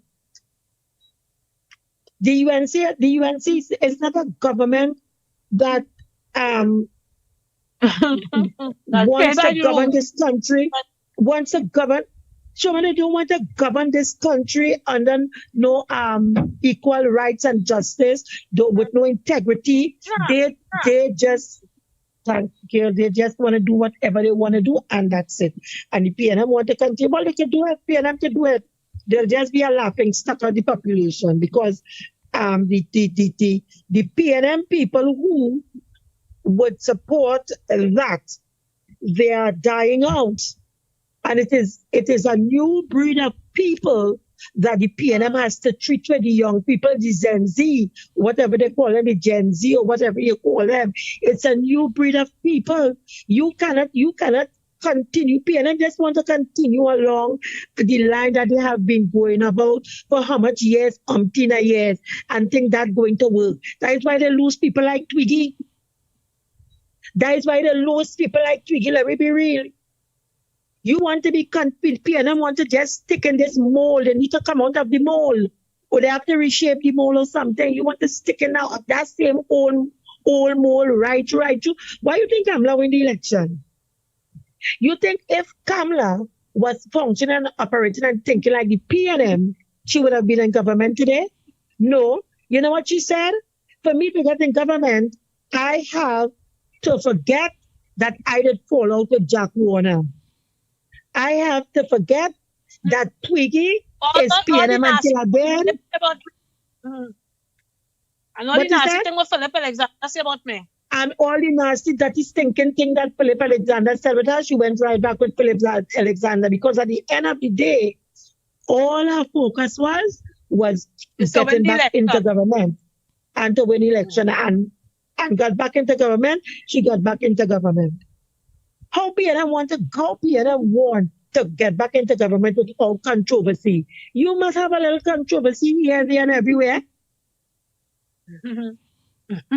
The UNC is UNC is a walking controversy. Everything the UNC does say is a controversy. But you know what? The UNC, they're surviving it. They saw tonight in the parliament, they bring up a list and saying these people have protection under TNTech not to pay the light bill. Sharon Rowley, Marvin Gonzalez, Dr. Oli Shampa Kojo. Pure lies, you know. Pure lies. Pure lies and destruction. Oh my God. Dr. Oli just put out a response. PNM gave me a headache. Well, constructive talk ain't giving no headache. So don't try to take... PNM gave me a headache, and again a lot of people a headache, and they need to come off a penny back and allow the woman to govern and to rule the party in the way that she sees best to rule the party. You see this long time backward way. Just imagine, look at Kamala. Let me be real. Kamala is a crack shot, you know. Kamala is a crack shot. Just imagine, right? Kamala confirmed that Kareem's statement was right when she responded to Kareem by saying of the UNC, look at the people who are in my party, Roger Alexander, John Jeremy, and she called a lot of African people name. That is precisely why she put them there, so that when she does whatever she has to do to a particular demographic, she will say, well, that can't be true. Because look who running the party. Look who I put for prime minister in this country, Jolene John. She's an African woman. Now I can be racial. But she confirmed what Karen said. They are only there when the dressing and tokenism.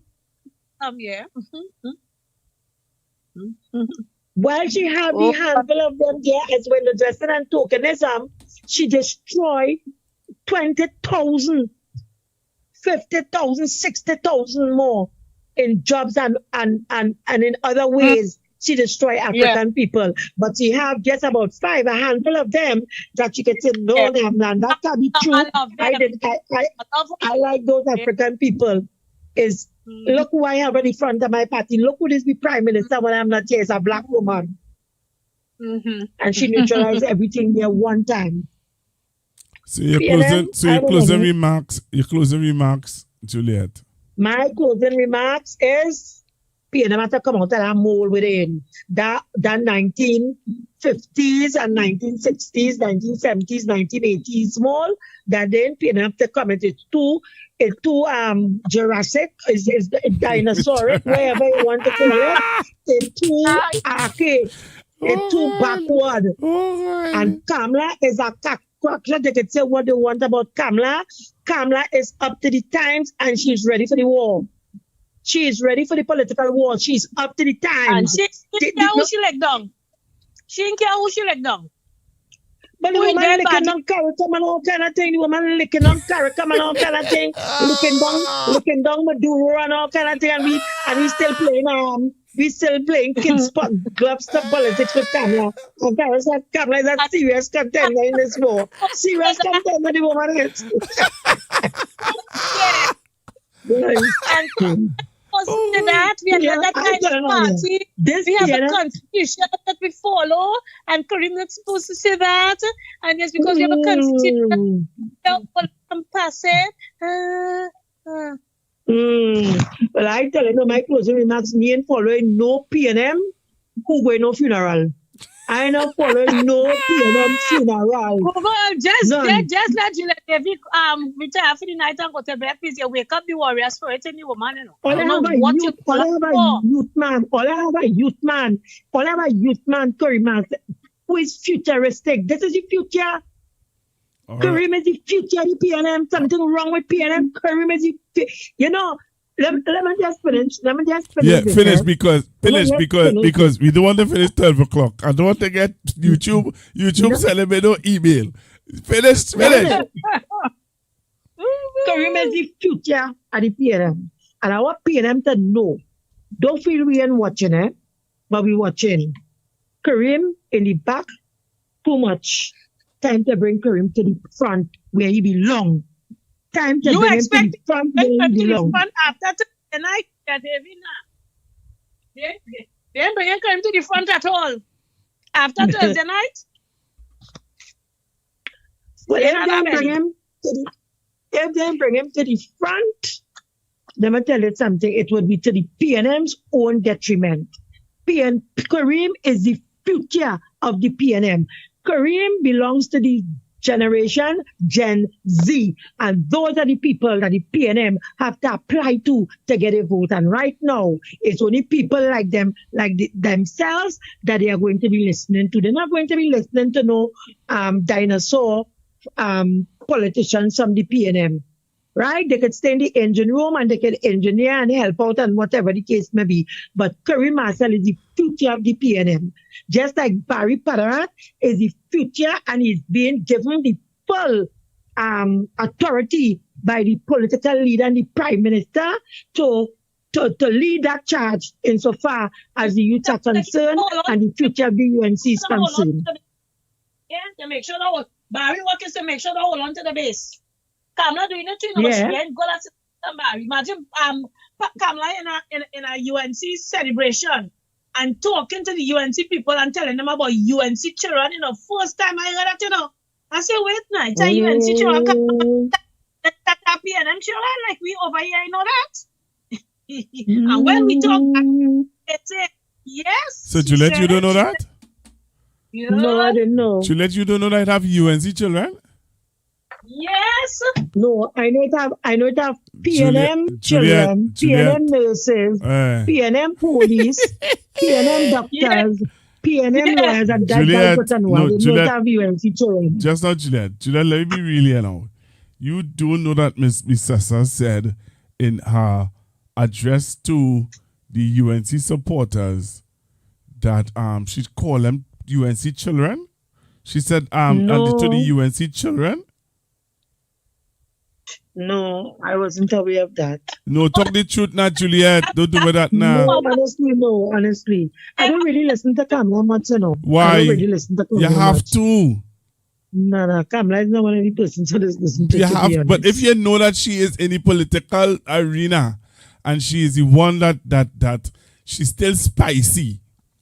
Kamala's still spicy, Look at type, Kamala, know what's going on. I have to be in the loop. I need to know how to handle, how to appeal to my people. And that's why she was able to get the Gen Z population to vote for her.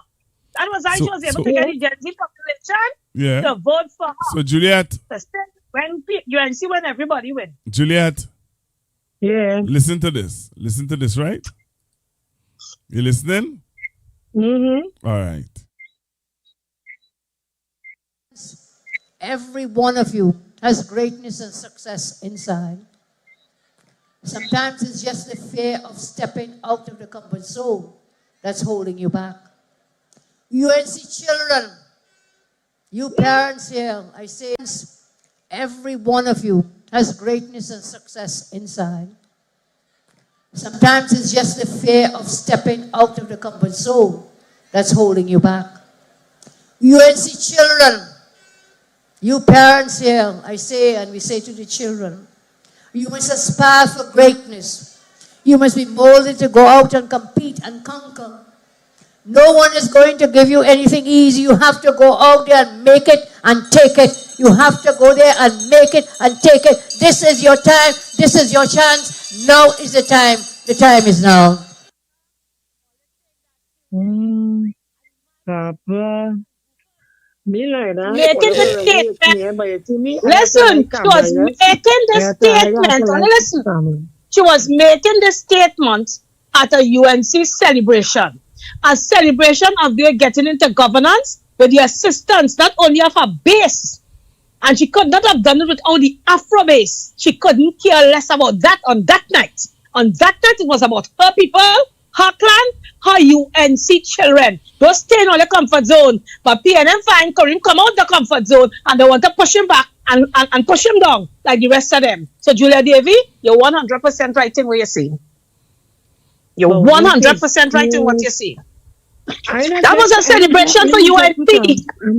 She addressed her people and included the Afro Trinidadians who helped get her into government. She spoke to her UNC. She said the children are she said the children are the party, you know. She said UNC children. So and where the PNM children are? What about the PNM children? They couldn't tell us you're quiet the mothers and the father. Well, leave me alone, please. This is the thing. Shoma, this is the thing about the UNC. And African, now she would say UNC children, but remember they have a lot of African people in the party. So the African people will believe that when she say UNC children, they mean African and Indian. But let me tell you, the UNC speaks in coded language. The UNC speaks in coded language. And you was a UNC, and you was a UNC, so you would know. Yes, I would know. If so all the little African children in the party, it's okay for you to feel that when she said the UNC children, that they feel inclusive. But let me tell you something. There's no inclusivity. Just right there. The UNC children are referring to, and we continue to have to keep that in our heads. Every time they open their mouth in this country, they tell you PNM children. And who are PNM children? Don't make no mistake about it. They told us years ago who is PNM children. PNM is African. UNC is Indian. So UNC children is Indian children. Even if there are African children in the party, the language is racial undertone. It's a dog whistle. It's a message to our people. But I don't blame her. Because you know why? She right. Continue to feel in this country that PNM govern this country for most of the time that we have had from since 56 we've had government. And people, African people in particular, continue to repeat that when PNM in power, PNM just be free to help their own people. Kamala and the UNC are not afraid to help their own people. You would tell me, Google, I don't know why you call me because I don't want to talk tonight. Google, you go tell me, as Sherma rightfully said, they formed the government. They could not have formed the government if they didn't ride on the backs of the working class, which is mainly the joint trade union movement and a particular demographic of people, African people. They could not have won the election. And you go tell me as soon as they win the election, all the state boards, every living one, not one state board, you will find an African. Juliet. Not one state as the chairman. Juliet. All the state boards are East Indian. You know why I vex you calling so late? You know why? I can tell you why. Mm-hmm. The listeners go. No, the listeners right there. We have 500 and something people still listening. Right? We have 2,384 persons on the live. I want to let you listen to this. Juliet, listen to me. I don't know why you know calling, but I want you to listen to this.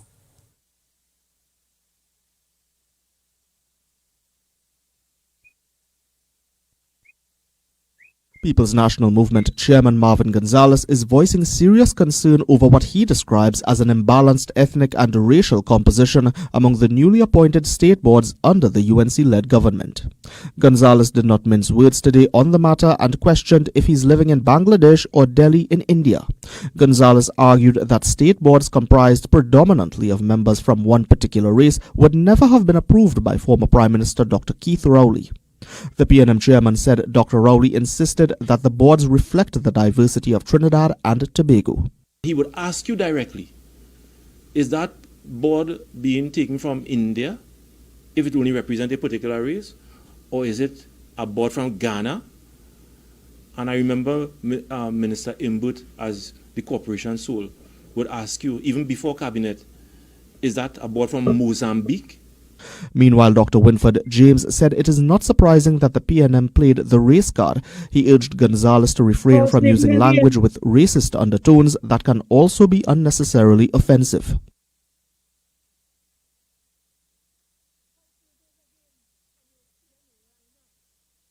Comment, oh, Karim Marcel.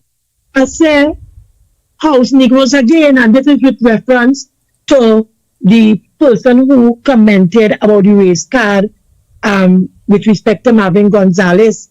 How that could be a race card? You know how that could be a race card? We sat right down in this country and saw where the government of Trinidad and Tobago had to remove the Trinity cross because a particular ethnic group decided that it doesn't represent them. It doesn't represent them in a multi-ethnic, society, a diverse society. It doesn't represent them. So how you want to tell me now that in all the people of the country voted for you, but your cabinet is make up your state boards, all your state boards are of a particular hue, ethnic hue. All your state boards, but not just all the state boards. The composition of the state boards are also imbalanced. The composition is imbalanced as well. So how you want to... And we had this union man, and we had the union, what's his name? I forget the man's name now, who came out and spoke out against it. Yeah, he did. He came out and he spoke out against it. Yes. The Speaker of the House have the same name, and he said. Yes, and he said, came out and he said, no. He said, what is this? What is this? And they still didn't take him on because even on TNTech board, the head, and the problem that he had was just what you were saying there, Juliet. The head of all of the state boards have only East Indians. And you know when they did put an African, let me tell you when they did put an African. Right? When I commented that on social media that Selwyn Kojo wasn't even given a chairmanship position on a state board and made him an ordinary member on a state board. And then after I made that statement, you saw he came out as the chairman of UTT or one of those boards. Right? But yeah. Selwyn Kojo held at the central bank. Yeah. What position Selwyn Kojo held at the central bank? I think he was just a regular board member at Central Bank. A regular member, and they did not. They wanted to get rid of him.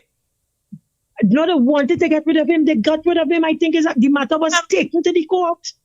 You remember the matter was taken to the court, yes. They had to remove him. They said he was not qualified. The UNC to the Mahasabha said that Selwyn Kojo was not qualified to sit on the Central Bank board. That same UNC will come having she bosom now. That same Selwyn Kojo. I think it is. So Juliet DV? I'm going to continue to say that I am not vexed with Kamla Prasad Bissessa. All right. If the PNM want to continue doing the same thing over and over and expecting different results and expect African people to continue to sit down in this country and play footsie with them, it's not going to happen. It's going to stop the generation, the people there. If you notice the kind of protest and thing that coming up against this government, they're trying to tie to the PNM. It has nothing to do with the PNM. And young people? They know what they want. The young people. They know what they want. They know what they want. The PNM have to wake up. Right. So Juliet, I ain't gonna tell you closing remarks again. All I will say to you is we're going to do. Sherma and I is planning a program, and we will. Sherma, we can allow Juliet to be a part of it, where we'll be talking about the success of Black people in Trinidad and Tobago. And as well as if governments that we have as PNM governments and what they did, because we know we have this narrative that they tell us that PNM never do nothing for we, they never do nothing for the country. For these people, demonic girl. Come on, the UNC is demonic people. All right. So Juliet, prepare yourself. We will give you a proper heads up. By that time, we will do the GoFundMe for you to get your iPhone so that you can join us. So that you can join us on Constructive Talk. I don't know iPhone. I can barely operate this phone from up iPhone. But when you didn't win when UNC win. Good. Yeah. Don't worry, somebody listening and go say I have iPhone for you. Let me tell you something. My next move is if PNM continue to operate how they be operating, my next move is to go by Julian and tell she I want to come back and join the UNC. Good night, folks. Bye. Wait, Juliet, before you go, you listening to me? I believe in that. Listen to me carefully, eh? You had to be crazy. You had to be crazy. And I want to put it up because you know somebody going on screen record that and put it out there. Let me put a disclaimer. Let me put a disclaimer. I do not care. Juliet Davy is making a joke. I say Kareem is the future of the PNM. Just like Barry Padarak is the future of the UNC. Yes, allow the PNM has to allow Kareem Marcel to become the leader that the people of this country want to see him become, not what them want to see him become. All right. I go now. Wait, Sherma, what you have to say? Well, no, I agree with Juliet in so many ways. Right. It has evolved, and as much as we condemn the UNC about their type of governance towards us, the business of election and governing and power is getting into government. You get in and they know that. They know what they have to do at the time that they have to do it. But we too must be on the other side and recognize that what they are doing is just to get into office. So don't let them come back with another slogan like when everybody went to food. I don't think they will be able to do that again. It was trickery. It was pure trick. When I'm saying the PNM does not enter into that kind of arena, correct, like to people into voting for them. Right? I don't want to see PNM doing that, as Julia Davis said. I agree. Want to up the notch a bit, modernize the things some more, come out of your comfort zone, as Kamala rightfully said. Exactly. Come out, and it's the Gen Z population will always now going forward tip the scale. Let me tell you something. For that last election, I worked the ground, and it was more younger people who came to vote. The older people that got fed up. They're not bothering. They had enough of the politics. The older people did not go to the polls in my community. Most of them. Wow. They like Kareem and whatever. The older people became attractive to Kamala and the fact that she was talking their language. Yeah. They identified with her. Wow. Yeah. Identify with our young people without fooling them like the UNC to vote for us.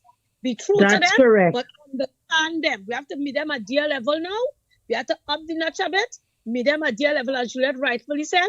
Kareem is one of the vehicles in which to do that. We have young Hansipine. We have Dominic Romain. We have Birchwood. We have young people we have Nyan Gatsby Dolly. We have a lot of young people. We have to unleash them. We have to unleash the young people. All right, well then there's another wait, just now. This is another program by itself, eh? You see, this what we're talking here is another program by itself. Let's be real. And you know what? The political leader has been begging me to come on the program, eh? Literally telling me, Google, I have been the leader a year now. I am ready to come on the program. And I think that this discussion here is an ideal discussion to bring her on. Discussion for the leader and see what she says. Yeah. So, Sherma, what do you think? Yeah, well, I think you should give the leader the opportunity to have her program. Yeah, I think you could give her the opportunity to have a program. We could always call in and give her the opportunity to have a program. Yeah. And let's hear her thing. Yeah. Let's hear her perspective. Yeah. I think this is I think the ground and the thing shifting now, and it's a good time now for her to come in and settle it and put her perspective and her thought, because let me tell you something. Right now it had 202,399 people on the live. I want to say one last thing, Google. Right? All I call some names, the Nyan, Birchwood, Kareem, Hans Devines. You all call some names there, and those are the young people in the party. The PNM has always given young people opportunities in the party. But you know what? When I watch the young people in the party, you know what I just say? Sherma might be able to identify with this more than Google. You ever live in a community and the parents have the young children, the boys and the girls, like old people? They're young, but they grow them up like old people. Conservative, yeah. Every time I see the mother and the grandmother, you see the children with them. The children cannot go nowhere by themselves. So so the PNM, they have young people, but they're stifling the young people to remain in this old mold that the PNM has. Although there's young people that have to remain in an old mold, they can't express themselves.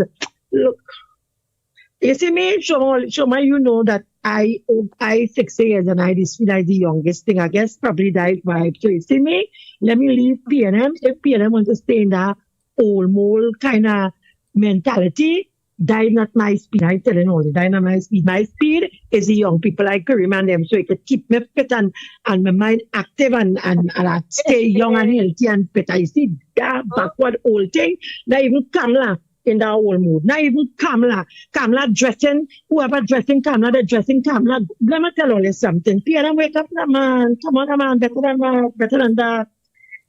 Better than that. I go on. Don't tell me to stay again. Bye-bye, everybody. Good night. Bye-bye, Miss Davy. Bye-bye. Bye. Good, thanks so much. Bye. Bye-bye. I'm sorry for carrying the program into overtime. That's all Thanks right. much That's as all your right. viewer. Yeah, thanks so much, guys. You're most welcome. We'll do it.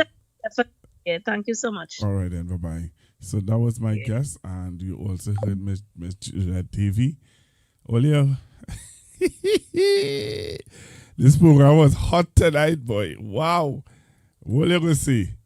Take a listen to this. My fellow animals. Effective immediately, all animals will begin paying a new national development tax. This sacrifice is necessary for the future of our great kingdom. Another tax? We can't even afford bread anymore! And now this? How much more are we supposed to take? Enough is enough! Enough is enough! No more taxes! Look how many people came! I've never seen this before. No more taxes! Keep marching! Sir, they're not stopping. What is it? How many today? More than yesterday. And tomorrow? Probably more. Bring me hyena. You called? Look outside. That's a lot of angry animals. Yes. Should we worry? No. Then what's the plan? We don't fight the protest. We don't? No, we make the protesters fight each other. Now you're talking. Create 8 social pages. Done. Make each page represent a different animal group. Easy. Tell the fast animals the slow animals are holding them back. I like it. Excellent. Make every group believe they're a victim. Can you believe this? They're blaming us now? This is ridiculous! Who posted that? I don't care. I'm responding. We were marching together yesterday! That was before I saw what your group thinks of us. That's not what we're protesting! I don't care anymore! Where is everyone? At home arguing. The protest is dying. But nothing changed. Arguments continue between animal groups across the kingdom. Protest attendance has dropped significantly. The plan worked. Of course it did. Why does it always work? Because hungry animals united are dangerous, and hungry animals divided manageable. 3 days ago, we were all marching together. Now we're fighting each other.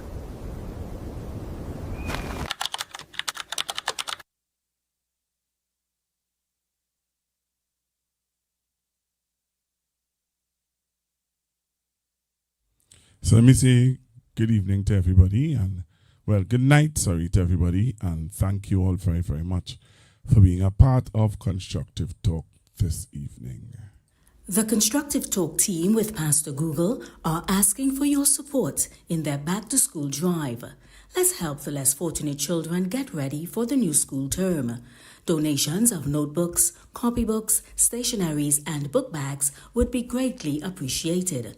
Show your love, show your generosity by contacting 464-703, and we will organize collection of your donations. Thank you from the Constructive Talk team. And remember to be kind, be generous, and be loved. Coming soon to Constructive Talk Network, Critical Thinkers. It's a youth show with a youth perspective on current affairs and issues in Trinidad and Tobago. Critical Thinkers, youth perspective on Constructive Talk.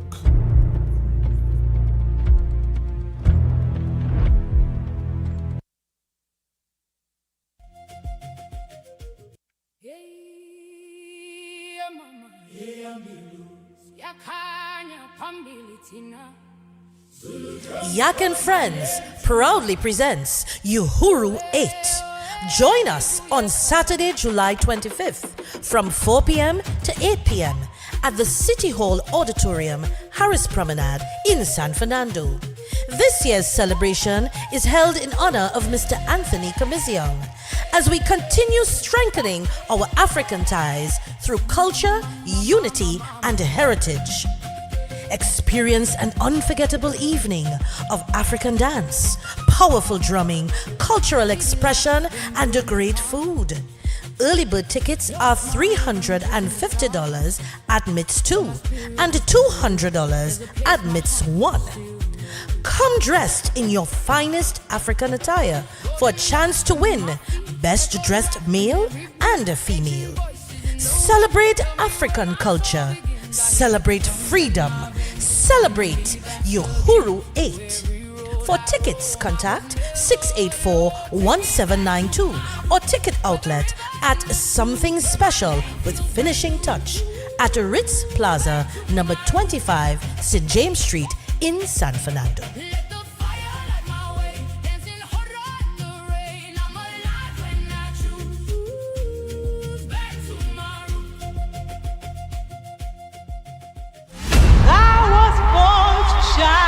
Trinidad and Tobago. Get ready for an unforgettable evening of music, memories, and magic. On Saturday, June 20th, the legendary Carol Addison returns to TNT for one spectacular Father's Day concert experience. Just for Dad. Taking place at the iconic Queen Hall St. Anne's. This promises to be an evening like no other. The Winifred Atwell Hall at Queen's Hall comes alive with Carol Addison. Special guest performances by the electrifying Terry Lyons and the sensational Carol Jacobs. With special guest appearance by Dane Gulston, bringing together elegance, energy, and pure Caribbean excellence. Just for Dad. June 20th, Queen's Hall. General admission tickets cost $300. Get your tickets at the Queen's Hall box office and the Trini Shop, Trin City Mall in Port of Spain. Or call 681-1516 for more info. The perfect way to celebrate Father's Day, because he's worth every moment. Showtime, 7 p.m. sharp. Brought to you by Garnell Artist Management Events, FT Farfan, Shamir, Bees Ice Cream, and supported by I-95.5 FM. Special reserve tickets are now available only at Queen's Hall at $500 each, which entitles patrons to a meet and greet mixer with refreshments after the concert.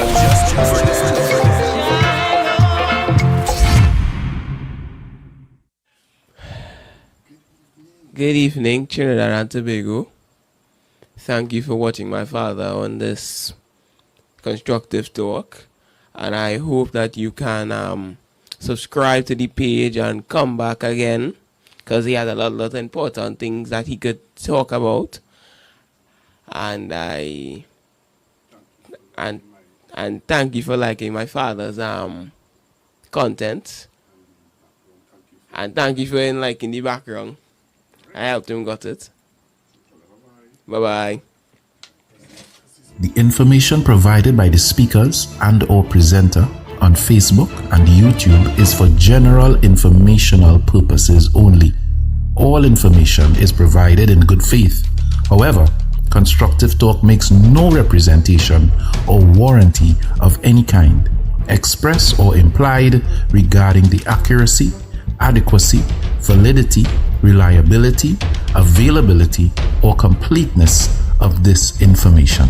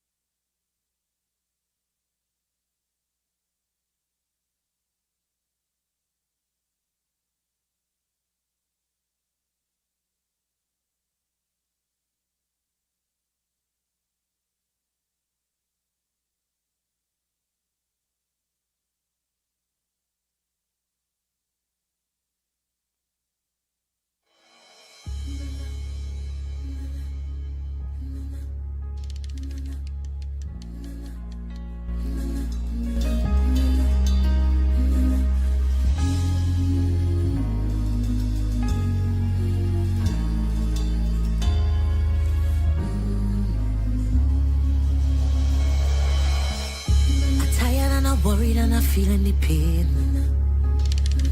My faith's been tested time and time again. Oh, but my spirit is determined to believe and to overcome life trials that seem to never done. But still, I kneel before you with a praying song. Lord, I come to pray for the strength and the faith that's required. Amen. I pray for my people to not lose their fire.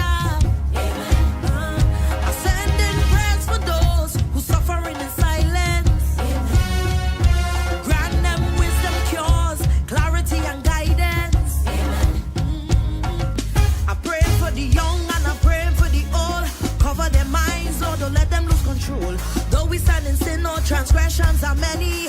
Thank God for the life that He gave me. To all you who doubting and losing faith, time to congregate and no time to separate. I'm calling on the prayer warriors in the country. Come for Trinidad, need we, cause I say Trinidad need a blessing. Tobago need a blessing. Tobago need a blessing. Amen. Trinidad need a blessing. Tobago need a blessing. Trinidad need a blessing. Amen. Life is getting harder to manage. Oh yeah. The plan you had for us, it's vanishing. Because the violence, Lord, the nation in distress. What's it gonna take? We need a rest. It's time that we repent and we confess. Cause Lord, I'm tired of the bloodshed, it rising in numbers. Amen. I'm tired see the youth choose the path of plunder. Amen. Can't walk the street in peace is a problem. Amen. Father, intervene, please save your children. Amen. I pray for them gangs, them surrender your soul. You're not fully done, but you're fully in control. To change up your mindset and clean up your community. Thank God for the life that He gave we. To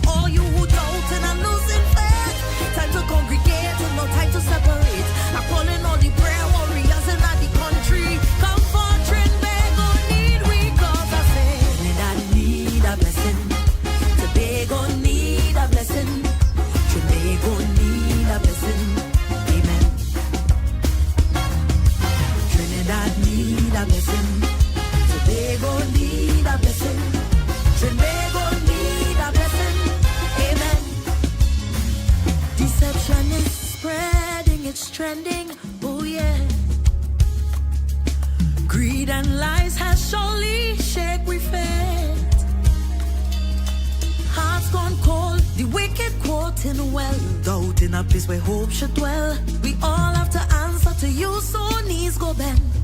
In the end, Lord, I'm praying for the leaders to lead with integrity. Amen. So my people could thrive and provide for the family. Amen. I really fed up on the racism, hate the division. We all have history here, don't matter your religion.